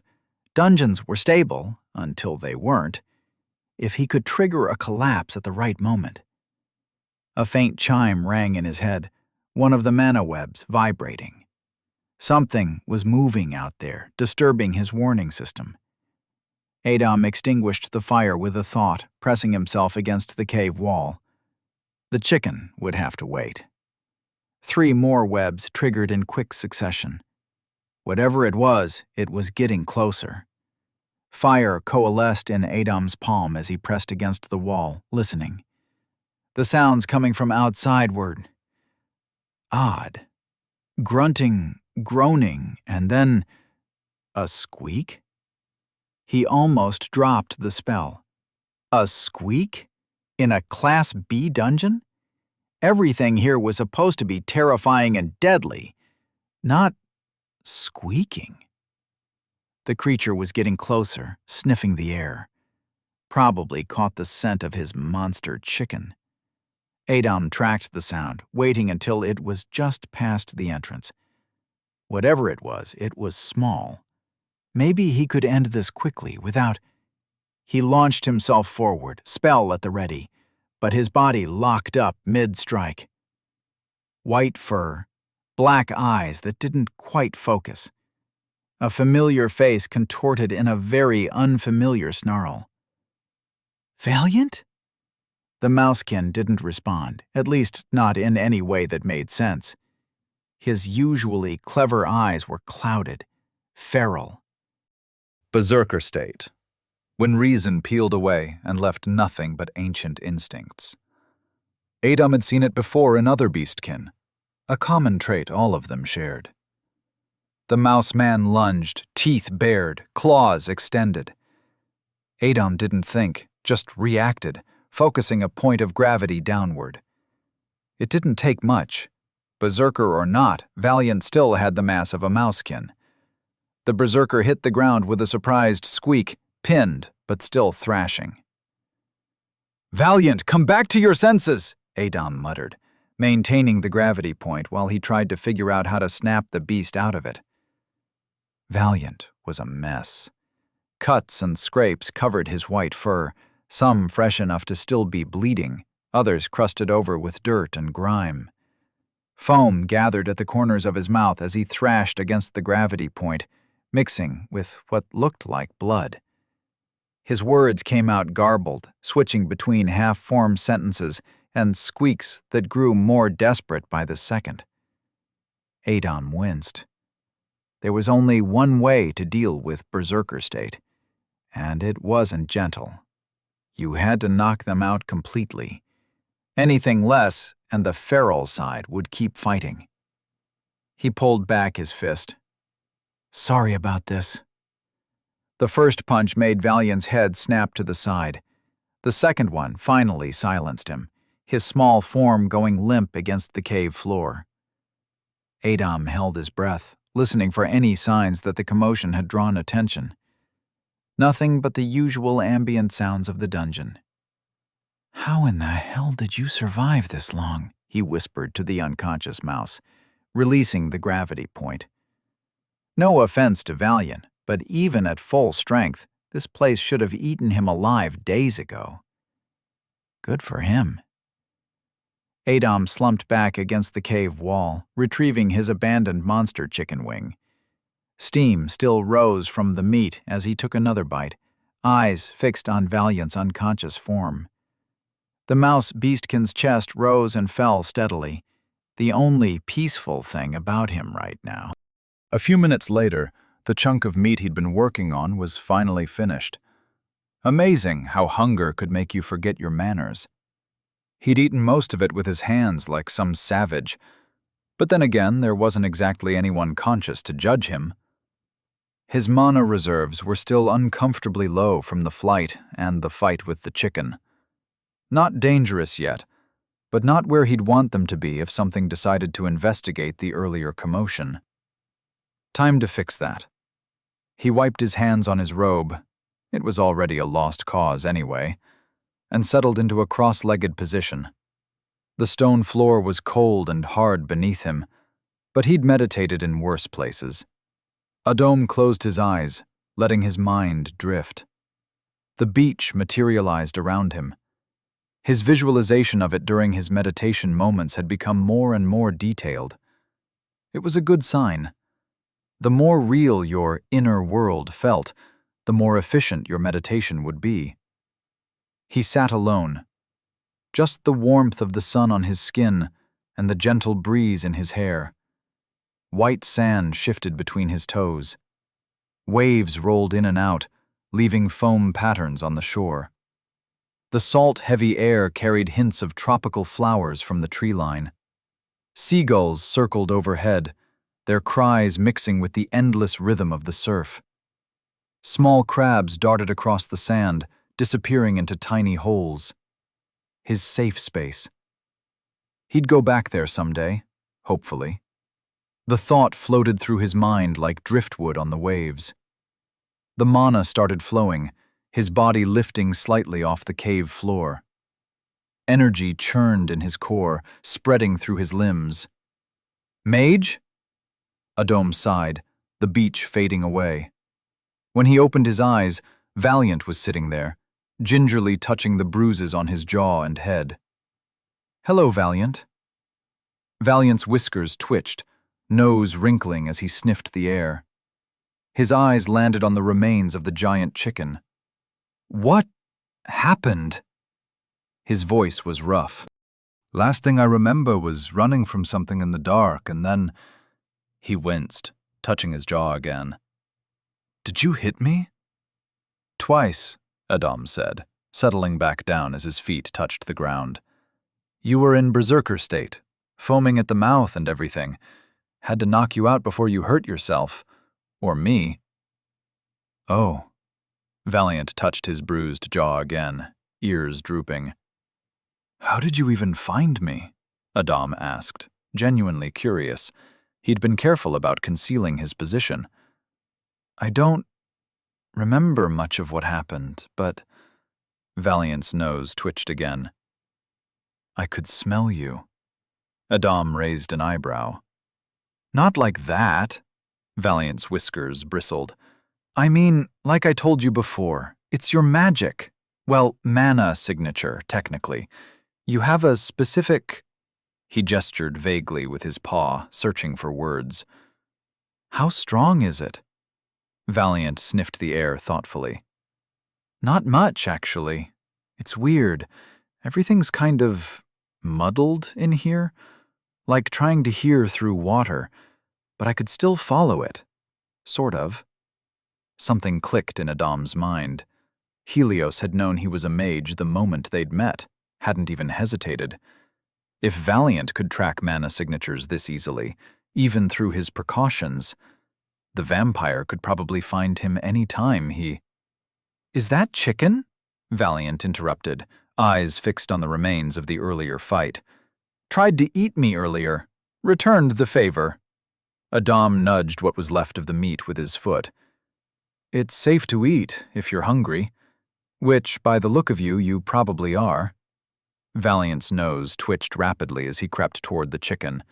He reached for a smaller piece, hesitated, then looked at Adam. How are we here? In a dungeon, I mean. His paw still hovered over the meat, waiting for permission. You don't remember? Adam watched him carefully. The transport crystal. Marco. He paused. Cisco? Valiant's paw froze mid-reach. His eyes widened, pupils contracting to pinpoints. Adam tensed, magic at the ready, watching for any sign of that berserker rage returning. But Valiant just let out a small, sharp breath. His voice cracked. He grabbed the chicken piece, tore into it with mechanical movements. Right. That happened.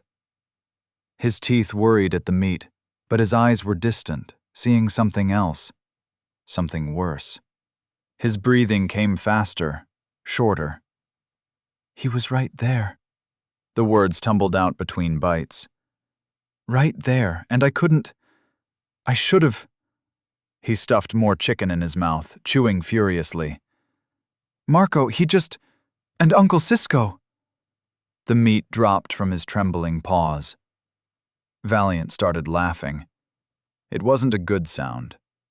Adam remained still, one hand hidden in his robes. The urge to say something sat heavy in his chest.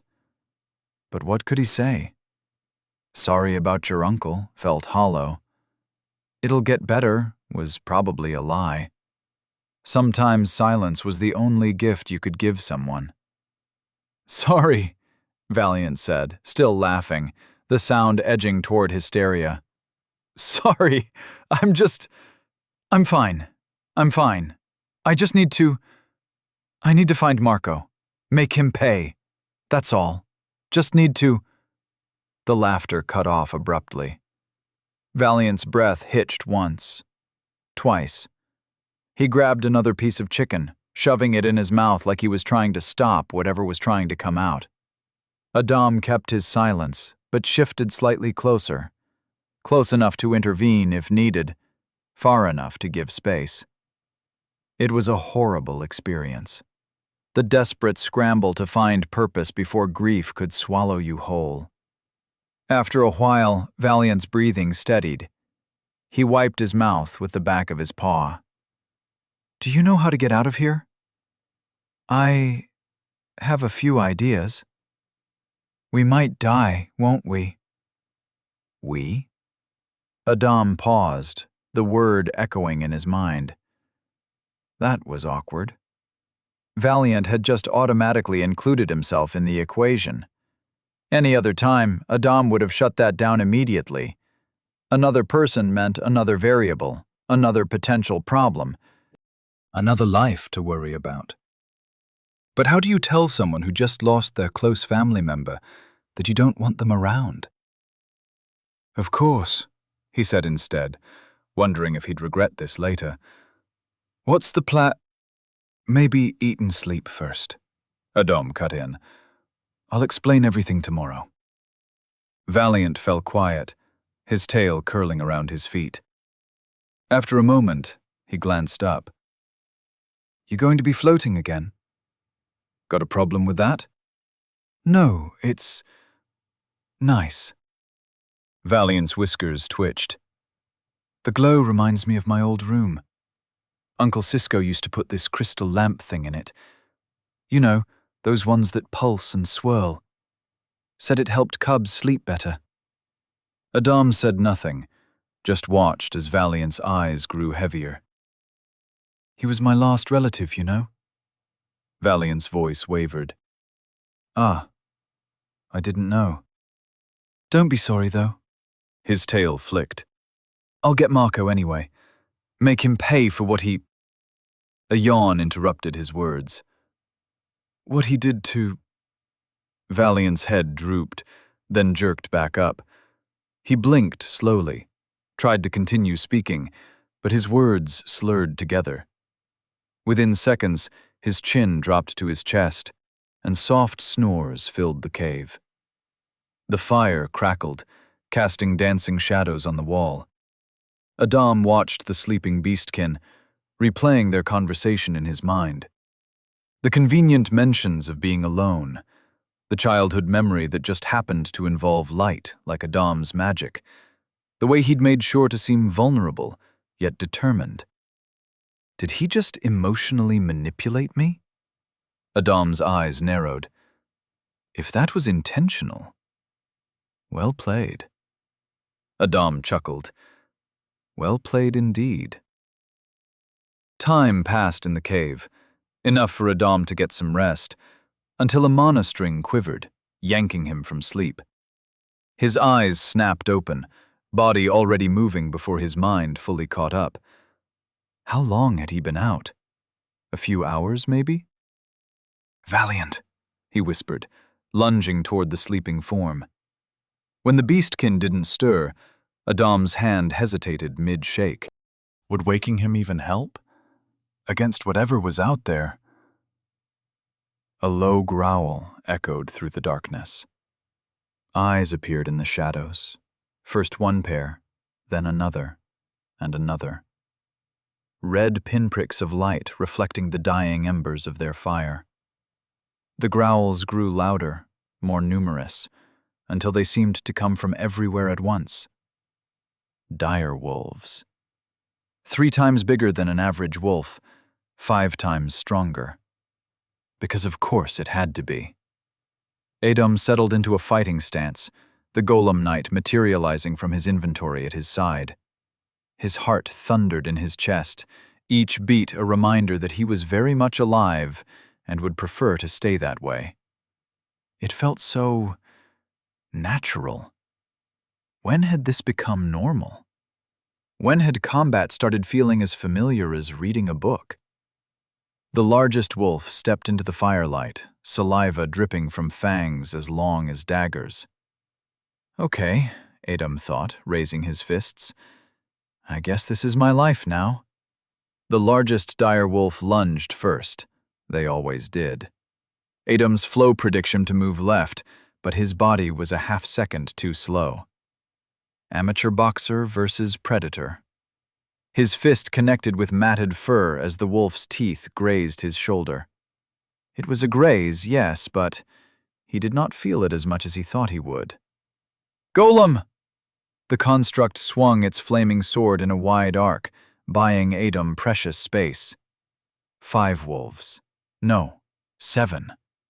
All above level 14. The darkness in the dungeon kept shifting, making counting impossible. Another wolf darted in from his blind spot. Adam threw up a hasty barrier spell, the simplest one he knew, just compressed air. The wolf slammed into it with enough force to shatter his defense, but it bought him time to sidestep. Boxing won't work, his mind raced. Their heads are too thick for straight punches, and they're too high for proper hooks. The golem was holding 3 wolves at bay, its flaming sword keeping them cautious. But 2 more were circling behind it, and Adam could see their strategy forming. These weren't mindless beasts. They were hunters. A wolf snapped at his legs.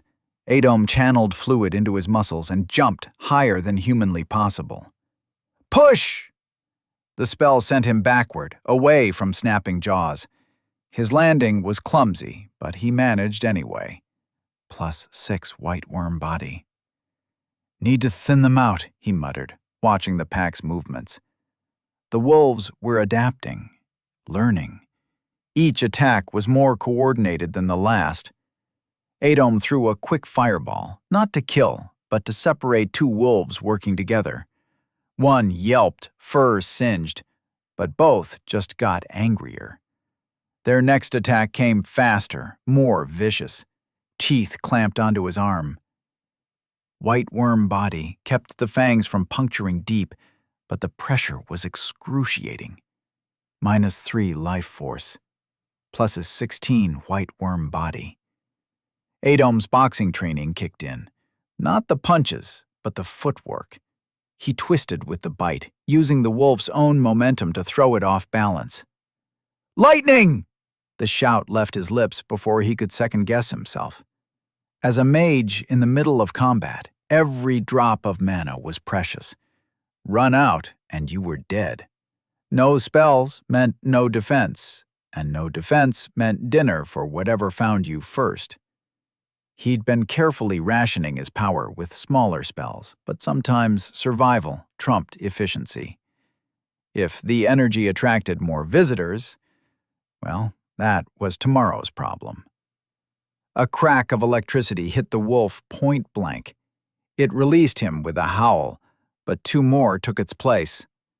The golem was taking damage now, deep gashes in its remaining arm. Poor fellow. Its sword swings were slowing. They were being worn down, piece by piece. A cold certainty settled in Adom's gut.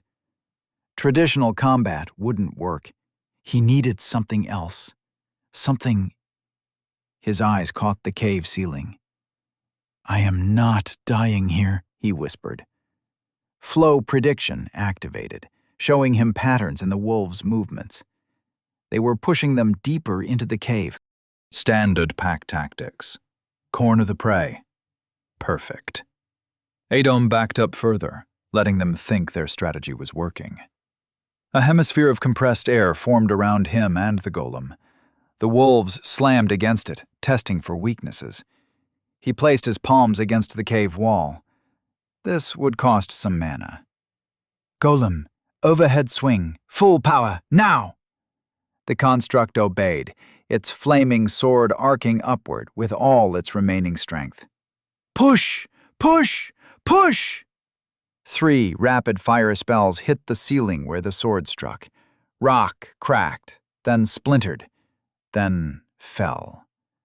The cave entrance collapsed in a thunderous cascade of stone and dust. You have slain 2 dire wolves. 2 wolves were crushed instantly. 3 more scrambled backward, barely escaping. The remaining ones were cut off from their pack, trapped inside with Adom. His barrier flickered and died.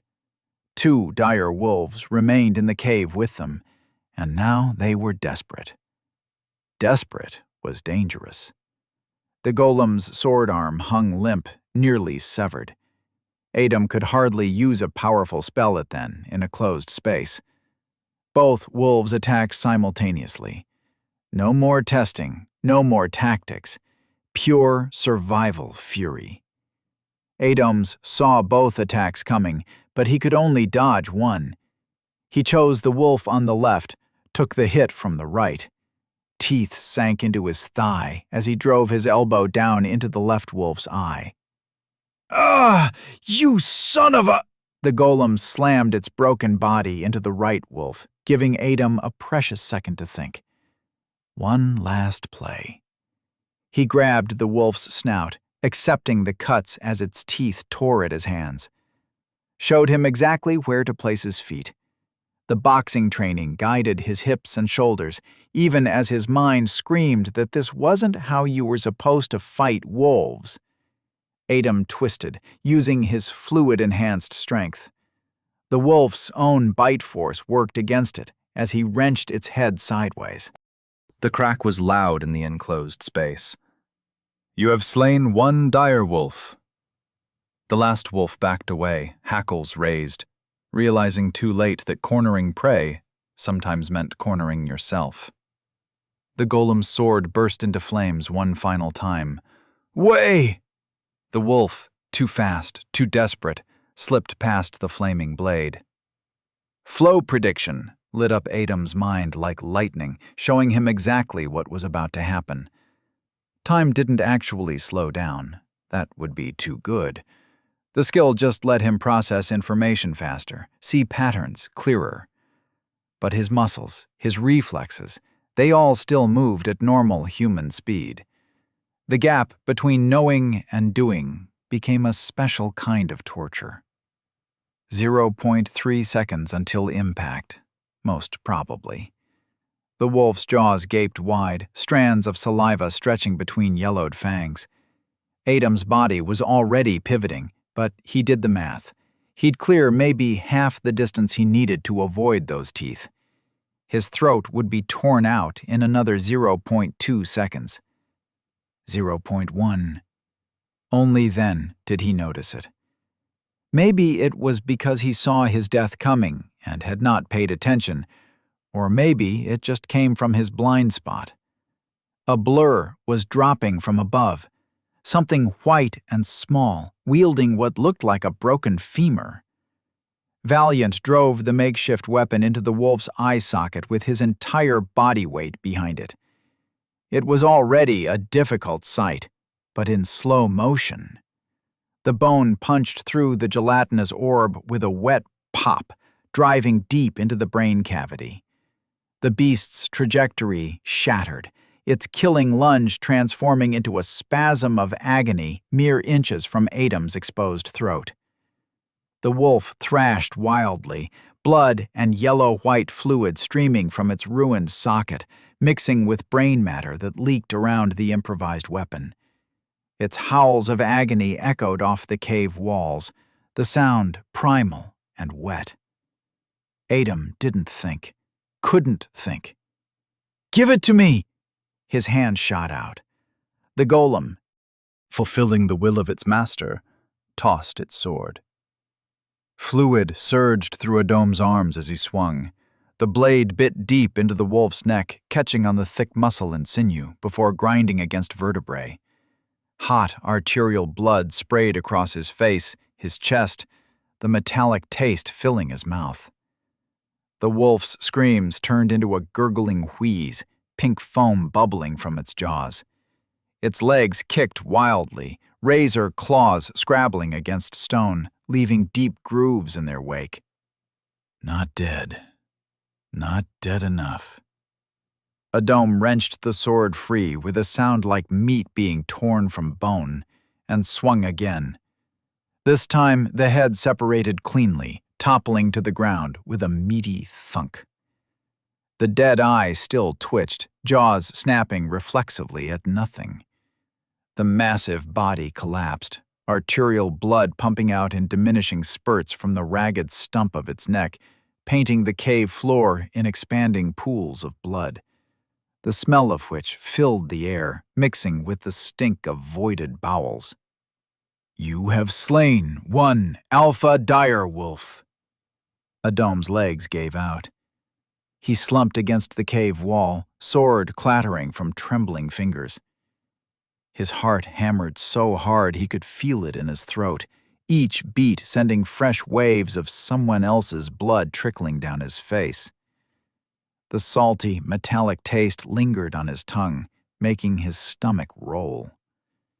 He kept replaying those final moments in perfect clarity.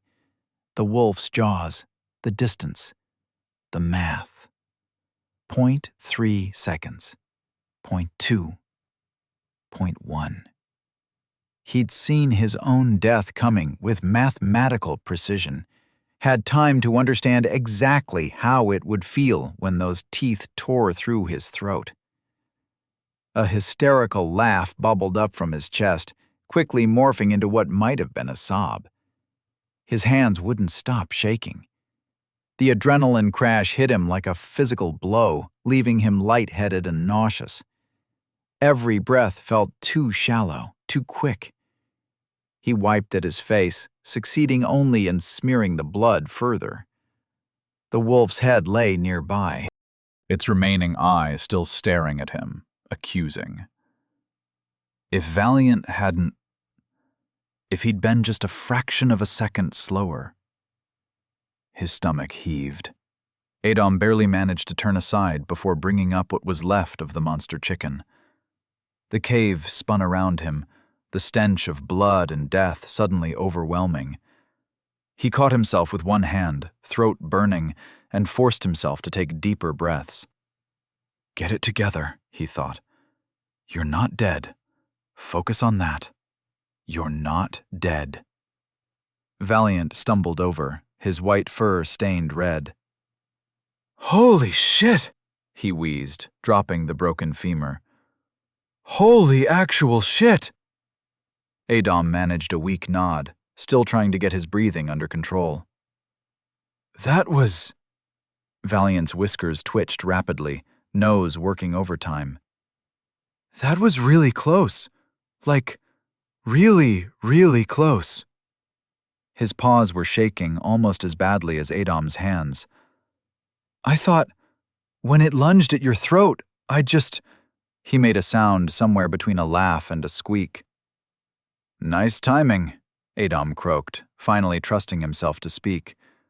With the... bone thing. Yeah, well... Valiant's tail wrapped tightly around his legs. Figured I owed you for the punch earlier. They sat in silence for a moment, both staring at the carnage around them. The collapsed entrance had trapped them with the bodies of their kills, and the smell was getting worse. We should... Adom pushed himself up, using the wall for support. We need to move. That fight wasn't quiet, and the collapse... He glanced at the cave-in. Everything in range probably heard it. Valiant's ears twitched at some distant sound. Yeah, you're right. He stood, grimacing at his blood-soaked fur. North? North. 30 days, 23 hours, 12 minutes. Are we there yet? No, Valiant, we're not. A few minutes of blessed silence passed. The only sounds were their footsteps echoing through the dark corridor and the occasional distant screech of something best left undisturbed. How about now? Valiant. Adom pinched the bridge of his nose. That's the 30th time you've asked. I've been counting. Oh. Valiant's ears drooped. Am I annoying you? A little bit, yes. I'll shut up then. That would be appreciated. The tunnel stretched endlessly ahead, its walls covered in a film of phosphorescent moss that cast everything in a sickly green glow. They'd been walking for 3 hours, keeping to the smaller passages and avoiding the main paths and open fields where larger predators usually hunted. Ever since the wolf incident, Adom was constantly on high alert, but they couldn't afford to rest. Not here. Not with what he'd started noticing about the dungeon's patterns. Despite the absence of sun or moon in these depths, there was a definite rhythm to the monster activity, almost like a day-night cycle. The phosphorescent moss would dim slightly, the more aggressive creatures would emerge, and the dungeon itself seemed to become more hostile. It was fascinating, really. Nothing in what he read had mentioned this particular dungeon having such behavioral patterns. He'd have to document it later, assuming they survived long enough for him to write it down. Right now, though, his priority was getting them somewhere defensible before the night phase began. The last thing they needed was to be caught in the open when the really nasty specimens came out to hunt. They'd already fought through 2 groups of lesser ghouls and circumvented what looked like a nest of crawler wasps. If they maintained this pace, pop. Adom side-eyed Valiant. He kept walking, choosing to remain silent. Pop. Valiant had this bad habit of making these strange noises with his mouth every time he was not talking. Adam's eye twitched, but he forced himself to focus. The next junction should lead to pop. Murder. Adam's thoughts drifted to murder. They were in a dungeon. Nobody would ever know. He could say it was a trap or pop. A long, suffering groan escaped his throat. "Oh," Valiant perked up. "Am I irritating you again?" "Are you doing this on purpose?" "Not at all. It's just—" The beastkin fidgeted with his tail. "I can't help it. If I don't talk for too long, I start going a bit— you know." "No, I don't know." "Berserk." Adam stopped walking. "What?" "Yeah, it's a condition." Valiant nodded sagely, as if this explained everything. "Something about my own family. We're very social people, you see, need constant interaction. If we stay quiet too long—" He made an explosion gesture with his hands. "Boom! Total meltdown. Start climbing walls, speaking in tongues, the whole package." "That's not a real thing." "Oh, it absolutely is. Had an uncle once, tried meditation. Complete disaster. They found him 3 days later fighting street cats. And he was winning, too. Until he wasn't. The vile creatures bit his tail off." Adam stared at his companion for a long moment. "You're making this up." "Am I, though?" Valiant tilted his head. "Are you willing to take that chance? In here?" He gestured at the dungeon around them. "With me?" They stood there, locked in a silent battle of wills, while somewhere in the distance something large and hungry roared. Finally, Adam's shoulders slumped in defeat. "Fine, talk. But if you ask, are we there yet, one more time?" "Wouldn't dream of it." Valiant bounced happily beside him. A few seconds passed. "So, how much further?" Adam's hand twitched. And so they walked, and walked, and walked some more. Occasionally, they'd press themselves against walls or duck into alcoves as something slithered or prowled past their position. Once, they spent nearly an hour crammed into a narrow crevice while what sounded like an entire herd of something with too many legs thundered by. "That was fun," Valiant had whispered after, picking stone dust out of his fur. They took breaks when they had to, quick stops to catch their breath or check their bearings. During one such rest, Valiant actually fell asleep standing up, face-planting into Adam's back. Neither of them mentioned it afterwards. The tunnel grew progressively wider as they continued, the moss light becoming brighter, then dimming, then brightening again in irregular patterns. They passed several cave-ins, old corpses, and what looked like abandoned campsites, silent testimonies to previous adventurers' attempts at survival. After what felt like an eternity of walking, ducking, hiding, and more walking, the tunnel simply ended. No branching paths, no hidden doorways, just a vast field of dead gray grass that stretched as far as they could see in the dim light. Small pebbles and broken bits of stone littered the ground, crunching under their feet with each step. The sky was bright purple, filled with constellations. "Well, that's anticlimactic," Valiant said. Adam scanned the area, eyes narrowing. The space was quite exposed. No cover, no defensive positions, nothing but open ground in all directions. "Should we head back?" Valiant's voice carried across the dead field. Adam's fingers tapped against his leg as he considered. The faint sounds from behind them, scraping, clicking, something moving in the darkness, were getting closer. "Let's go. We'll rest at the next safe zone." He kept his voice low. Something's either tracking us or getting too close for comfort. Just look around for danger and be ready to run for your life. Can't you just carry me? I'm tiny. Valiant.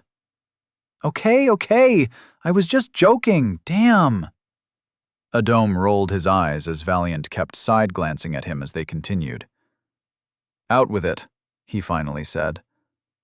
So, Valiant chuckled. Is your real name Law? No. Then what is it? I'd like to keep it that way. Oh, come on! Valiant's tail swished in agitation. We're in a dungeon together, fighting monsters. Shedding blood. I've done most of the work. I saved your life from that wolf, though. Fair enough, Adom sighed. But I'm also letting you tag along, and don't think I didn't notice your calculated display of pitiful helplessness to ensure I wouldn't refuse. Anyway, Valiant cleared his throat loudly while laughing awkwardly. The fact is, we're basically brothers now. No, absolutely not. Don't even For real, though. Two warriors, forged in battle, facing death together in the depths of a dungeon. His voice took on a theatrical tone. Standing back to back against the horrors of the deep. And you won't even tell your brother-in-arms your true name? That's cold, man. That's really cold. Adom opened his mouth to respond, but something made him freeze. A slight shift in the air pressure. A sound, so faint it might have been imagination, like massive wings displacing air far above. A shadow, barely noticeable, passing over the moss light. His instincts screamed. Watch out! Something slammed into him from above. The world spun. His stomach lurched as his feet left the ground, wind rushing past his ears. Pain exploded across his shoulders where massive talons dug in. Adom screamed. Don't worry. I will kill the beast. Valiant's voice cut through his pain-hazed mind. What the? When had he caught a glimpse of movement below him. The beastkin was climbing up his body like a ladder, face set in fierce determination, blood-splattered fur gleaming in the starlight. Valiant, what the fuck are you? Wind screamed past his ears. Blood loss made everything swim. Each wing beat sent fresh waves of agony through his shoulders, and the constant spinning motion had his stomach trying to crawl up his throat. Oh, he knew this one. Known for carrying prey to great heights before fucking dropping them. The creature's wingspans stretched wider than a house. Its talons, currently buried in his shoulders, were the size of short swords. Something warm pressed against his leg. Valiant was still climbing him? The idiot was actually trying to reach the harpy. I'll bite its legs off! The wind nearly drowned out Valiant's words. Adom tried to yell, stop! But another wave of pain sent him gagging. The world kept fading in and out. Too much blood loss. Too much height. His chest tightened at the endless purple void below. Or was it above? Anyways. The fear didn't vanish, but his mind sharpened. He forced himself to look down, past his feet, past the blood drops falling like rain.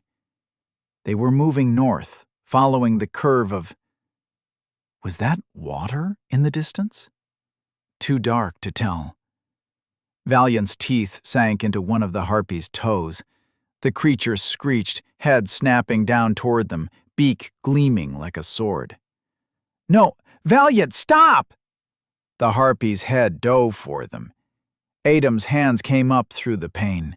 Fire gathered in his palm as the massive beak descended. Fireball! The spell caught the harpy full in the face.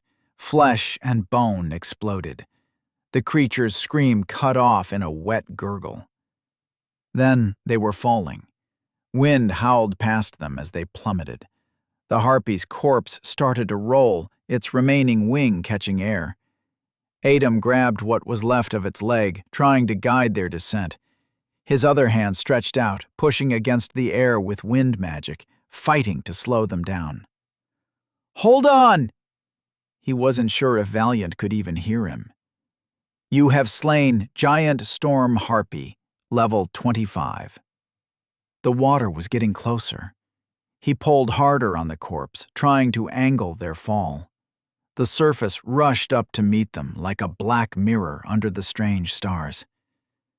"Please be deep enough," he thought. It wasn't deep enough. The water's surface rushed up, dark and flat. Adam's mind raced through options, discarding them as fast as they came. No time for complex spells. No time for... He twisted his hand in a sharp gesture, creating a cushion of dense air just above the water. They hit the barrier at an angle. The impact rattled his teeth, but the spell turned their deadly plummet into a wild skid across the surface. Water sprayed up around them as they rolled, tumbled, spun.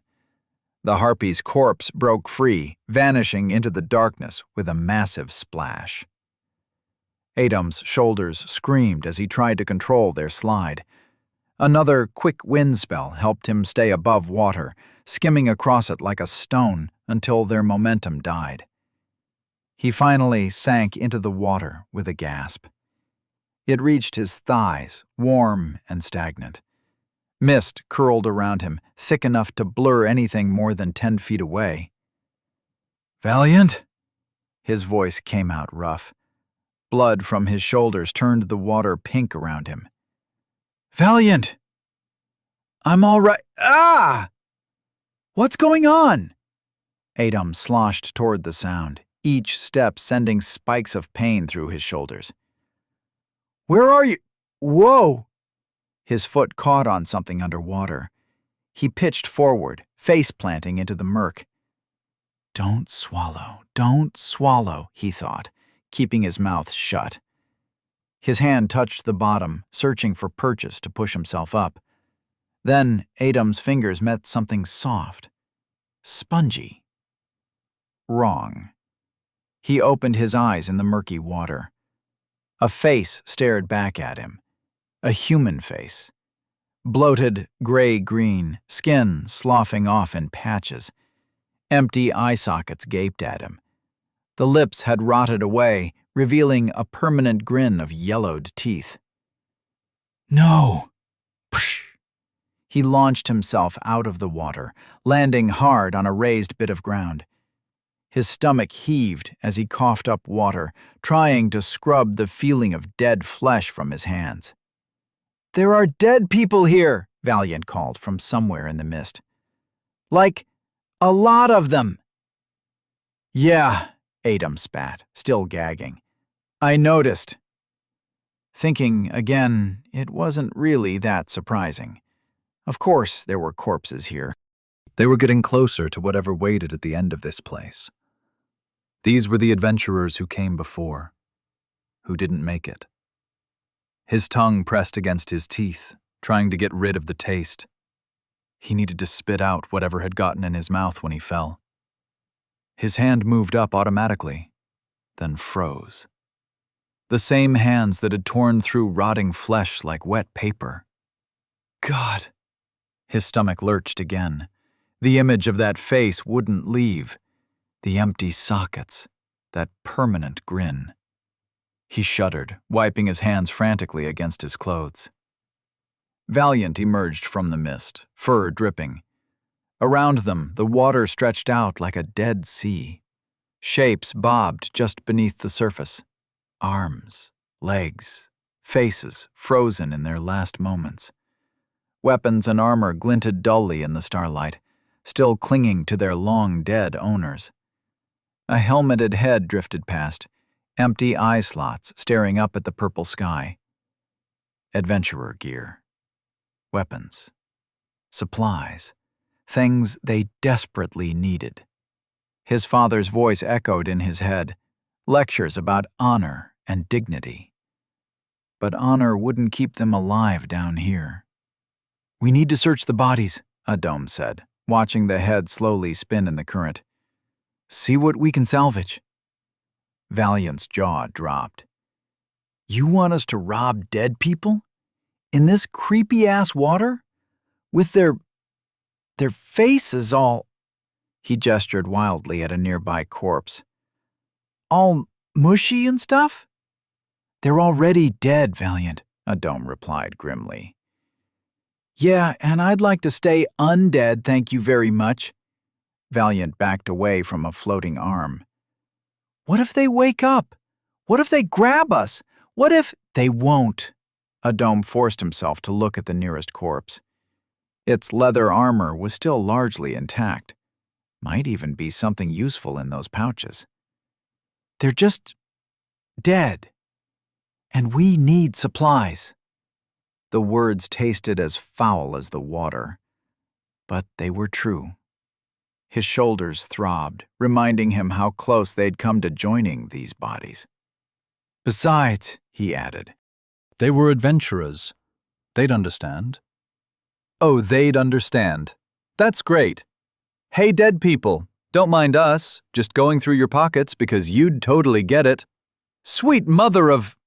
Valiant jumped back as his paw brushed against something near the water. That was a face. That was definitely a face. Adom took a deep breath, immediately regretted it as the smell of decay hit him, and waded toward the corpse in leather armor. Just don't think about it. Don't think about the way the flesh feels. Don't think about... The pouch squished under his fingers. I hate this dungeon, he muttered. I hate it so much. Adom winced as he pulled the soggy pouch open. Several vials clinked against each other inside, their contents still glowing faintly. What'd you find? Valiant called, still keeping his distance from the nearest corpse. Potions. White, red, blue. Adom uncorked the red one, gritting his teeth as he poured it over his shoulders. The liquid hissed and steamed where it touched his wounds. Should it be doing that? Maybe it's gone bad? It's fine.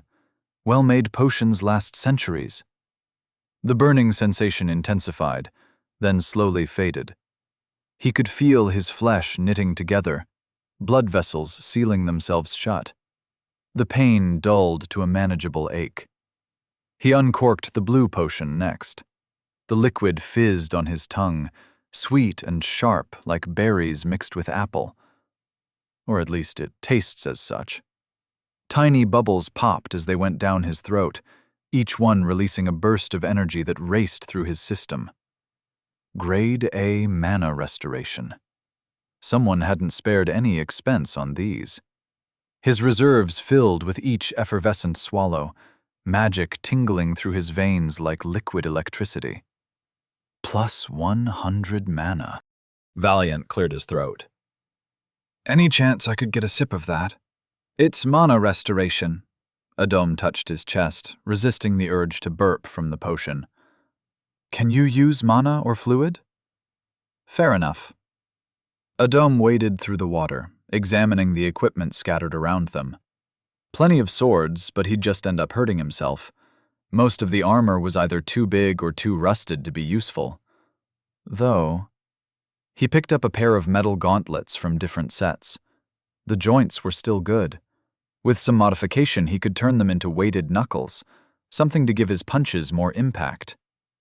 Hold these, he told Valiant, who reluctantly accepted the dripping gauntlets. A nearby corpse wore leg armor that looked closer to his size. It was a woman's. The greaves were salvageable at least. As he worked them free, trying not to think about the sensation, his hand brushed against something else. Oh hey, that helmet might actually fit you, Valiant said, then added, though you might want to dump out whatever's still inside it first. Thanks for that mental image. Adom turned the helmet over, letting the water drain out. Keep looking for anything useful. Small items, daggers maybe, nothing too heavy. Yeah, sure, I'll just go shopping in the corpse market. No big deal, totally normal Tuesday. Valiant gingerly picked his way between bodies. You know, when I imagined adventuring, this was not in the brochure. After a while, Hey, I found something! Valiant's voice carried through the mist, followed by a splash and a muffled, "Ew, ew, ew." Adam looked up from where he was adjusting the greaves. "What is it?" Well, it's still in the guy's hand. Like, really in his hand. Like, part of his hand in his hand." Valiant appeared from the mist, dragging something. "But look at it! It's got these weird marks all over it." The dagger Valiant had found was unlike anything Adam had seen before. Dark metal with strange, shifting patterns etched into the blade. Even through the grime and water damage, the edge looked impossibly sharp. "Don't touch the blade," Adam said, wading over. The patterns seemed to move when he wasn't looking directly at them. "And please tell me you didn't just pull that out of—" "Oh, I super did. Made this weird sucking sound and everything. But it's a magic dagger, right? Has to be worth something." Adam reached for it, then hesitated. Something about those markings. Dagger of Night's Edge, rare. A blade forged with star-fallen steel, cuts through metal as easily as flesh. "Huh," Adam said. "That's actually really good." "See, sometimes the creepy option is the right option." Valiant paused. "Can we please get out of corpse soup now?" "Soon," Adam said, eyeing a massive tower shield leaning against what might have once been a warrior. Perfect for the golem.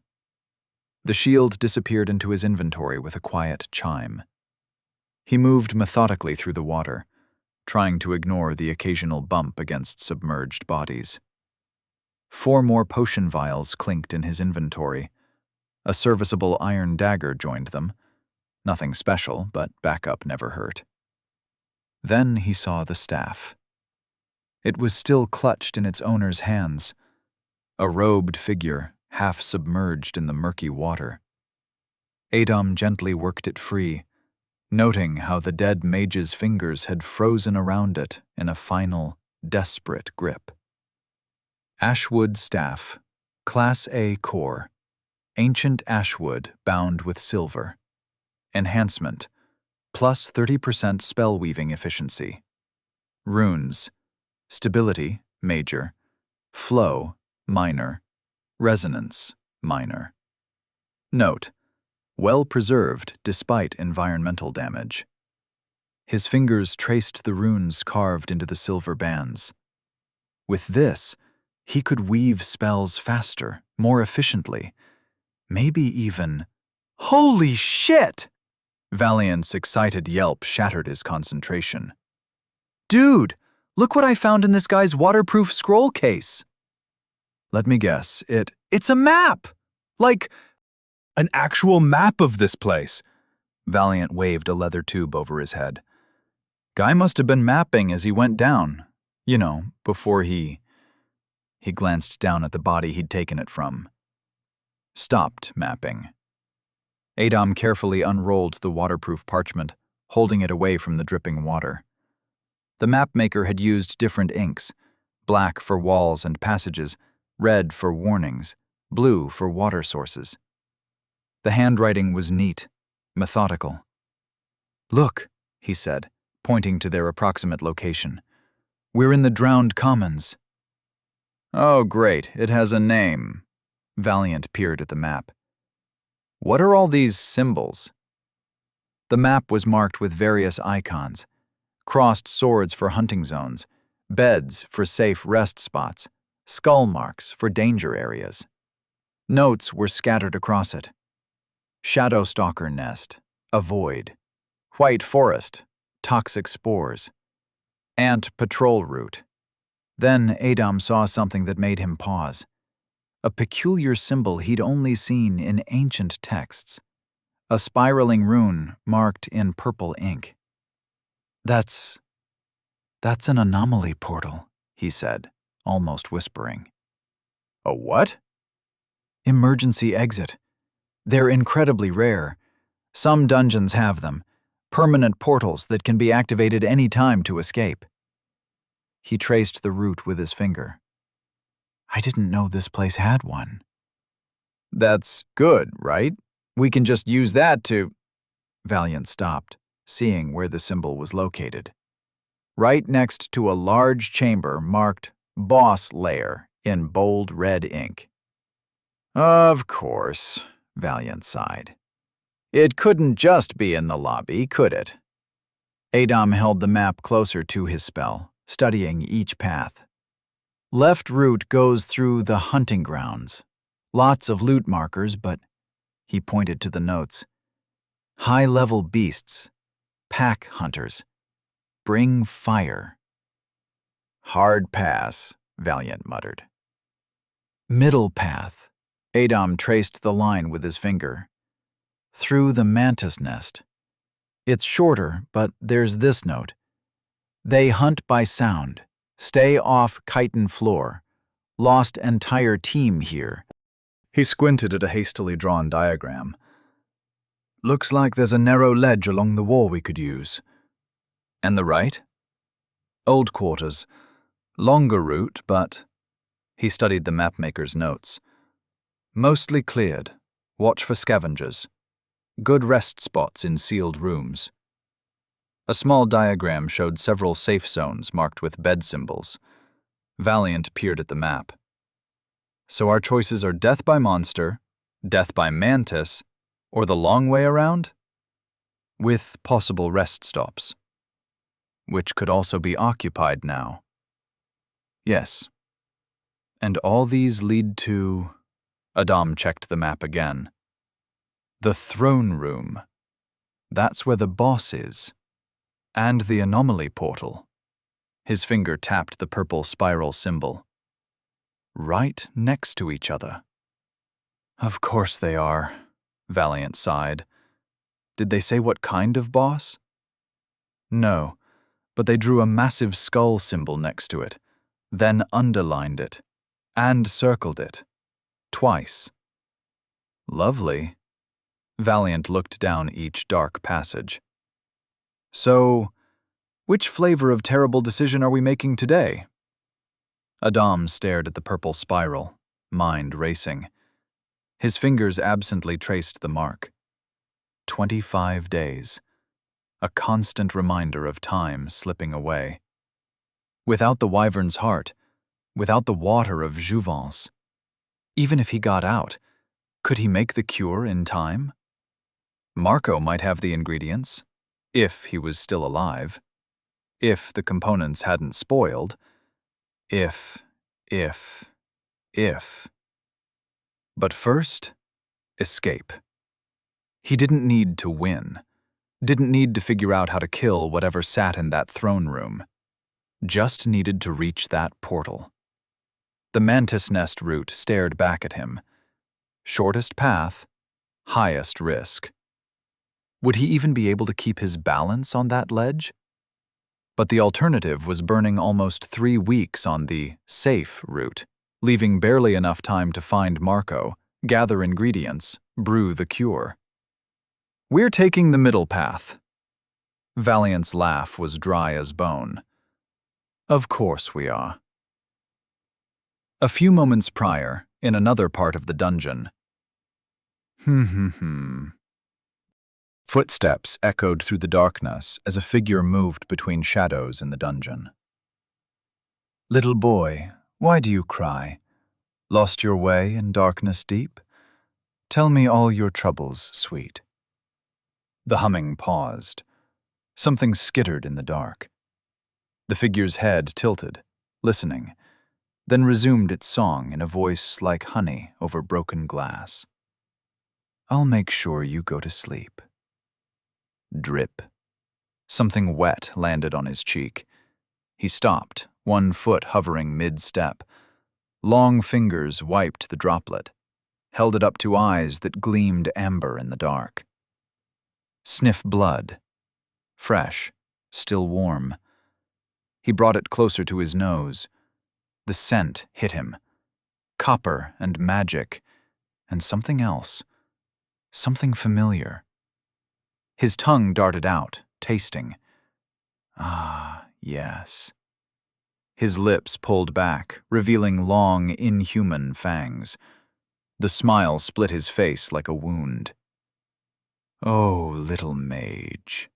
The words came out in a purr, excitement making his accent thicker. "I found you." Above, in the purple, star-filled sky, blood continued to drip, drop by drop, like a trail of breadcrumbs leading the way. Chapter 39. Why Do We Fall? Ghouls. Adam's elementary school teacher, Ms. Pobniev, had always told them to never say any creature is ugly. It was one of those lessons kind, responsible adults impart, like, eat your vegetables, or don't play with fire. She'd say God had crafted each being with purpose and intent. From the lowliest dung beetle to the most majestic griffin, all were part of the grand scheme of existence. Ms. Pobniev would wax poetic about the dignity inherent in every living thing, how one should approach the world with respect and an open heart. "There's beauty in every being, children," she'd say. Bless her heart. Ghouls were the most repulsive, nauseating, vomit-inducing abomination Adam had ever laid eyes on. They were revolting, hideous, grotesque, and utterly loathsome. Walking offenses to every sense, an insult to the very concept of aesthetics. And the worst part? They weren't even natural deaths. They were monster parasites that sought out corpses, burrowing into dead flesh until they possessed it entirely. They'd wear that rotting meat puppet until it literally fell apart around them, leaving trails of putrid flesh in their wake.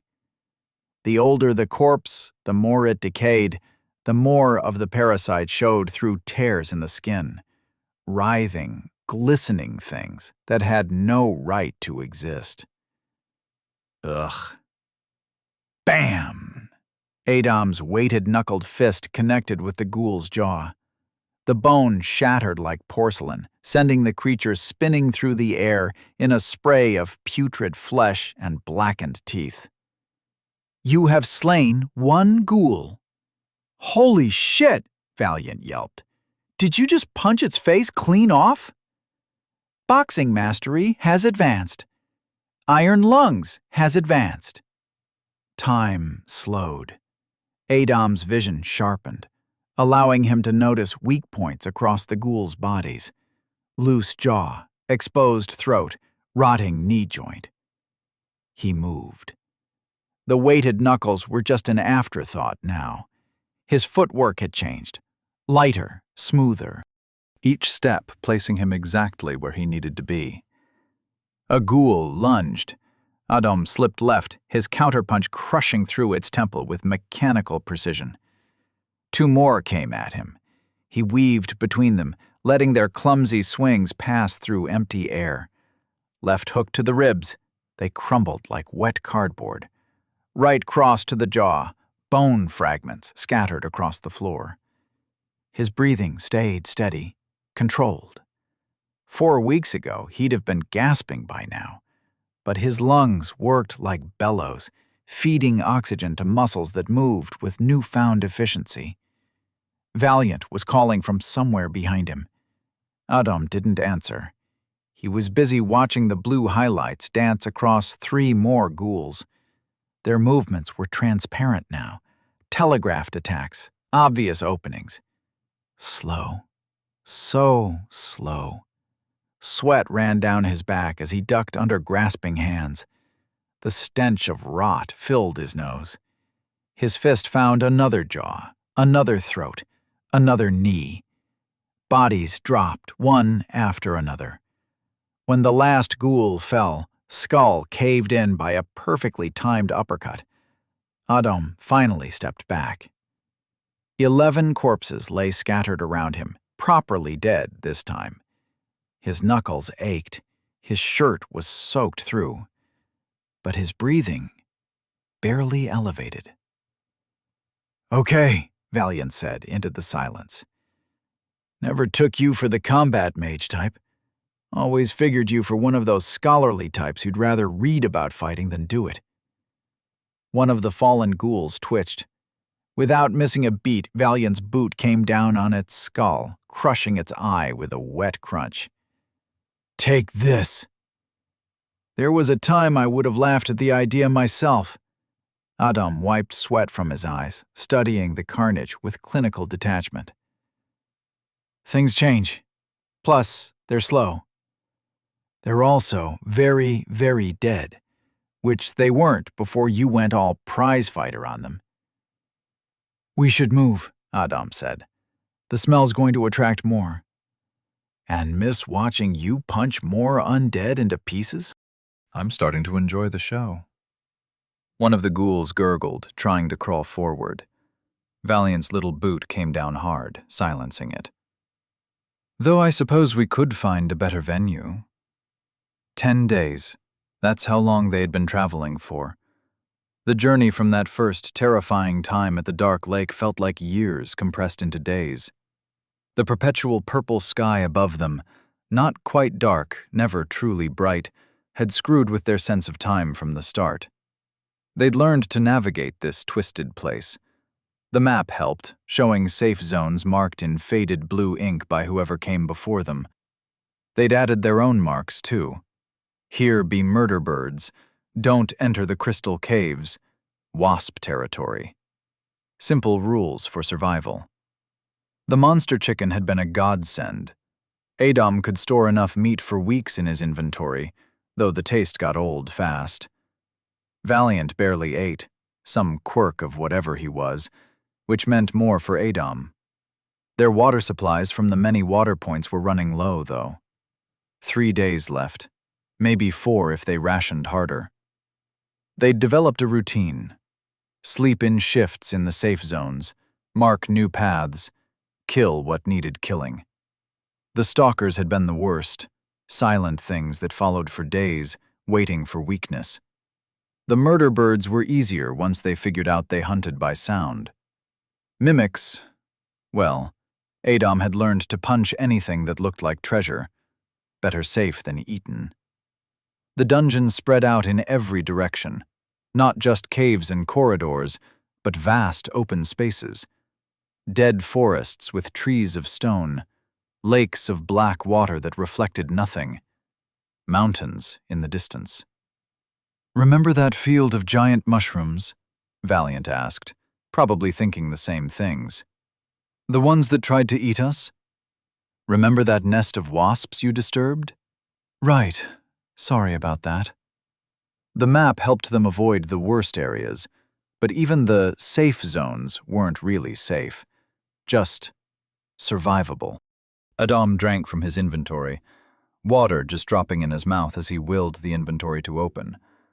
They'd need to find more soon, or hope the map's promise of a way out wasn't just another trap. Seriously, how do you do that without any dimensional bag? Valiant asked. Magic? Ha! Look at this funny guy! 10 days, and they were still alive. For now. Night phase was approaching, or whatever passed for night in this endless purple twilight.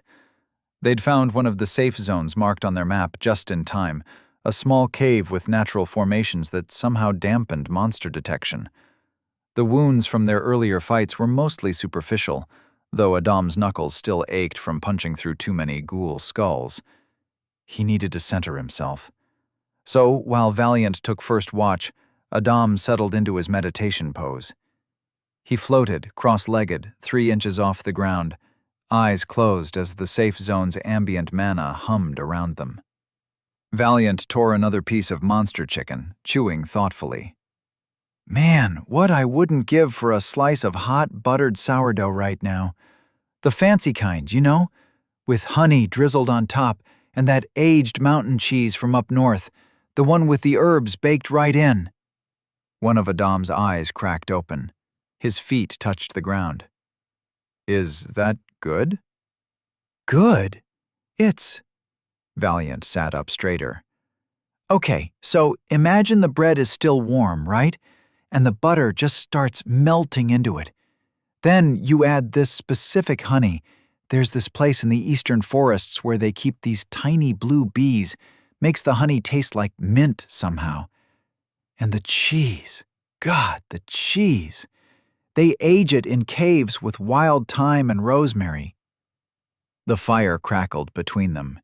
Valiant was gesturing now, fully animated. Uncle Cisco used to bring it back whenever he'd return from a job. He knew this old lady in the mountain villages who made it. Said she'd been making it the same way for 60 years. Wouldn't tell anyone the secret.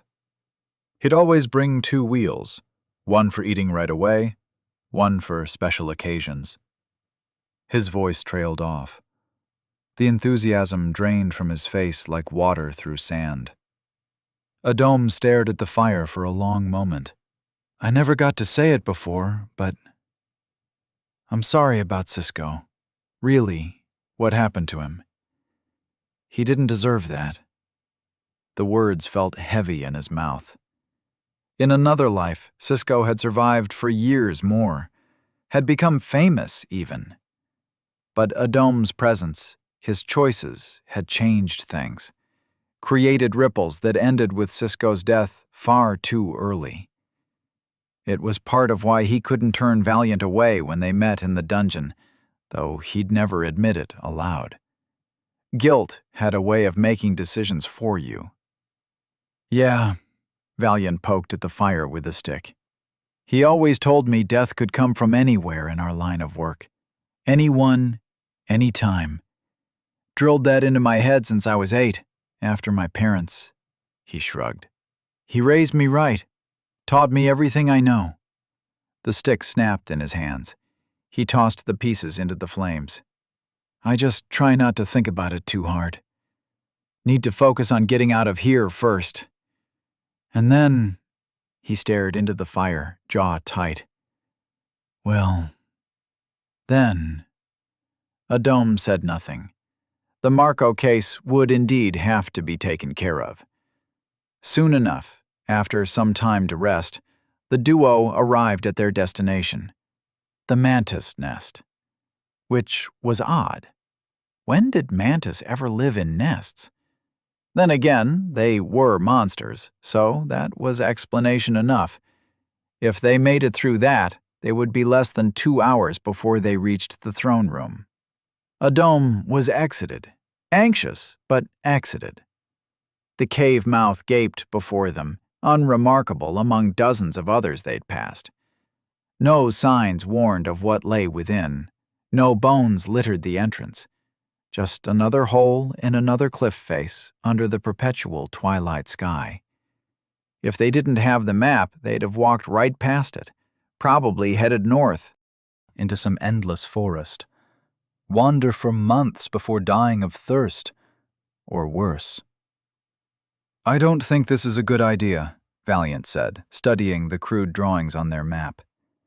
Even with the ledge route marked. Plus, if you use magic, they can sense you, according to the adventurer notes. Adom checked his knuckle weights, tightening the straps. We're here now. No point complaining. Yes, there is. There's always point in complaining. It's therapeutic. The map hasn't been wrong yet. We follow the narrow ledge, stay quiet, and the mantises won't even know we're there. Valiant folded the map with exaggerated care. I never had sex. Adom stopped adjusting his weights, turned slowly. Of all the times, of all the places, you choose now, here, to tell me this. Well, if we're about to die, we're not going to die. If we're about to die, I wanted someone to know. It's been weighing on me. Adom sighed and started walking toward the cave entrance. Hey! Valiant hurried after him, voice dropping to a whisper. Wait for me! Brother in arms! Hey! Hush! The darkness swallowed them both. The stench hit them first, sweet rot and something acidic that burned the back of their throats. Chittering echoed from below, a constant background noise of mandibles clicking and claws scraping stone. The ledge curved along the cave wall, barely wide enough for one person.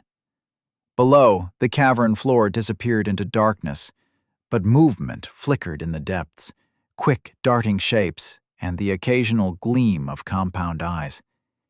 Adom pressed against the wall.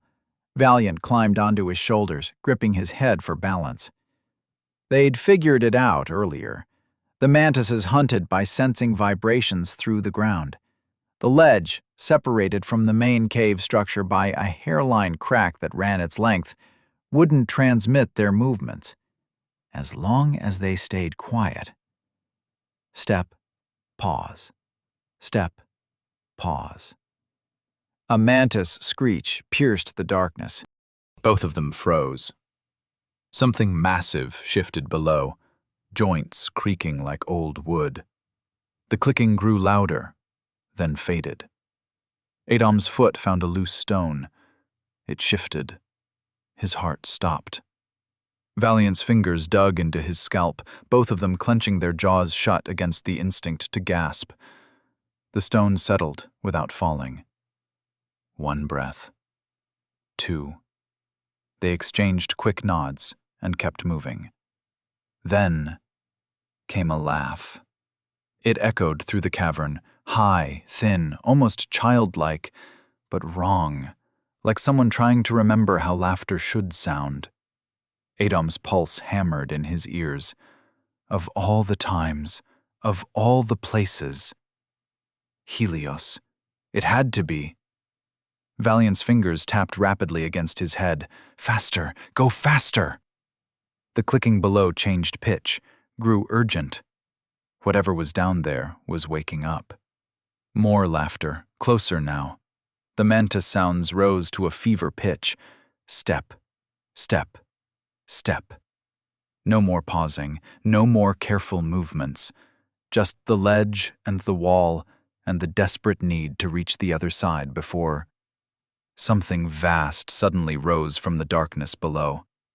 They couldn't see it, didn't want to see it, but they could hear it breathing. A soft humming drifted through the darkness. The hair on Adom's neck rose. His fingers went cold against the stone. Footsteps echoed, moving between shadows. Not below, not above, somewhere else.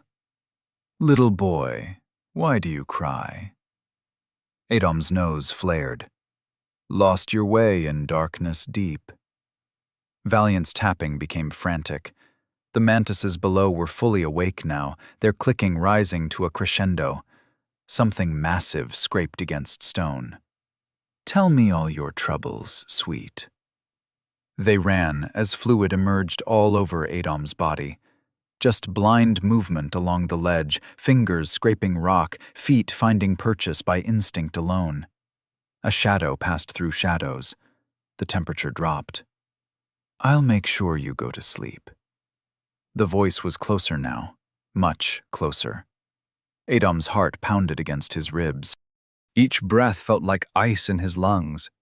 The ledge seemed endless, stretching into darkness, while that voice, that damned voice, drifted around them like smoke. Helios was playing with them.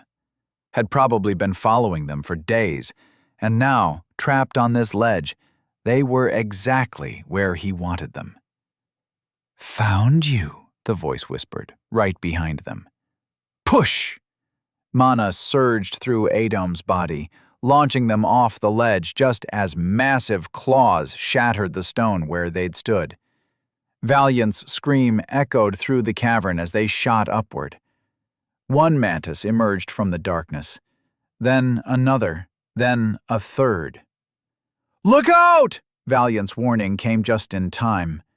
A blade of chitin, larger than Adom's body, scythed through the air. A fourth mantis emerged from the darkness like a nightmare. Its head alone was the size of a wagon, mandibles dripping with caustic fluid that sizzled against stone. Plates of organic armor shifted and clicked as it moved, and its compound eyes seemed to track them independently. Adom twisted midair, but not fast enough. The edge of its foreclaw caught his leg, tearing through cloth and flesh. Hot pain shot up his thigh, but adrenaline dulled it to a distant throb. Two more mantises crawled from the shadows, their movements jerky and wrong, like puppet joints controlled by invisible strings. Each one was as large as the first, their bodies house-sized abominations of chitin and muscle. "They're so fucking big! Why are they so fucking big?" Valiant shrieked, clinging to Adam's shoulders. The dagger of Night's Edge materialized in Adam's hand. Time slowed as flow prediction activated. He could see it all: attack paths, weak points, trajectories. A mantis lunged, its bladed forearm whistling through the air. Adam twisted mid-flight, using the momentum to slide beneath the strike. The dagger flashed. Chitin split. The creature's limbs separated cleanly at the joint, dark ichor spraying in an arc. They were still rising. Another mantis struck from the left. Adam kicked off its head, gaining more height. The ceiling was close now. Just a few more seconds. The staff appeared in his free hand. Lightning crackled between his fingers, amplified by the staff's 30% boost. Fire gathered in his other palm. Double spell weaving. The spells merged, becoming something new, something devastating. "You have slain a giant mantis! You have slain a giant mantis! Hello, Mage!" It was too sudden. Cold fingers wrapped around Adam's throat. The world blurred. His back slammed into the cave ceiling, the impact sending waves of pain through his body. +2 white worm body. +3 white worm body. +1 white worm body. It just kept piling up as his life force kept lowering. "Look how you've grown," Helios purred, pinning Adam against the rock. "Such power. Such potential." His grip tightened. "Such waste." "Law!" Valiant's fingers were slipping. The ground was impossibly far below. Blood filled Adam's mouth. Each breath sent daggers through his ribs.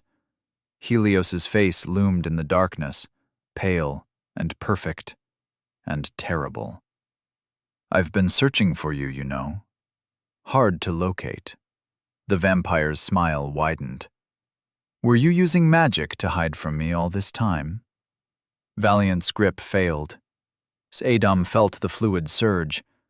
The staff ignited with raw power, pressed between their bodies. Helios's eyes widened. Too late. The explosion threw them apart, slamming Helios into the ceiling as Adam dove after Valiant's falling form. The vampire's laughter turned to a snarl of pain. +5 white worm body. White worm body has advanced. Physical resistance increased. Adam's ribs screamed in protest as he streamlined his body, reaching for Valiant's outstretched hand. The ground rushed up. Another mantis scuttled beneath them, mandibles clicking in anticipation. "Any time now," Valiant shouted. Their fingers touched. Locked. Adon pulled him close and twisted midair, staff already moving in the pattern for another spell.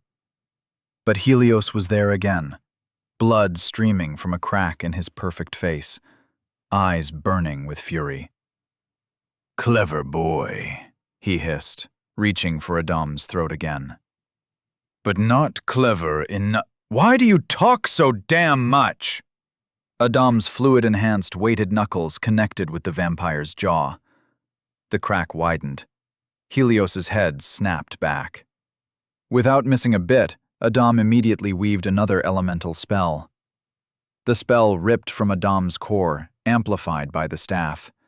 The stone floor erupted, jagged spears of rock punching upward. The mantis tried to dodge. Too slow.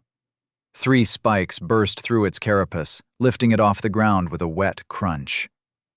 "You have slain a giant mantis!" But they were still plummeting. Adam twisted, keeping Valiant above him as he calculated angles, speeds, possibilities. The impaled mantis created a new problem. And a solution. "Hold tight!" He swung Valiant around, using their momentum to aim for the mantis corpse. Its body would break their fall, if they didn't impale themselves first on the spikes. The timing had to be perfect. A shadow fell over them. Helios, diving after them like a bird of prey, face contorted with rage. "Push!" The spell sent them sideways, barely avoiding the vampire's grasp. They hit the mantis at an angle, sliding down its chitinous shell. The impact rattled Adam's teeth, but the corpse absorbed most of the force. They rolled to a stop on the cave floor, gasping.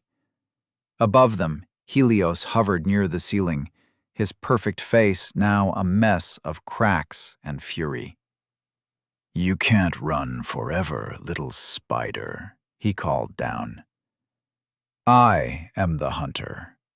You are the prey. And when you tire..." He blasted the vampire, and used push and levitate to fly away immediately, bouncing off the walls and trying to avoid the mantises. They burst out of the cave mouth into the purple sky, Adam's legs nearly buckling as the adrenaline began to fade.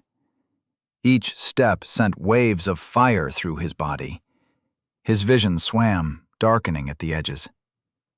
"Are you all... Holy fucking shit!" Valiant's voice cracked. "You're back!" Adam tried to focus on moving forward, one foot in front of the other. The cold sweat on his face felt wrong somehow. Too cold. "There's no skin left." Valiant's words came fast, panicked. "I can see... there's white stuff. Tendons or... Fuck! We need to hide. Find somewhere to... No." The word came out as a rasp. Adam could feel it now. The raw exposure of muscle and tissue where Helios had ground him against the cave ceiling. Each breath pulled at the wound. He'll come back." His knees betrayed him. His leg hurt. He caught himself against a rock, leaving a smear of red on the stone. The world tilted sideways. "You're literally falling apart!" Valiant grabbed his arm. "There's a ravine half a mile east. We could..." "Can't." Adam blinked hard, trying to clear his vision. Dark spots danced in front of his eyes. "He's hunting now. Really hunting. If we stop..." A distant laugh echoed from the cave. Musical. Terrible. Adam pushed off the rock, nearly falling again. His heart hammered against his ribs, too fast, too irregular. But they had to move, had to keep moving. "The map," he gasped. "How far to the... 2 hours, Valiant said. "But you won't last 2 minutes like this." Another laugh, closer now. The temperature dropped. Adam's legs found new strength born of pure desperation. "Then we better run fast." Trembling fingers found the last red potion in his inventory. The glass was cold against his palm. "This will hurt," he warned, mostly to himself. The liquid splashed across his ruined back. Fire erupted under his skin. Adam's scream echoed across the wasteland, his vision whiting out as the potion seared into exposed muscle and nerve endings. His knees hit the ground hard. Fuck, he gasped, tears streaming down his face. The wound still gaped open, but at least it wasn't dripping anymore. The white potion came next. His hands shook so badly he nearly dropped it. The seal broke with a pop, releasing a smell like ozone and burnt sugar. "Last one," he muttered, and drained it in one desperate swallow. The taste hit like lightning, metallic and sharp, and impossibly cold. His heart stuttered, then began to race. The world sharpened into brutal clarity, colors too bright, sounds too loud. His pupils dilated until the blue of his iris was just a thin ring. "Holy shit, your eyes," Valiant started to say. But Adam was already moving, muscles crackling with artificial energy. "Run!" he shouted, the potion singing in his veins. They could outrun a vampire. They had to. Behind them, Helios's laughter turned to a snarl of frustration as his prey found new speed. Adam weaved a gravity spell, aided by the staff, warping space around them. His feet left the ground, Valiant clinging to his shoulders as they shot forward. The wasteland blurred past in streaks of purple and gray. Every 30 seconds, they touched down just long enough for Adam to gather more power. Push off, soar, land, repeat. The white potion kept his mind razor sharp despite his body's protests. 342 over 900, 198 over 500. They covered impossible distances. Valleys and dead forests swept beneath them. The throne room's spire grew from a distant needle to a looming monolith. When they finally landed at its base, Adam's legs gave out. He caught himself against the obsidian wall, chest heaving as he fought for air. The white potion's fire was starting to fade, leaving him shaky and oversensitized. "Map," he gasped, wiping sweat from his eyes.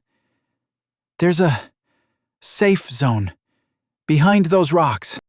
He pointed to a cluster of black stone formations about 50 yards from the throne room's entrance. "We need to plan. Can't just rush in." "You need to rest," Valiant said, studying Adam's pale face. "You look like death warmed over." 10 minutes. Adam pushed off the wall, stumbling toward the safe zone. "That's all we can risk. Before he figures out where we're headed." The marking on the map glowed faintly as they crossed into the safe zone's boundary. Adam collapsed against the cool stone, every muscle trembling with exhaustion. 10 minutes, he repeated, forcing his eyes to stay open. "Then we move. Have to be smart about this." The soles of his boots were completely worn through, leather splitting at the seams. Each landing sent jolts of agony through Adam's injured leg. Push off, land, push off again. The white potion kept him moving, but his heart was racing too fast, vision blurring at the edges. A massive waterfall appeared through the purple haze, hundreds of feet high, thundering down the cliffside. The water glowed with a faint bioluminescence, casting strange shadows on the rocks. "There!" Valiant shouted over the roar. "Behind the falls!" Adam's legs buckled on the landing. He stumbled, caught himself. The cave entrance was barely visible through the curtain of water. "Hold on!" They shot through the waterfall. Ice-cold water slammed into them. Then darkness. Rock walls rushed past. Adam's injured leg gave out completely as they hit the cave floor, sending them rolling. Then the white potion wore off. Adam's scream echoed off the cave walls as every nerve ending fired at once. His muscles seized, back arching off the ground. It felt like his blood had turned to acid. The artificial strength that had kept him going vanished, leaving only raw, screaming pain. His leg, his back, everything. He curled into a ball, shaking violently. After effects of the emergency white potion, the kind you only took when the alternative was death.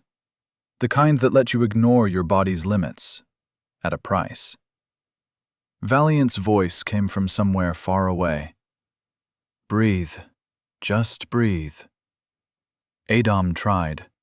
His heart was still racing, irregular, too fast. Cold sweat soaked his clothes. Every breath felt like swallowing glass. Through the haze of pain, Helios's laugh echoed in Adom's mind. The blood trail they'd left. Adom dragged himself toward the water curtain. "What are you doing?" Valiant asked. "Stop moving!" Adom tried to speak, but his throat was too tight. He gestured weakly at the entrance, at the blood pooling beneath him. Secure." The word came out as a rasp. Understanding hit Valiant. "Concealment runes? Like the other safe zones we used?" Adom nodded, trembling. His fingers dipped into the blood from his back. The first rune came out messy, shaking. Blood was stronger than chalk or ink. It carried life force, made the magic deeper, more real. They'd used simple concealment runes before, but this... His hand slipped. More blood spilled. Good. He needed it. The runes took shape. Crude, desperate things drawn in crimson. Hide. Obscure. Barrier. Protection. Each one tied to the next, forming chains of power around the cave entrance. His vision blurred. Keep going. Had to keep going. Blood from his leg for the ground runes. Blood from his back for the walls. Layer after layer of concealment. Sight, sound, smell. Helios wouldn't find them. Couldn't find them. Not if the runes held. "Hey!" Valiant's voice shook. "Almost." The word came out as a wheeze. The final barrier runes were the hardest. Circles within circles, each line precise despite his trembling hands. The cave floor looked like a slaughterhouse. Last rune. Just one more. Adom pressed his palm against the central sigil, pushed his mana into the bloody marks. The runes pulsed once, deep red to black. Sound died. The waterfall's roar cut off, like someone had thrown a switch. The air grew thick, heavy with magic. Adom collapsed, chest heaving, focusing on his breathing while his body screamed at him from a dozen different places. After a few minutes, "First things first," he managed, eyes closed. "Status check. I'm in bad shape. Mana's regenerating, no potions left. Staff's okay. How are you?" Valiant paced the perimeter, scanning the darkness. "I'm fine, but we've got bigger problems. That door's at least 30 yards of open ground from here. Helios catches us there, we're done. He won't expect a frontal assault." Adom opened his eyes, studying the throne room's entrance. "Too obvious. He'll be checking the side passages, hidden routes, looking for us to be clever. So we're going with stupid." Adom let Valiant's question hang in the silence. His fingers traced one of the blood runes, mind drifting to the pain in his back, the way his leg trembled even while sitting.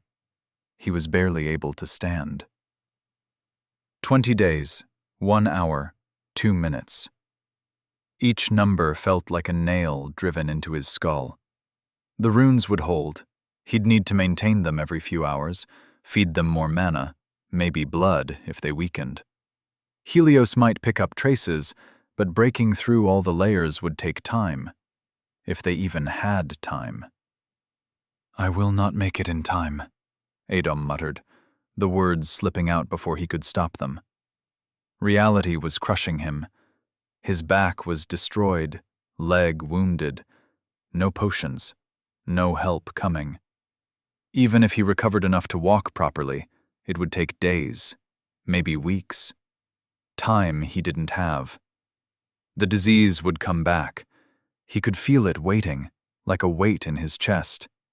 The coughing would start first, then the fever, then everything else, piece by piece, until he was back to being that broken thing in the bed, watching the ceiling, waiting to die. Something hot and unfamiliar burned behind his eyes.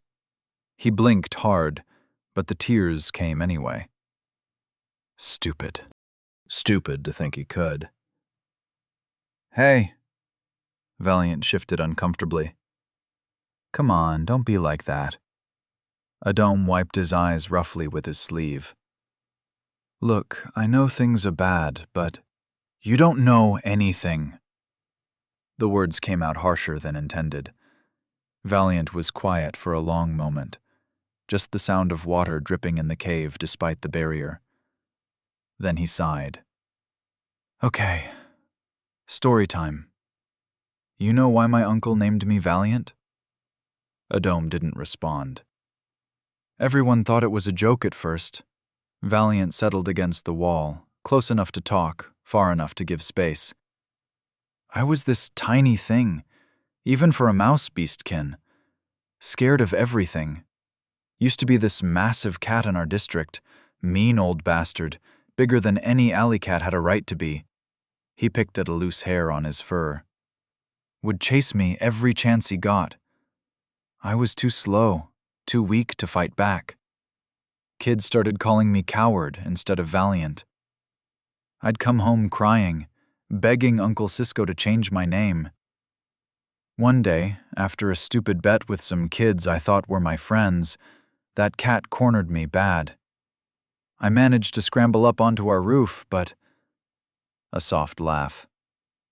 God, I was terrified. Wouldn't come down even after he left. Adom glanced over. Valiant was staring at nothing, lost in the memory. Uncle Cisco found me there, huddled behind the chimney. Sun was setting. I kept telling him I couldn't do it, wasn't strong enough. Better to just stay up there forever than face what was waiting below. That I had enough. Something in his voice made Adom turn fully toward him. He just looked at me for a minute. Then he walked over. Valiant's tail twitched. And pushed me right off the roof. What? Yeah, straight off. What a heartless bastard, am I right? I landed in Farmer Reed's hay cart. Scared his horse so bad it bolted halfway down the street. A faint smile crossed his face. I was so angry. Screaming, crying, called him every name I knew, which wasn't many back then. Asked him why he'd do that to me. Valiant met Adom's eyes. Being valiant isn't about not being afraid, little tail, he told me. It's about what you do when you're terrified. The cave fell silent, except for the steady drip of water. I didn't get it then. Was too busy being mad. But next time I saw that cat, I didn't run. Still got scratched up pretty bad, but I didn't run. Time after that, I got away clean. And the time after that? He shrugged. Well, let's just say that cat learned to find easier prey. What's your point? Adom's voice was hoarse. My point is, Valiant stood slowly, joints popping. Sometimes the scariest part isn't the falling. It's convincing yourself to get back up afterward. Adom stared at the cave wall for a long moment. What does that have to do with getting back up? Valiant opened his mouth to respond, then seemed to catch himself. No, I mean... Adom turned to look at him, genuinely confused. Your story was about facing your fears, about being brave. But your point was about... He trailed off, waiting for an explanation. Valiant's whiskers twitched. He ran a hand through his fur, frustrated. Look, it's the only tragic story I have that's even slightly about not giving up, all right? Just work with me here. Something shifted in Adom's chest. A small bubble of something. He tried to hold it back, but when he looked at Valiant's earnest, desperate attempt to help, The laugh came quietly at first. Then it grew, shaking his shoulders despite the pain that shot through his back. Each new wave made his wounds scream, but he couldn't stop. "Hey!" Valiant's tail bristled. "I'm trying to help here!" "I know," Adam managed between breaths, tears, different tears now, rolling down his face. "I know you are." "Then stop laughing at me!" Adam took a shaky breath, wincing as the laughter subsided. I think the question you were trying to answer was, why do we fall?" Valiant's ears perked up. "Yes!" he blinked. "Yes! That's exactly what I— Wait, are you still laughing?" The laughter slowly faded, leaving Adam exhausted but somehow lighter. He leaned back against the cave wall, careful of his wounds. "Thanks," he said quietly. "I needed that." "Sure," Valiant muttered, looking anywhere but at him. "Whatever." "And you're right," Adam sighed. "It would be stupid to go out there now. Not in my condition." "Then, do you have a plan?" Adam fell silent, thinking. "Because Helios is strong," Valiant continued, words tumbling out faster. "Like, really strong. If he catches us out there, we're dead. And these runes won't hold forever. He'll find us eventually, and then—" "He's strong," Adam interrupted. "But not that strong." Valiant stared at him. He's the reason we're stuck here in the first place. Incorrect. Gale did most of the work there. Adam shifted, wincing. I've fought Helios more than once. The first time, I beat him. Barely, but I did. What about last time, then? Again, Gale did most of the work. If he hadn't disrupted the golem's crystal, if he hadn't held on to it between jumps— Adam shook his head. Helios wouldn't have been that big of a problem. His greatest advantage isn't his strength, it's his regeneration. No matter how many fireballs, thunderbolts, or devastating spells I throw at him, he always heals. Comes back angrier. If he'd been human, he would have died in our first encounter. Or even during the jumps with the golem. He would have definitely— Adam's voice trailed off. His eyes widened. What? Valiant leaned forward. Why'd you stop talking? Adam thought carefully. 20 days until the illness took hold. Just enough time for his wounds to heal enough to attempt an escape through the portal in the boss's territory. But not nearly enough time to gather ingredients, craft the cure from scratch, and take it before the symptoms began. He had nothing here. No equipment, no ingredients, nothing. But there was a vampire out there. The thought made him pause. Not because he wanted to become one, God no.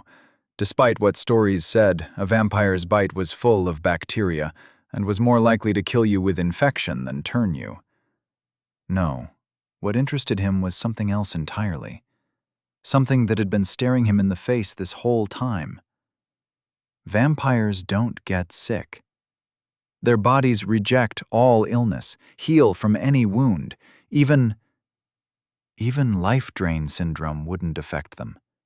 Their regenerative abilities were beyond anything natural, beyond even most magic. And Helios had that same ability. Every spell, every wound, every attack, nothing stuck. He always came back, stronger and angrier than before. Adam had never considered it before because, well, vampires were rare for one thing, and it was a crazy idea. The alchemy involved would be incredibly complex, and it was a really crazy idea. Alchemical transmutation. In a sense, it was the art of taking properties from one thing and giving them to another.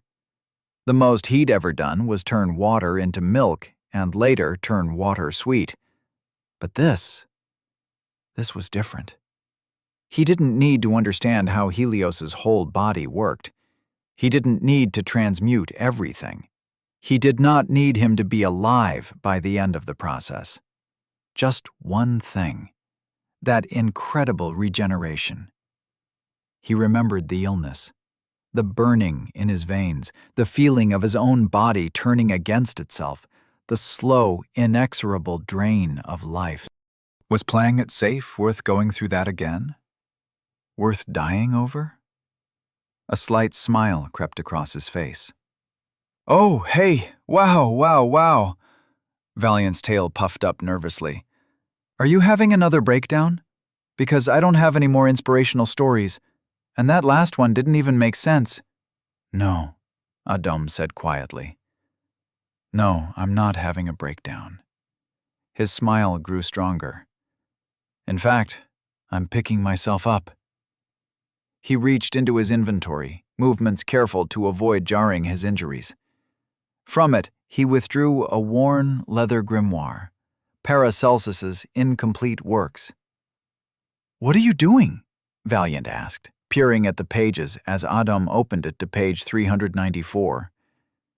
Instead of answering, Adom closed his eyes, focusing. A thin stream of mana flowed from his fingers into the page's core, making the paper glow faintly. Then, with practiced precision, he spread the energy outward like a spider weaving its web. Pulse. 1, 2, 3. Pulse. 1, 2, 3. Slowly, ink began to bleed onto the previously empty margins. Hundreds of cramped notes appeared, flowing between diagrams and formulae that hadn't been visible moments before. "Magic?" Valiant whispered, whiskers twitching in amazement. Adom smiled through the pain in his back and legs. "You're goddamn right." 19 days, 15 hours, 34 minutes. Adom woke with a start, momentarily disoriented by the constant diminished sound of falling water. His face was pressed against the cold stone floor. He'd fallen asleep on his stomach, the only position that didn't make his shredded back scream in protest. Even so, pain radiated through his body in dull waves, making him acutely aware of every injury. He hadn't meant to fall asleep, hadn't even realized he was that exhausted until now. The cave was dim, lit only by their small fire. Another cave. This dungeon seemed to have an endless supply of them, each one blending into the next. The runes were safely etched on the driest part of the cave wall, well away from the waterfall's mist. There wasn't much light filtering through the cascading water, just endless sheets of darkness beyond their shelter. A soft snoring caught his attention. Valiant lay curled in a tight ball near the cave entrance, tail twitching occasionally in his sleep. So much for standing guard. Adon couldn't really blame him. The past few hours had been exhausting for both of them. Beyond the waterfall, there was nothing. No movement, no shadows of pursuit. They were safe, for now. But for how long? Helios wasn't stupid. The blood trail they'd left behind was like a beacon, leading straight to the waterfall. Once there, it wouldn't take much for him to sense something was off about this particular section of rock wall. And yet? Adom's hand went to his inventory, pulling out the clover Bob had given him. As he held it, another leaf detached and drifted to the ground, leaving just 2 remaining. The plant glowed a soft green before fading back to normal. Was that it? Were they surviving purely on borrowed luck? The thought should have been more concerning, but Adom had more pressing matters to consider. If luck was on their side, even temporarily, he needed to make the most of it. He turned his attention back to Paracelsus's book. Time to get to work. Time remaining, 16 days, 15 hours, 34 minutes. 3 days blurred together in a haze of reading, healing, and more reading. The margins of Paracelsus's work were a maze of cramp annotations, diagrams, and half-finished theories. Some notes contradicted others, while many trailed off mid-sentence, as if the writer had been struck by a new thought and hurried to capture it elsewhere. Every 3 hours, like clockwork, Adam would set the book down, close his eyes, and focus on healing. The spells weren't much, battlefield medicine at best, but combined with regular meditation, they were slowly knitting his back together. The pain had dulled from searing agony to a persistent ache. His leg was healing faster, though he still couldn't put his full weight on it. Their days fell into a pattern. Wake up, read, heal, sleep. Repeat. The waterfall provided surprisingly clean water. Something about the mineral content of the rocks, Adam suspected, though he hadn't bothered to analyze it. Their food consisted entirely of the chicken Valiant conjured, bland but filling. At least they wouldn't starve. Valiant, for his part, was driving Adam slowly insane. But what if— No! You didn't even let me finish! I don't need to. The answer is no. This had become a common exchange. Valiant would suggest increasingly ridiculous plans to escape or fight Helios, each more likely to get them killed than the last. When he wasn't doing that, he was pacing, or tapping his claws against rocks, or humming off-key, or asking what Adam was reading about every 5 minutes. Is that one about vampires? No. The one before looked like it had fangs drawn on it. Those were crystallization patterns. Are you sure? Because Valiant. Right. Shutting up. The silence would last approximately 3 minutes before something else caught his attention. But despite the annoyance, having someone else there helped. Someone to take watch while the other slept. Someone to bounce ideas off of, even if most of those ideas were terrible. Someone to remind him to eat when he got too absorbed in his reading. The runes held steady, requiring only occasional maintenance. No sign of Helios, though that didn't mean he wasn't out there, searching. The 2-leaf clover remained unchanged after that last leaf fell, sitting on a nearby rock like a silent guardian. 3 days of study had given Adam a foundation. It was, as he felt, time for practice. Adam held the crystal up to the firelight, frowning as he noticed another hairline crack running through its core. The fissure caught the light like a thread of spider silk, barely visible, but potentially catastrophic if left unchecked. This was the second time he'd noticed such damage forming. The constant teleportation must be putting more strain on the crystal than he'd anticipated. Without hesitation, he pricked his finger with one of his daggers. The golem remained motionless as Adam traced the length of the crack with his blood. He focused his mana with practiced precision, guiding it through his blood to seal the microscopic fissures in the crystal's structure. One wrong move in the mana manipulation, and the whole crystal might shatter. "What are you doing?" Valiant asked, peering over his shoulder. "Is that blood magic? I heard blood magic was dangerous." Not blood magic, just magic. Adam didn't look up from his work. But sometimes dangerous is necessary. The crystal's structural integrity needs to match exactly, down to the smallest imperfection. My blood carries my magical signature. It'll bind better than any external source. The blood sank into the crystal, disappearing completely. Adam held his breath, waiting. After a moment, the crack sealed itself with a faint gleam. Now for the concealment runes. He turned the golem around, examining its metallic surface. These need to be perfect. No room for error. Working methodically, he inscribed the same runes he'd used on the cave walls, but modified for mobility. Each stroke had to account for the golem's movement, the way the magic would flow around its form. By the time he finished, his finger had gone numb from the repeated cuts needed to supply the blood. There, he sat back, wiping sweat from his forehead. That should keep you hidden from most monsters. Even Helios will have trouble tracking you beyond visual range. While the blood runes dried, Adam turned his attention to the floor. The book lay open beside him as he began sketching circles in more blood, occasionally pausing to reference specific passages. "What's all this for?" Valiant asked, tail twitching with curiosity as he watched the precise geometric patterns take shape. "Tests." Adom's voice was distracted as he double-checked a particular rune sequence. "I need to understand how properties transfer between living things before I can attempt anything more complex." "Properties?" Valiant's ears perked up. "Like, what kind of properties? Are you going to make something explode? Because I really think we should not make something explode."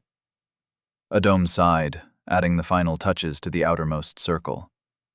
"Not everything needs to explode. I need to understand how certain traits pass between creatures, how they combine." That sounds less exciting than explosions. Valiant flopped down beside the circles, careful not to smudge them. "But what are you actually going to do?" "First, I need specimens." Adam picked up the talisman he'd prepared, its runes matching those on both crystals. "Remember the copper halls? Those lizards we saw? The glowy ones that tried to zap you?" "Those exactly." Adam secured the direwolf hide bag to the golem's back, checking the stitching one final time. "They've developed an interesting way of processing electricity. If I can understand how they do it." He let the thought trail off as he activated the talisman. A little more than 60 kilometers. The copper-veined walls came into view. Other creatures skittered at the golem's approach. Cave rats, blind bats, even a small pack of firefoxes that watched warily from an alcove. The concealment runes were working, but not perfectly. The golem's form wavered slightly, like heat ripples over stone, but it wasn't truly invisible. Still, it was enough to avoid drawing too much attention. There, a familiar green glow ahead. The lizards clustered around a particularly rich vein of copper, their scales pulsing with bioluminescence. Each one was roughly the length of Adam's forearm, with delicate frills around their necks that flared when agitated. As the golem approached, one of them noticed, raising its head in a warning display. The creature's scales intensified their glow, and electricity began to arc between the small horns on its head. These lizards had evolved to process copper into both light and electrical energy, a fascinating adaptation that Adam hoped to understand better. Before the lizard could release its charge, the golem's hand shot out with precise timing. Fingers wrapped carefully around the creature just behind its head, immobilizing it while avoiding injury. The lizard thrashed, its tail whipping uselessly against the construct's arm as Adam directed it to secure the specimen in the direwolf skin bag Adam made. Now for the second specimen. Adam guided the golem toward a large, flat rock he remembered from their previous passage through these halls. The rock was partially embedded in the floor, but the construct's strength was enough to lift it. Beneath it, exactly as he'd hoped, writhed clusters of pale, maggot-like creatures. Most dismissed these as simple carrion feeders, but they are their use. Each was about the size of his thumb, perfect for his purposes. The golem carefully selected one of the larger specimens, adding it to another bag beside the still thrashing lizard. With both creatures secured, Adam activated the teleportation crystal, and in a flash of pale light, the golem materialized back in their cave.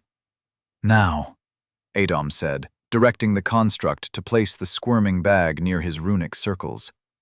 "We can begin the actual work." He paused for a moment, steadying himself against the wall as a wave of lightheadedness washed over him. He'd used more blood than intended between the crystal repairs, the runes, and the circles. Still, he couldn't afford to wait. He shrugged off his outer robe, tearing it into sturdy strips. The circles he'd drawn pulsed faintly in the firelight, each rune perfectly placed according to the fundamental laws. "Hold this." He handed one end to Valiant. "And stay back. At your size, these lizards can discharge enough electricity to stop your heart." "Sounds fun," Valiant said, retreating several steps. The golem released the lizard into the primary circle. The creature bolted instantly, but Adam's hands moved with practiced efficiency, wrapping the cloth around its body while avoiding the crackling horns. The lizard thrashed, its scales flaring brilliant green as electricity arced between its horns. "Careful!" Valiant yelped as a stray bolt scorched the cave wall. "I've got it." Adam secured the final restraint, pinning the lizard's tail. The creature hissed, its frill fully extended. He positioned it precisely within the outermost circle, where the containment runes would help suppress its more aggressive tendencies. The maggot went into the inner circle, its translucent body glowing with processed mana, pulsing in rhythm with its movements. Adam adjusted his glasses, the Riddler's Bane revealing layers of magical resonance he'd otherwise miss. A flaw in his third circle, he corrected it with a fresh drop of blood. Each ring had to be perfect for what he planned. He placed his hands on opposite sides of the outer circle, beginning to channel mana. The runes brightened, blood-red light pulsing through the patterns. The lizard's scales began to pulse more rapidly as the transmutation took hold. Through the Riddler's Bane, he could see its electrical generation pattern, a complex crystalline structure of magical energy, a dangerous harmonic built in the second ring. With careful precision, he adjusted his mana flow, damping the resonance before it could disrupt the pattern. The maggot in the inner circle began to glow more intensely, its natural mana processing creating interference patterns with the incoming transfer. This was the delicate part. Extracting just the electrical generation properties, while keeping both creatures alive, would push the limits of what was possible within alchemical laws. "Ooh, is it supposed to glow like that?" "Valiant!" Adam turned. "If you speak during this, I might accidentally turn you into something very small and very electric. Quiet." Valiant's ears flattened. He made a small squeaking sound, then mimed zipping his mouth shut. Turning back to the circles, Adam took a deep breath and began. The transmutation process was delicate, like trying to isolate a single strand from a complex weave without unraveling the entire pattern. The lizard's electrical properties were fundamental to its being, inseparable from its life force, mana circulation, and basic cellular structure. As he channeled mana through the circles, the runes pulsed in sequence. Each ring served as a filter, a control mechanism in the complex dance of energies. The outer circle isolated the desired property, electricity generation, while the inner rings maintained the balance required by fundamental law. Too much pull would drain the lizard's life force. Too little would fail to transfer anything at all. Through Riddler's Bane, Adam could see his first mistake forming, a slight imbalance in the elemental harmony. The fire aspect was overwhelming the air, causing the electrical energy to become too concentrated. He adjusted his mana flow, redistributing the elements more evenly. The maggot began to glow brighter as the transfer progressed. Its natural mana processing abilities were fighting against the incoming changes, trying to convert the electrical properties into pure mana instead of integrating them. Adam hadn't anticipated this interaction, an oversight in calculating the resonance between the creature's natural abilities. He could see the transfer beginning to work, thin strands of electrical energy spanning between the two circles. but something wasn't quite right. The pattern wasn't holding. The maggot's body began to spark erratically, while the lizard's scales flickered uncertainly. Adom gritted his teeth, trying to stabilize the process, but the law of providence was clear. You couldn't force a transformation beyond a creature's natural limitations. The maggot's simple biological structure wasn't designed to handle electrical generation. He could see through Riddler's bane exactly where the pattern was breaking down. The cellular structures weren't compatible, the mana pathways too different. With a controlled release of energy, he carefully dismantled the transfer before it could harm either creature. The circles dimmed, the electrical arcs faded, and both animals slumped in exhaustion, but very much alive. "Well," he muttered, studying the pattern echo still visible through his glasses. "That was educational." He could see exactly where the resonance had failed, how the elemental balance had shifted wrong, why the transfer pattern hadn't held. Next time, he'd need to modify the inner circles to account for the maggot's natural mana conversion. Valiant made an inquisitive sound, still maintaining his enforced silence. "Yes, you can talk now." "Did it work?" "No." Adom adjusted his glasses, already making mental notes for adjustments. "But I know why it didn't, and that's almost as valuable." Days blended together in the cave. Every creak of stone, every whisper of wind had them reaching for weapons. Helios never came. Adom sketched complex geometric patterns in a worn notebook he kept in his inventory, calculations filling the margins. Routine became their armor. Every 8 hours they checked the perimeter. 8 hours after that, they planned. The rest was for sleeping in shifts, always one keeping watch. The dungeon's eternal twilight made time blur, but Adom's interface kept perfect count of each passing hour. "Another day," Valiant would say occasionally, and Adom would nod, not mentioning how he knew it had been exactly 16 hours and 43 minutes since their last meal. Adom's new reality started with learning to sit up without falling. His back screamed with each movement, vertebrae grinding against each other as damaged muscles slowly knit themselves back together. The wounded leg was getting better too. "You're bleeding again," Valiant said one morning, watching Adom try to do push-ups. "Just a little." He managed 3 before collapsing. Progress. The golem needed work. Its missing arm wasn't the only problem. Joints had crystallized. Power circuits were failing. Adom spent hours with it, fingers tracing damage, making repairs with scraps of magic. Minimal power.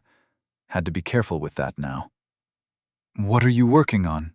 Valiant asked one evening, watching Adom trace intricate circles in the dirt. "Just testing some theories," Adom replied, noting how the runes glowed faintly before fading. They planned escapes over bird bones and cave mushrooms, drew maps in the dirt, calculated odds. Meanwhile, Adom's notebook filled with measurements, distance calculations, energy requirements, geometric progressions. Late at what they considered night, when Valiant slept, Adom would test small-scale versions of his runes. The cave walls would illuminate with brief flashes of contained power. Each failure taught him something new. 1 week. 7 days of the same walls, same conversations. Following Adom's will, the golem grew more aggressive in its hunting, bringing back not just lizards, but anything it could find. "Seems excessive," Valiant commented, watching it return with another load.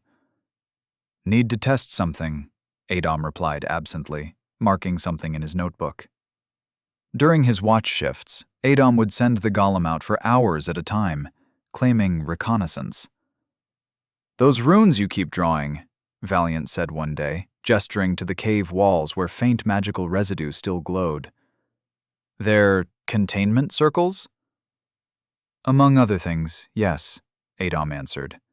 He closed his notebook, studying the patterns that had emerged from his research. If he was right about how properties could transfer between creatures, then it was time for more practical tests. His back twinged as he shifted position, but the pain was duller now.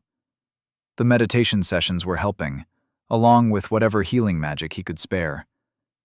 He could also walk, albeit with a noticeable limp, and most movements only caused minor bleeding. "We need more specimens," he announced. Valiant, who had been batting at dust motes in a shaft of crystal light, perked up.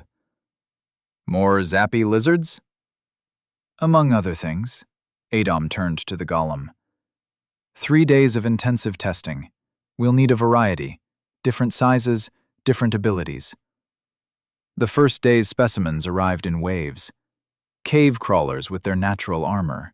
Blind bats that navigated through echolocation. More of the copper lizards.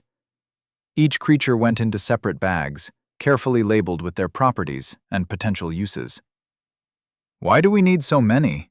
Valiant asked, watching the golem return with another load.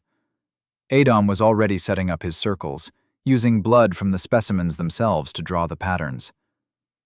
"The transmutation process is complex.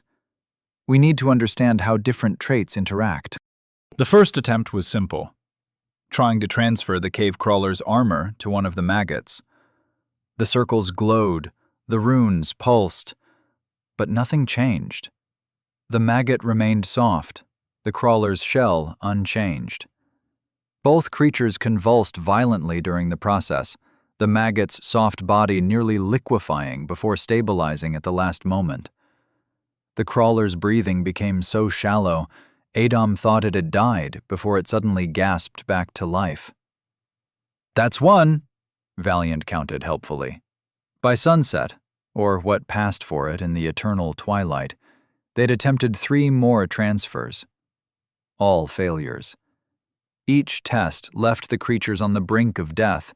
One lizard's scales blackened and flaked away. A bat's wings withered to nearly nothing before slowly regenerating. And a particularly large crawler had hemorrhaged a viscous blue fluid from every joint before somehow clinging to life. Adom spent the night hours reviewing his notes, adjusting calculations. His back ached from sitting hunched over, but he pushed through it. The pain was manageable now, as long as he didn't make any sudden movements. The second day brought more attempts. Larger circles, more complex patterns. Trying to merge a bat's echolocation with a lizard's electrical properties. The resulting reaction left scorch marks on the cave ceiling. Both creatures seized violently, the bat's heart stopping completely for nearly 30 seconds before suddenly restarting. The lizard's eyes had bulged, nearly bursting from their sockets before receding again, its tiny body trembling for hours afterward. 5, Valiant announced cheerfully, having appointed himself official failure counter. "Not failures," Adom corrected, wiping monster blood from his glasses. "Data points." By the third day, Adom's limp was more pronounced from the constant movement, but his mind was sharper than ever. Each attempt had revealed something new about the fundamental laws governing transmutation. The patterns were becoming clearer, though the cost was evident in the collection of barely living specimens recovering in small cages around the cave perimeter. For the 8th attempt, he chose his specimens carefully. A lizard, young but strong, one of the larger maggots, its mana circulation particularly vivid through Riddler's bane. The circles he drew were more intricate than ever, incorporating everything he'd learned about resonance and resistance. "Lucky number 8?" Valiant asked, watching from his self-designated safe distance. Adom didn't respond, focusing entirely on the transfer. The runes began to glow, blood-red light pulsing through the patterns. He could see the energy flow, could trace how it moved between the creatures. Everything looked perfect, exactly according to his calculations. And then, nothing. The lizard's scales dimmed, the maggot remained unchanged. Another failure. Adom sighed, turning away to study his notes. Where had he gone wrong this time?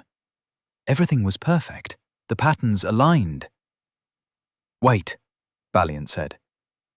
Edom turned slowly, his notes forgotten. The lizard lay quiet in its circle, scales dim but chest still rising with breath. But the maggot... I swear I just saw it. Valiant leaned closer, whiskers twitching. "There! Did you see that? Like a little spark or something." Edom adjusted his glasses, studying the maggot through Riddler's Bane. The creature's natural mana patterns had shifted, crystalline structures forming where none had existed before. Interesting. "Poke it with something," Valiant suggested, tail swishing with excitement.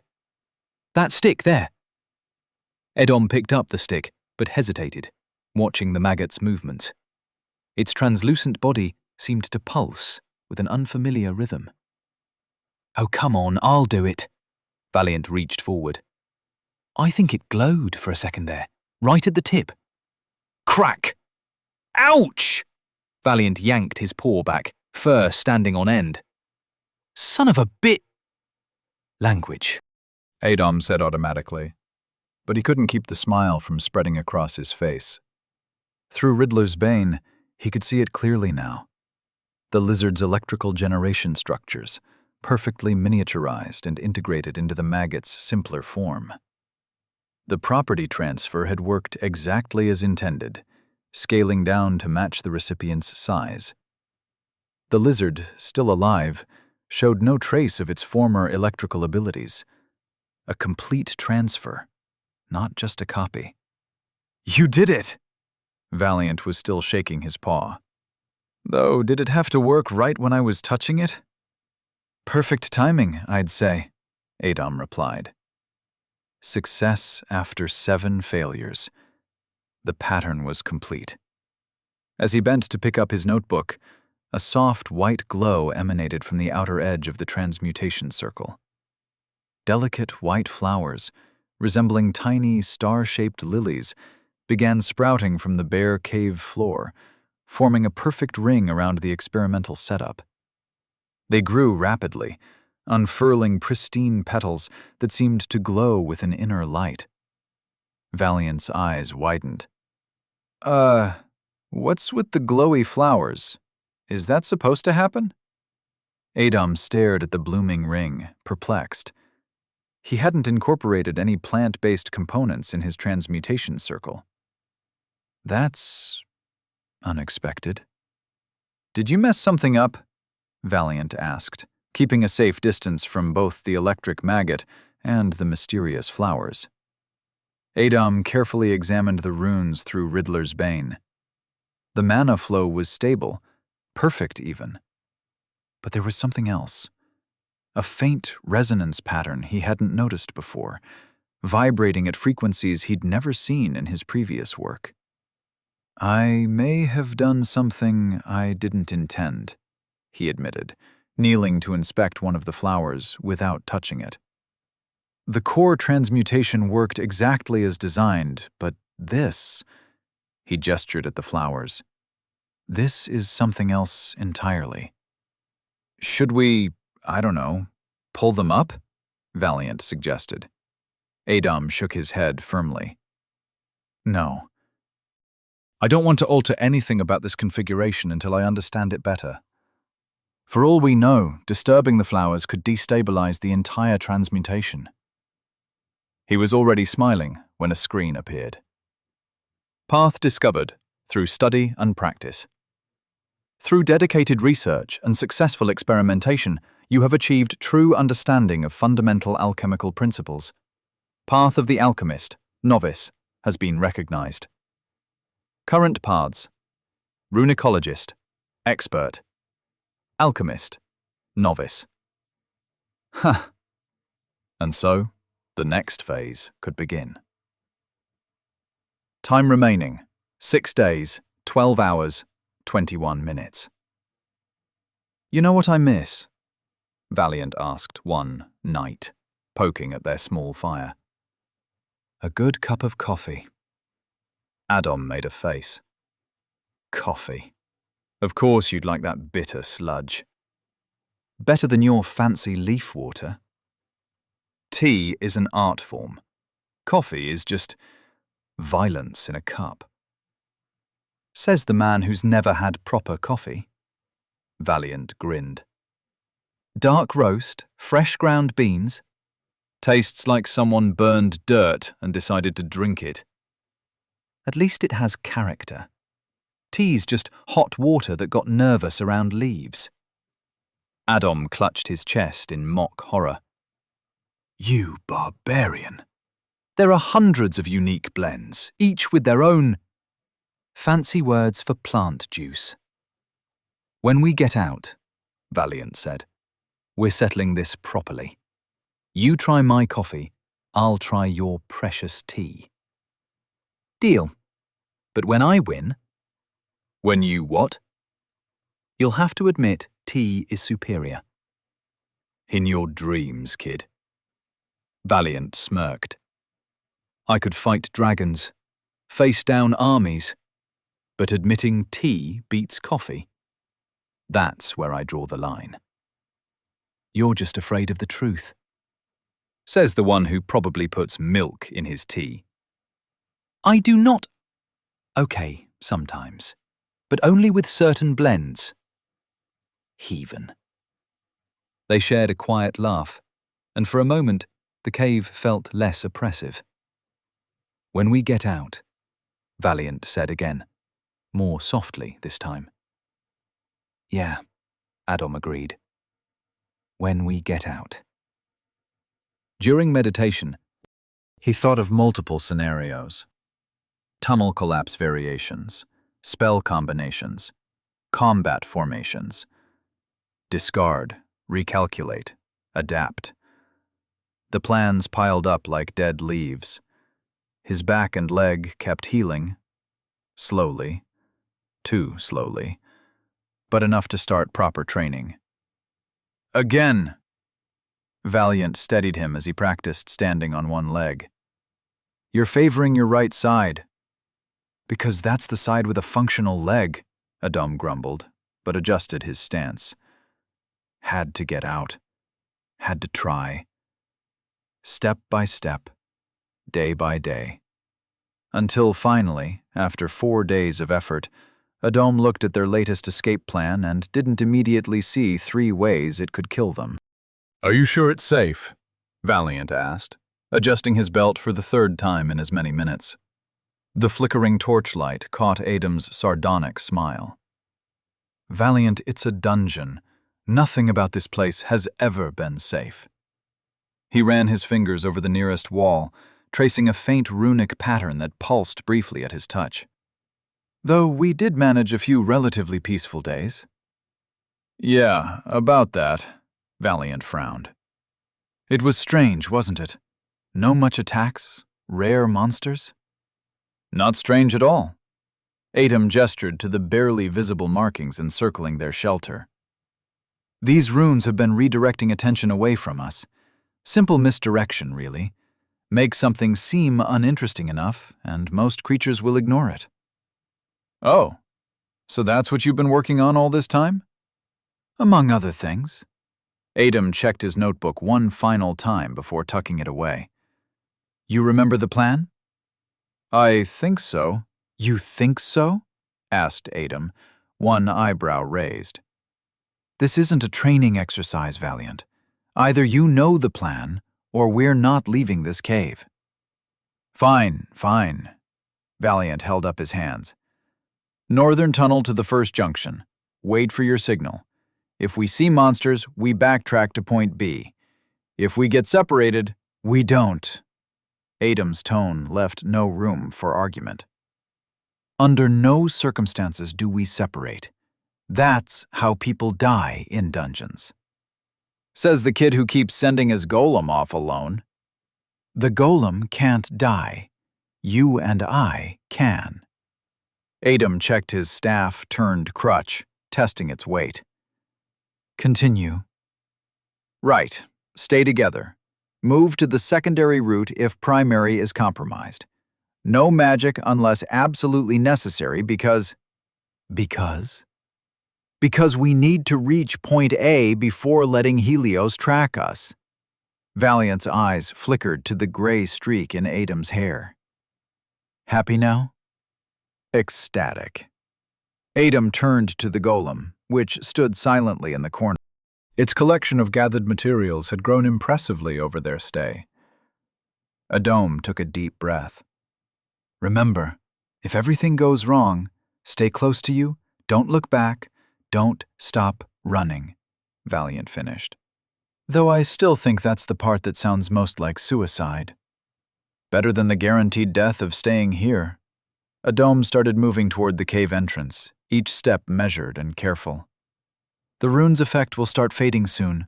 We need to move. Why now? Valiant fell into step beside him, ready to catch Adam if his balance failed. A somewhat amusing thought, given their size difference. Why not wait another day? 1 day, 12 hours, 21 minutes. Because I can feel it in my bones, friend. Literally. 1 more day might be one too many. They paused at the threshold of their temporary sanctuary. Last chance to back out, Adam murmured. Valiant snorted. And let you have all the fun? Not likely. Besides, someone has to carry you when that leg gives out. I won't slow us down. Sure you won't. Valiant's tone was gentle. Ready, Law? Adam. Huh? My name. It's Adam. Valiant's confident stride faltered for half a step as he went silent. His whiskers twitched. Once. Twice. If you're about to share another detail about your sexual life, please don't. What? Come on. You think I'm some kind of pervert? Valiant's tail bristled. Psh! The tunnel stretched before them, dark and uninviting. Their footsteps echoed in the silence. The uneven tap of Adam's crutch, Valiant's measured stride, the golem's clicks against stone. Hey, Valiant's voice was quieter now. That tea of yours? I really want to try it later. So let's make it out alive, yeah? Yeah. Adam adjusted his grip on the staff, double-checked his notebook. Stay close. Like glue. They moved through the tunnels like ghosts. Or at least, that's what it felt like inside the concealment bubble Adam had spent days preparing. The world outside had a dreamlike quality. Edges blurred and sounds muffled as if underwater. Light from the crystals scattered strangely through the barrier, creating odd patterns that made depth perception tricky. Third time I've nearly walked into a wall, Valiant muttered, his whiskers twitching as he tried to gauge distances.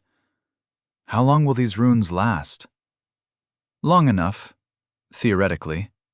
Adam limped alongside the golem.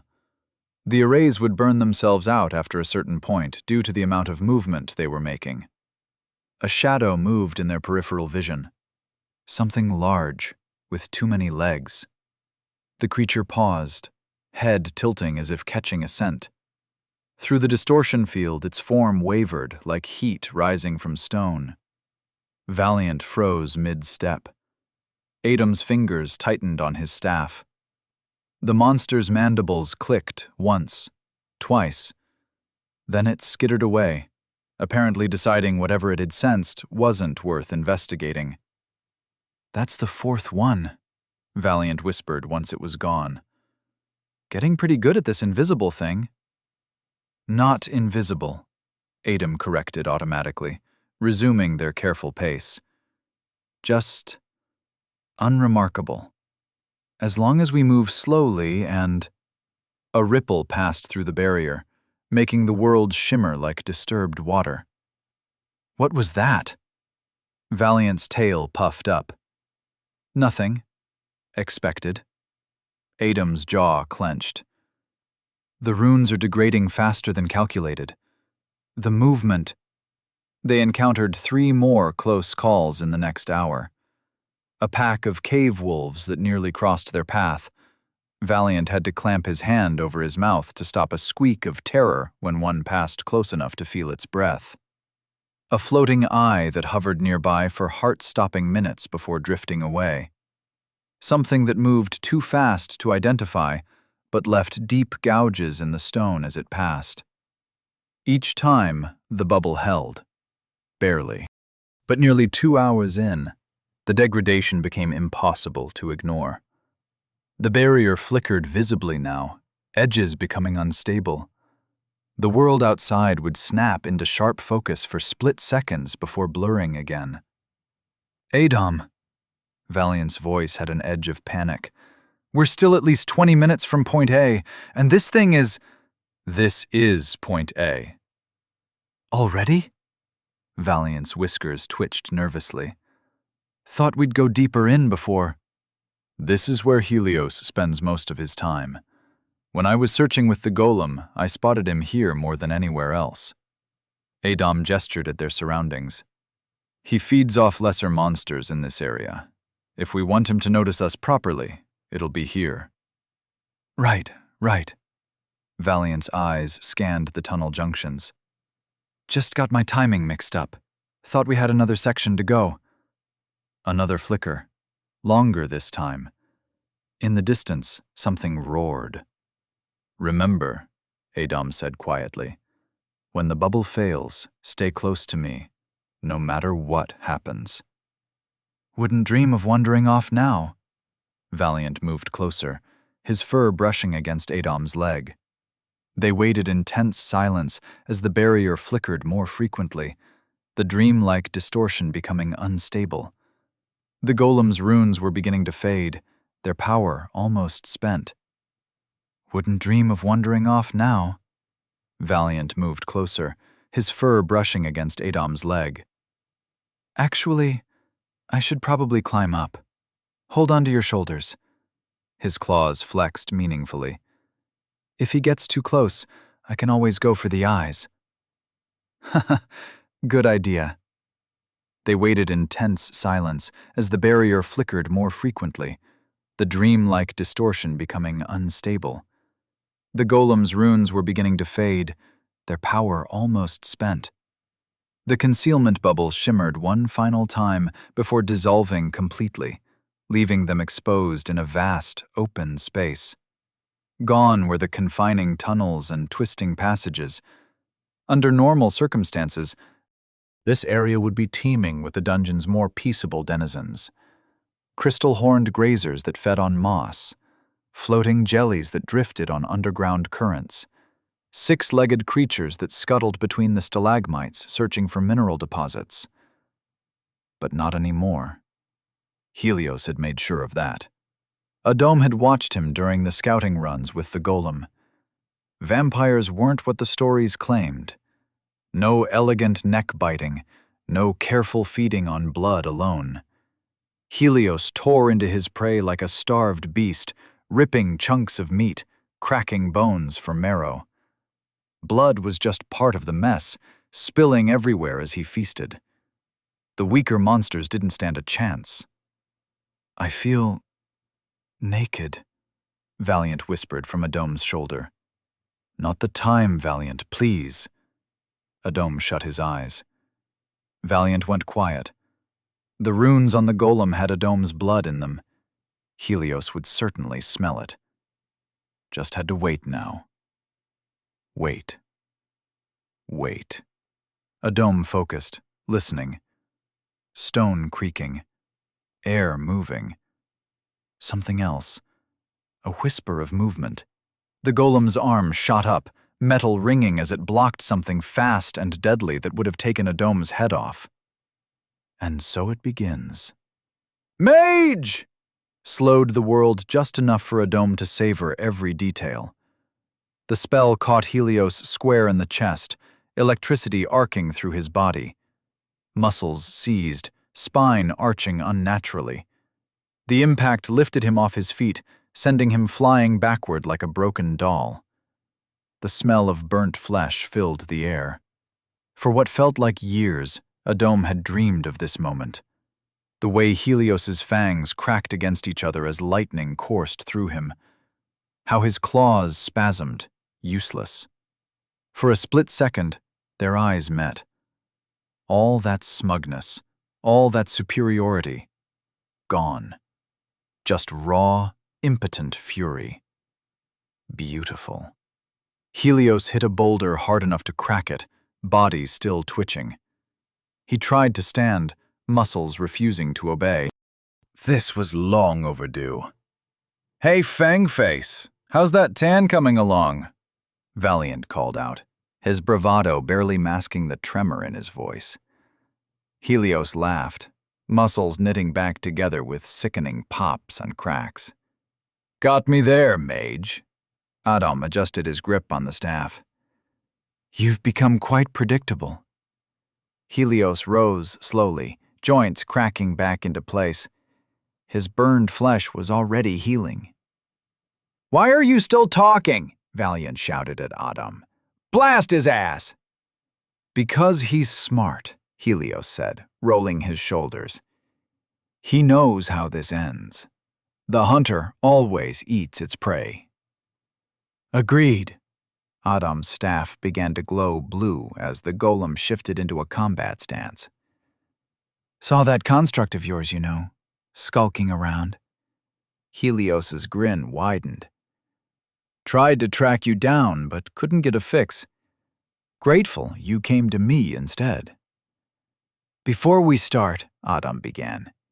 "You're still talking with him?" Valiant's claws dug into Adam's shoulder. "Are you fucking with me?" "Why the obsession?" Adam continued, ignoring Valiant's outburst. "What's your problem with me?" "You dare!" Helios's fangs gleamed under the purple sunless sky. "After that stunt you pulled in the undertow, you humiliated me, made me crawl out of there naked like some common beast, in front of people that used to fear me." His voice rose with each word, carrying across the open space. "Me, a child of the moon, reduced to that. And now you think you can just waltz in here with your pet rat and that construct, acting like—" Unbelievable. The vampire's rage-filled speech cut off as Adam's lips twitched just slightly. Here we go again. Helios and his monologues. You'd think after the undertow incident, he'd have learned that talking just gives your opponent time to act. But no, vampires and their theatrical tendencies. Something about that almost smile must have finally registered in Helios's brain, because he hesitated mid-rant. Too late. Again. The spell erupted from Adam's staff without warning or flourish, a roaring sphere of concentrated heat that caught Helios mid-word. No dramatic wind-up, no shout, just pure, efficient violence. "Sweet, merciful shit!" Valiant yelped, as Adam immediately followed up with push. The spell launched them forward, straight toward the flames still engulfing Helios. Above them, the golem leaped in a perfect arc, its flame-brand sword leaving ribbons of light in its wake. The coordinated attack had been thought of countless times. Adam low, the construct high, perfect positioning for a pincer move. Through the flames, Helios's hand shot out like a striking snake, aimed for Adam's throat. But Adam's hand was already on the crystal. This was Transportation Crystal 101, but it was so important. The harmonics of paired crystals were tricky things. When perfectly balanced with one mana signature, they created stable teleportation points. One anchor, one jump point. But deliberately destabilize that harmony. Starve one crystal while feeding the other. And something interesting happened. The imbalance created a constant swapping effect, instantly exchanging the positions of anything touching either crystal. Like, say, a mage and his golem. Reality hiccuped. That familiar lurch of instant displacement hit Adam's stomach as he found himself suddenly above, watching his golem, which had been above him a heartbeat ago, drive its blazing sword through Helios's back. The vampire's claws sliced through empty air where Adam's throat had been. The construct was already pulling back, executing the perfect retreat. Adam didn't waste the opening, even as his stomach rolled from the crystal swap. The spell crashed down just as the golem cleared the area.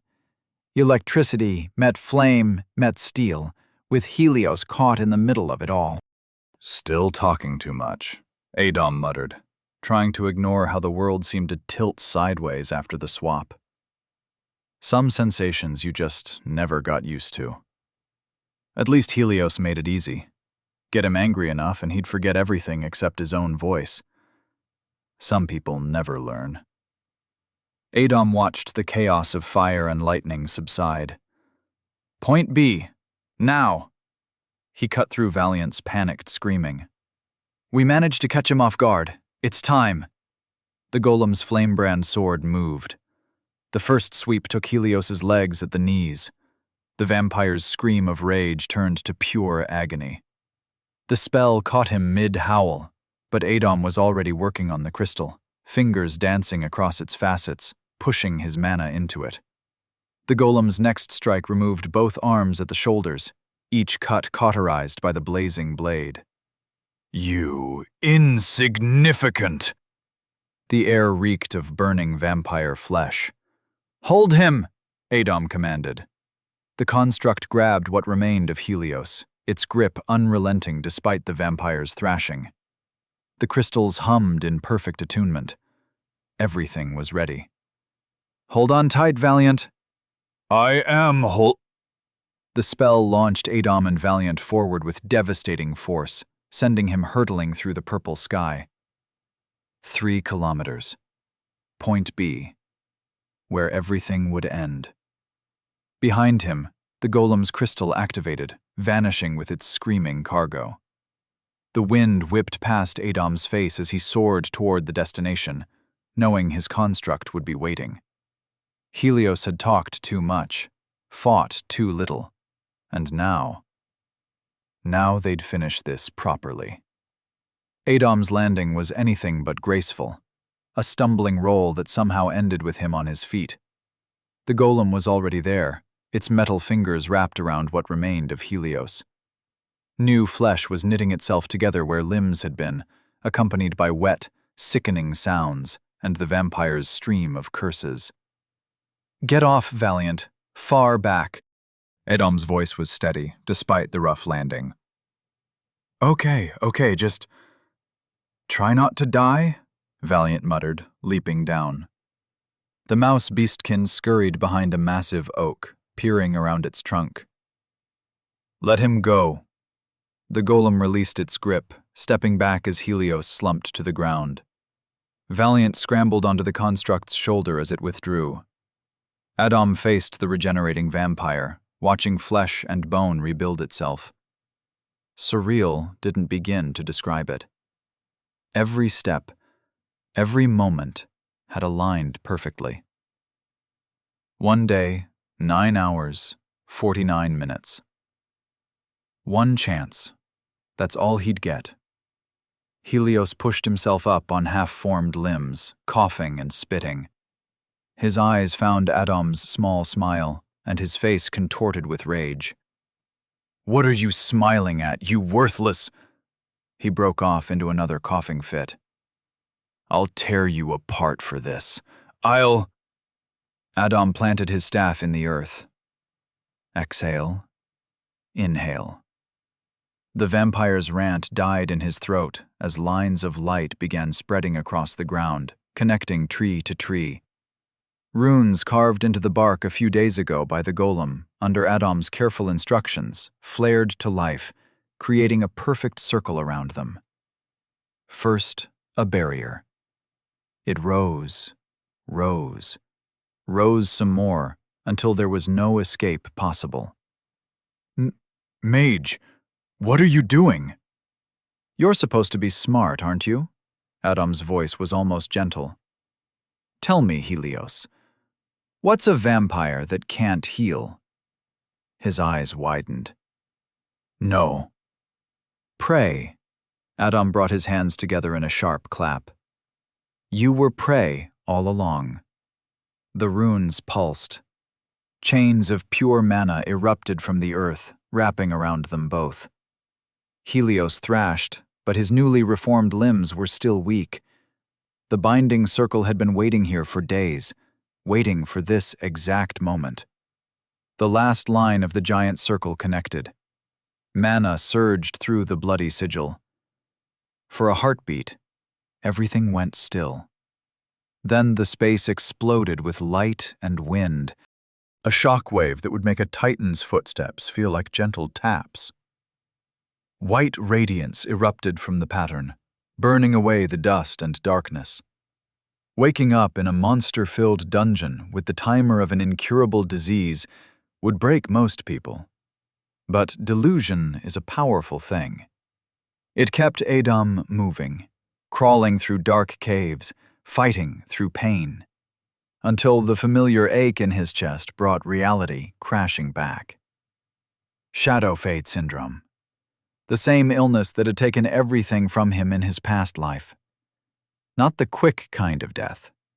This was the type that stole life, piece by piece. First, the simple pleasures would fade. No more morning runs along the beach, no salt air in his lungs, no magic at the risk of accelerating the progression. A hear attack whenever you'd get too angry, or happy, or sad, or any intense emotion, really. Even food would lose its taste, everything turning to ash on his tongue. He'd lived through this once already, watched the world end while his body betrayed him, too weak to do anything but witness the collapse. Now, he knew exactly what was coming. Every horrible detail, every loss, every death. To put it mildly, it wasn't funny at all. Getting out of this dungeon meant nothing if he couldn't actually live afterward. It would be just another slow death, watching helplessly as everything fell apart again. But then there was Helios. Ah, Helios. For having watched a vampire heal, Adam found it to be fascinating. A cut closes before the blood can even fall. Broken bones snap back into place like they're made of rubber. Disease? They laugh at it. Their bodies simply refuse to be anything but perfect. This crazy idea would have made Professor Merwin throw him out of her classroom. Using the golem's ability, he mapped Zone B and the surrounding zones. The monster patterns were predictable. 17 minutes between waves, each group following fixed paths. The golem traced the runes during the gaps, vanishing whenever creatures approached. The circle had to encompass the zone completely. Each rune was placed to intersect these flows, creating a network that could channel two distinct essences: vampire and human. Adam let his mana roar, and at that moment, every being in and out of the circle froze. A deafening roar from the vampire cut through the air. The creature strained against invisible bonds, muscles bulging. "Please, don't," Helios's voice cracked. "I beg of you, no." The quintessences began to flow, visible streams of power moving through the blood runes. Fire and water balanced each other, earth and air maintained form, while mana bound it all together. The law of equivalent exchange activated first. 2 lives, freely given, would fuel the transformation. The law of conservation channeled their essence through the circle, nothing wasted. The world began to blur at the edges. It was normal, his body was going through a major change. Adam forced his eyes to stay open, jaw clenched against the growing pressure in his chest. He couldn't pass out, not now. The transmutation required both elements to remain conscious, aware. Both the source and the recipient had to endure. Through darkening vision, he watched the streams of essence circle through the runes. Helios fighting against the transformation, while Adom's body struggled to accept it. Nausea rose. His heart fluttered erratically, each beat more painful than the last when... Thump, thump. Ah, that was to be expected. -10 life force. That familiar squeeze in his chest. The pressure he'd felt 57 times before. Not now. Thump, thump. -12 life force. His left arm went dead. Cold sweat ran down his spine. The circle pulsed, drawing essence from all of them. -7 life force. Thump, thump, thump.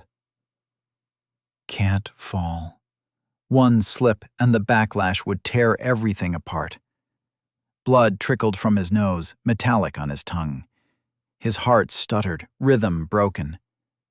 -15 life force. Through darkening vision, he saw her. Right. That's what she looked like. Standing by a tree, same as always. That smile. That warm, patient smile. He'd hoped to avoid meeting her again so soon. The world began to fade to white. Adom met her eyes, and all he could do was smile back. Not today. He screamed, forcing power through the circle. Two essences, immortal, mage, flowing together, breaking down, becoming something new.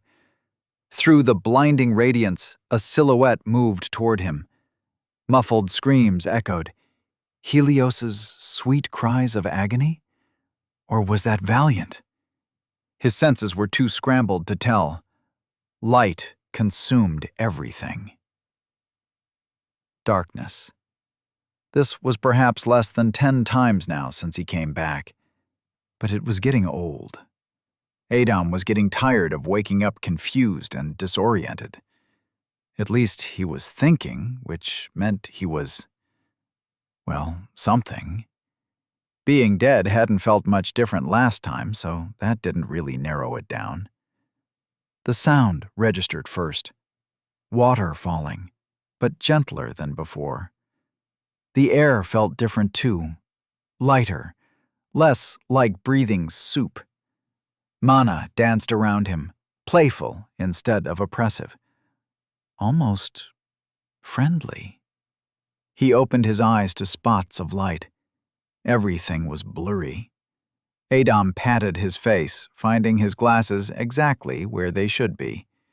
Frowning, he pulled them off, and the world snapped into crystal-clear focus. Huh. Something moved beside him. He turned his head to see Valiant's mouth moving at incredible speed. The mouse beastkin's words came through like he was underwater, muffled, distant, incomprehensible. Valiant's paws were gesturing wildly, his face a mix of relief and fury. Did it work? The transmutation. His leg didn't protest as he shifted. That constant, familiar ache, gone. Adom ran his hand down where the injury had been, pressing experimentally. Nothing. No pain, no stiffness. Still half-dazed, he reached behind himself, fingers searching for the network of scars that had mapped his back for decades. Smooth skin met his touch. Just smooth skin. No ridges, no rough patches, like they'd never existed at all.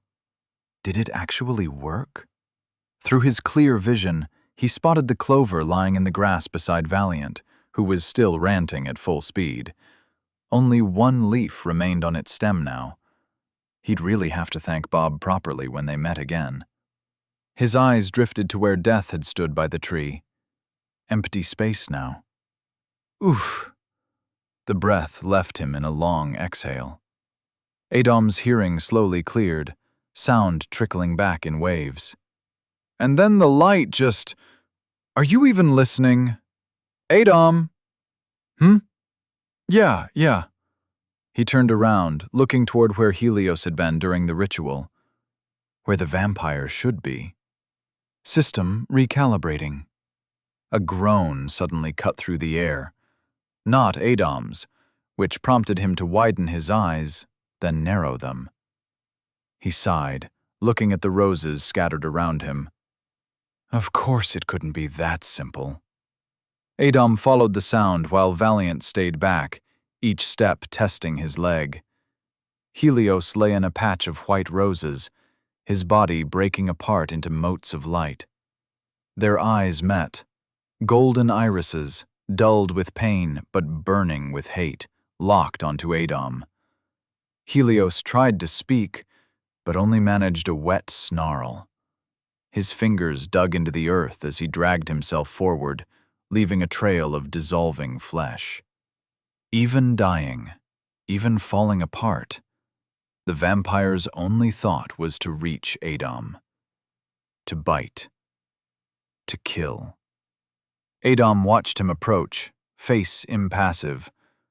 There was no pity in his eyes, no satisfaction either, just cold observation. Only sunlight could kill a vampire, not because of any mystical weakness, but because something in it drained their vital energy faster than they could regenerate. The sacrificial circle had taken that vital energy completely. Helios's fingers brushed Adam's foot. His mouth opened, fangs gleaming one last time.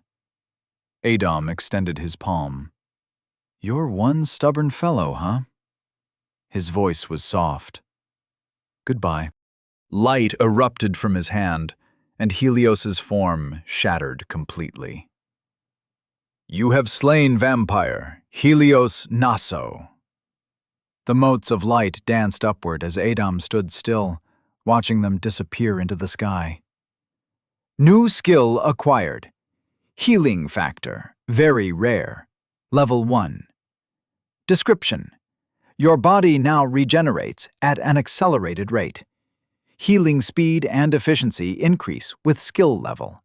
Progress achieved through surviving damage. Current regeneration, 5 times normal human rate. Note: accelerated healing reduces recovery time by 80%.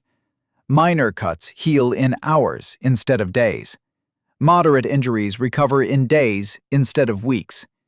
Does not provide visible regeneration or restore lost limbs at your current level. And then, quest updated. The race against time.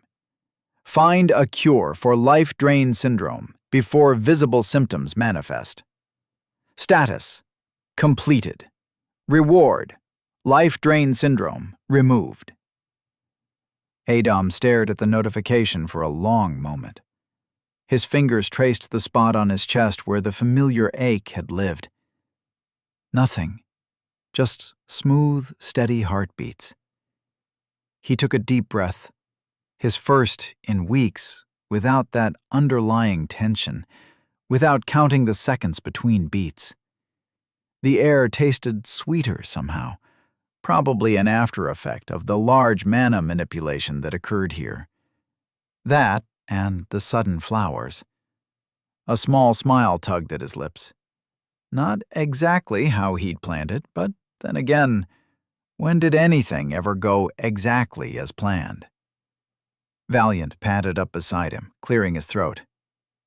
"Love the new style, by the way." Adam turned to him, brow furrowed. "What?" "The hair," Valiant gestured vaguely toward Adam's head. "The white streak. Very dramatic." "Really?" Adam reached up, running fingers through his hair. Probably another effect of the transmutation. Magic always seemed to have a flair for the theatrical. Valiant grunted, shifting his weight. "Look, hate to break the mood and all, but..." He glanced around at the scattered roses, the scorched grass, the lingering motes of light still drifting skyward. "Maybe we should get moving? Find that gate and get out of here before someone comes to investigate all this." He waved his paw at the general devastation around them. "Commotion?" "That," Adam said, taking one last look at where Helios had been, "is a very good idea." Chapter 40. out of the dark.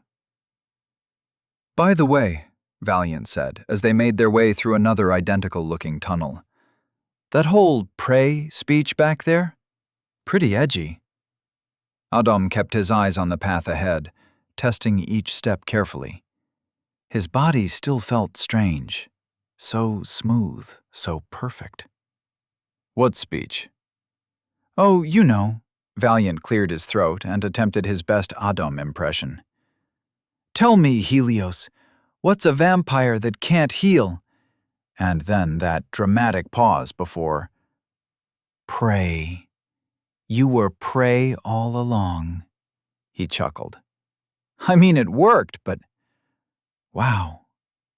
A few moments of silence passed, broken only by their footsteps echoing off stone walls. Did I really sound like that? Like you'd been practicing it in the mirror for weeks? Yeah, kind of. Valiant's whiskers twitched with amusement. I wasn't planning to talk at all, Adam muttered. It just happened. Hey, if you're going to be dramatic, that was the time to do it. You did just steal his super vampire healing thingy and everything. Valiant hopped over a small crack in the floor. Oh, man. Reminds me of when I was younger. Used to practice these cool lines in front of the mirror. Had this whole routine worked out for when I'd become a famous adventurer. Really? Yeah. I'd burst in through the window.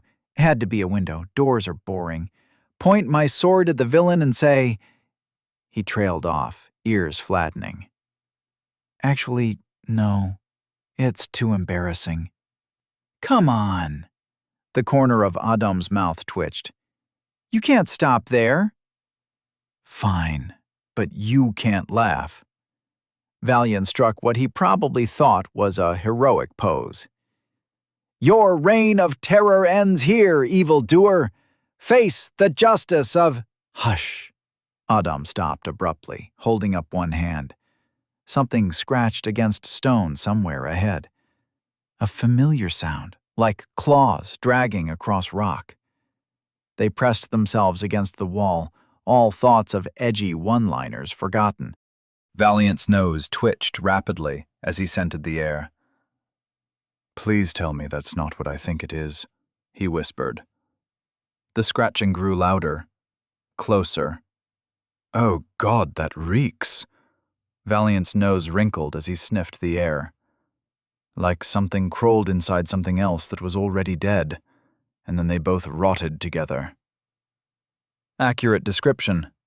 Adam's weighted knuckles materialized from his inventory with a practiced motion. The scratching grew closer, accompanied by a wet, dragging sound. The ghoul lurched around the corner, half its face already sloughed off, revealing muscle and bone underneath. Adam rolled his shoulders. Still strange how smoothly they moved now. Every joint felt fresh, like they'd been dipped in oil and polished. His body was a blank slate, wiped clean of history. That old knee scar from falling out of the manor's oak tree? Gone. The tiny burn mark on his palm from his first fumbled fireball? Vanished. Even that embarrassing bite mark on his left cheek, the lower one, from when he and Damus had climbed the Lightbringer fence and got chased by their overly enthusiastic gardener's dog. That one had hurt for weeks. All of it, just gone. He felt alive. More than alive. Better than when he'd first woken up in his younger body. Everything worked with a precision that seemed almost unreal. Before the ghoul could reach with its mangled hands, Adam's fist connected with what remained of its jaw. Bone shattered with a sharp crack. The spell ripped through the creature, stone spearing up through its torso. Black ichor sprayed across the tunnel wall. You know, Valiant observed, watching Adam drive a second spike through the thing's skull for good measure. I've seen you kill plenty down here, but you're really enthusiastic about the ghouls. I don't like ghouls. As if to emphasize his point, The creature's bloated stomach burst open with a wet pop.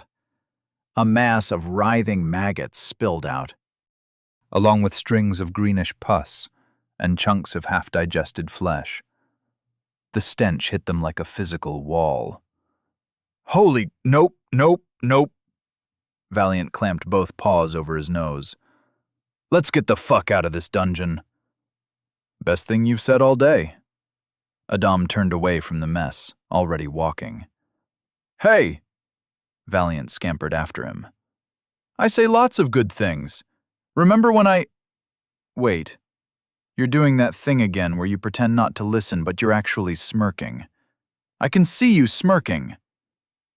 The sound of their bickering echoed down the tunnel, leaving the impaled ghoul and its spilled contents behind. 2 hours of walking had left them both on edge. They'd avoided what fights they could, dealt with those they couldn't, but the constant tension was wearing. Every shadow might hide another ghoul. Every sound could be something worse. But finally, they reached it. The anchor being's territory. A massive cliff face stretched up into the purple twilight, its surface broken by jutting rock formations that looked almost like giant steps, or maybe a throne, viewed from far below. Something moved up there. The impact shook loose fragments of stone that bounced down the cliff face. Boom! The sound hit them like a physical force, echoing off the rocks. Hey, Adam? Valiant's voice had gone slightly higher than usual. Remind me what those journal entries said about the boss? A titan. Right, a titan.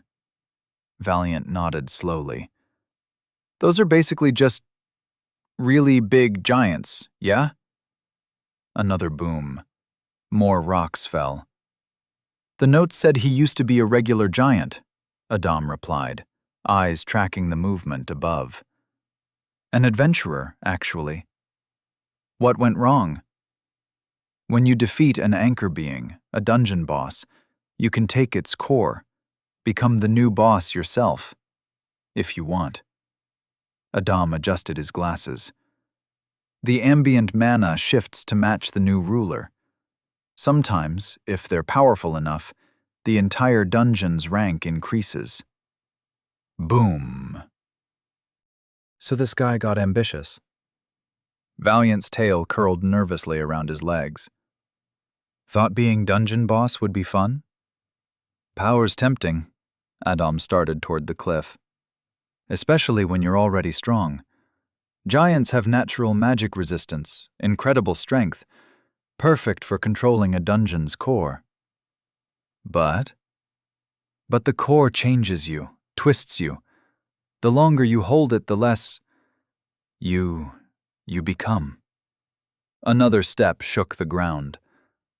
Until you're just another monster. They both looked up as a shadow fell over them. Something massive moved at the top of the cliff. Well, Valiant muttered, that's just fantastic. So what exactly are you planning? Adam pulled out the map, pointing to a marked location near the cliff's peak. The portal's up there. We use the crystal's swap ability every time he attacks. Should let us dodge while getting closer. Like we did with Helios. Exactly. Adam traced their route with his finger. We just need to be fast. Get to the gate, activate it, leave. That's it? Valiant nodded, but his tail betrayed his nervousness, twitching back and forth. Sounds almost too simple. Boom! Hey! Adam turned to him. After what we pulled with Helios, this is doable. You think it'll all go well? Adam almost laughed. Last time I said everything would go well, I ended up in this dungeon. That's not encouraging at all. We'll do our best. Adam's eyes hardened. And after that, well, Marco and his friends will have a thing or two to learn. Another earthquake-like tremor shook the ground. Valiant slapped his cheeks with both paws, muttering to himself, You're valiant. Be valiant. Come on, be valiant. Adam smiled, watching Valiant psych himself up. The way he smacked his cheeks with those tiny paws was actually kind of cute. Like watching a kid trying to be brave. Wait, what the hell was that thought? Adam shook his head. Let's go. Adam reached into his inventory. Movement slow and careful. The golem materialized, waiting for his command. They crouched behind a massive boulder, one of many scattered across the cliff top like discarded toys. The air felt wrong up here, thicker. Every breath tasted like blood and rot. Valiant peered around the edge first. His whiskers went rigid. The Titan, a real one, stood near the cliff's edge, surrounded by carnage. Easily 3 stories tall, skin like weathered granite, veins of purple light pulsing beneath the surface. His eyes blazed with that same sickly light, darting around with manic energy. Chunks of armor, probably centuries old, still clung to his massive frame, though most had been torn away in what must have been countless battles. Monster corpses littered the ground around him, torn apart in ways that suggested he hadn't bothered with weapons, just grabbed and pulled until things came apart. Some looked fresh, others not so much. Taking, always taking.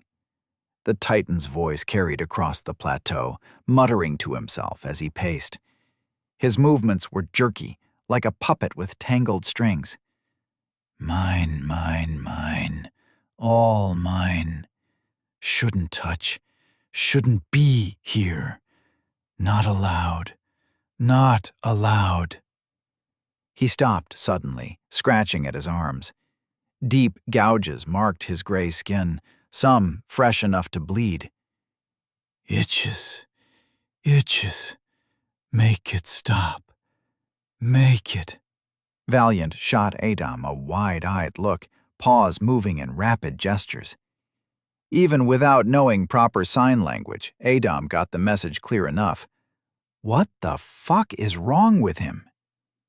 The giant slammed his fist into the ground. The impact sent cracks spreading through the rock. Shut up! Shut up! Shut up! His voice dropped back to muttering. Not real. Not real. Just the voices. Just the... More gestures from Valiant, more frantic this time. His tail had coiled so tight it looked painful. Adam pointed past the giant's pacing form. There, set into the cliff face. The gate. Ancient stone arch, just tall enough for a person to walk through, covered in faint runes etched into the stone. The archway was empty now, waiting to be activated. Above them, the sky held that same sickly purple color as the Titan's eyes. Between them and freedom, just a raving giant monster who'd lost his mind to power. Simple. Adam glanced at Valiant again, extending his arm toward the gate in a "let's go" gesture. The mouse's eyes went wider than he'd ever seen them, head shaking so fast his ears flopped. Boom! The ground shook as the Titan slammed both fists down this time. Coming! Coming! Always coming! Can't stop them! Can't... The Titan's mutterings grew louder, more frantic.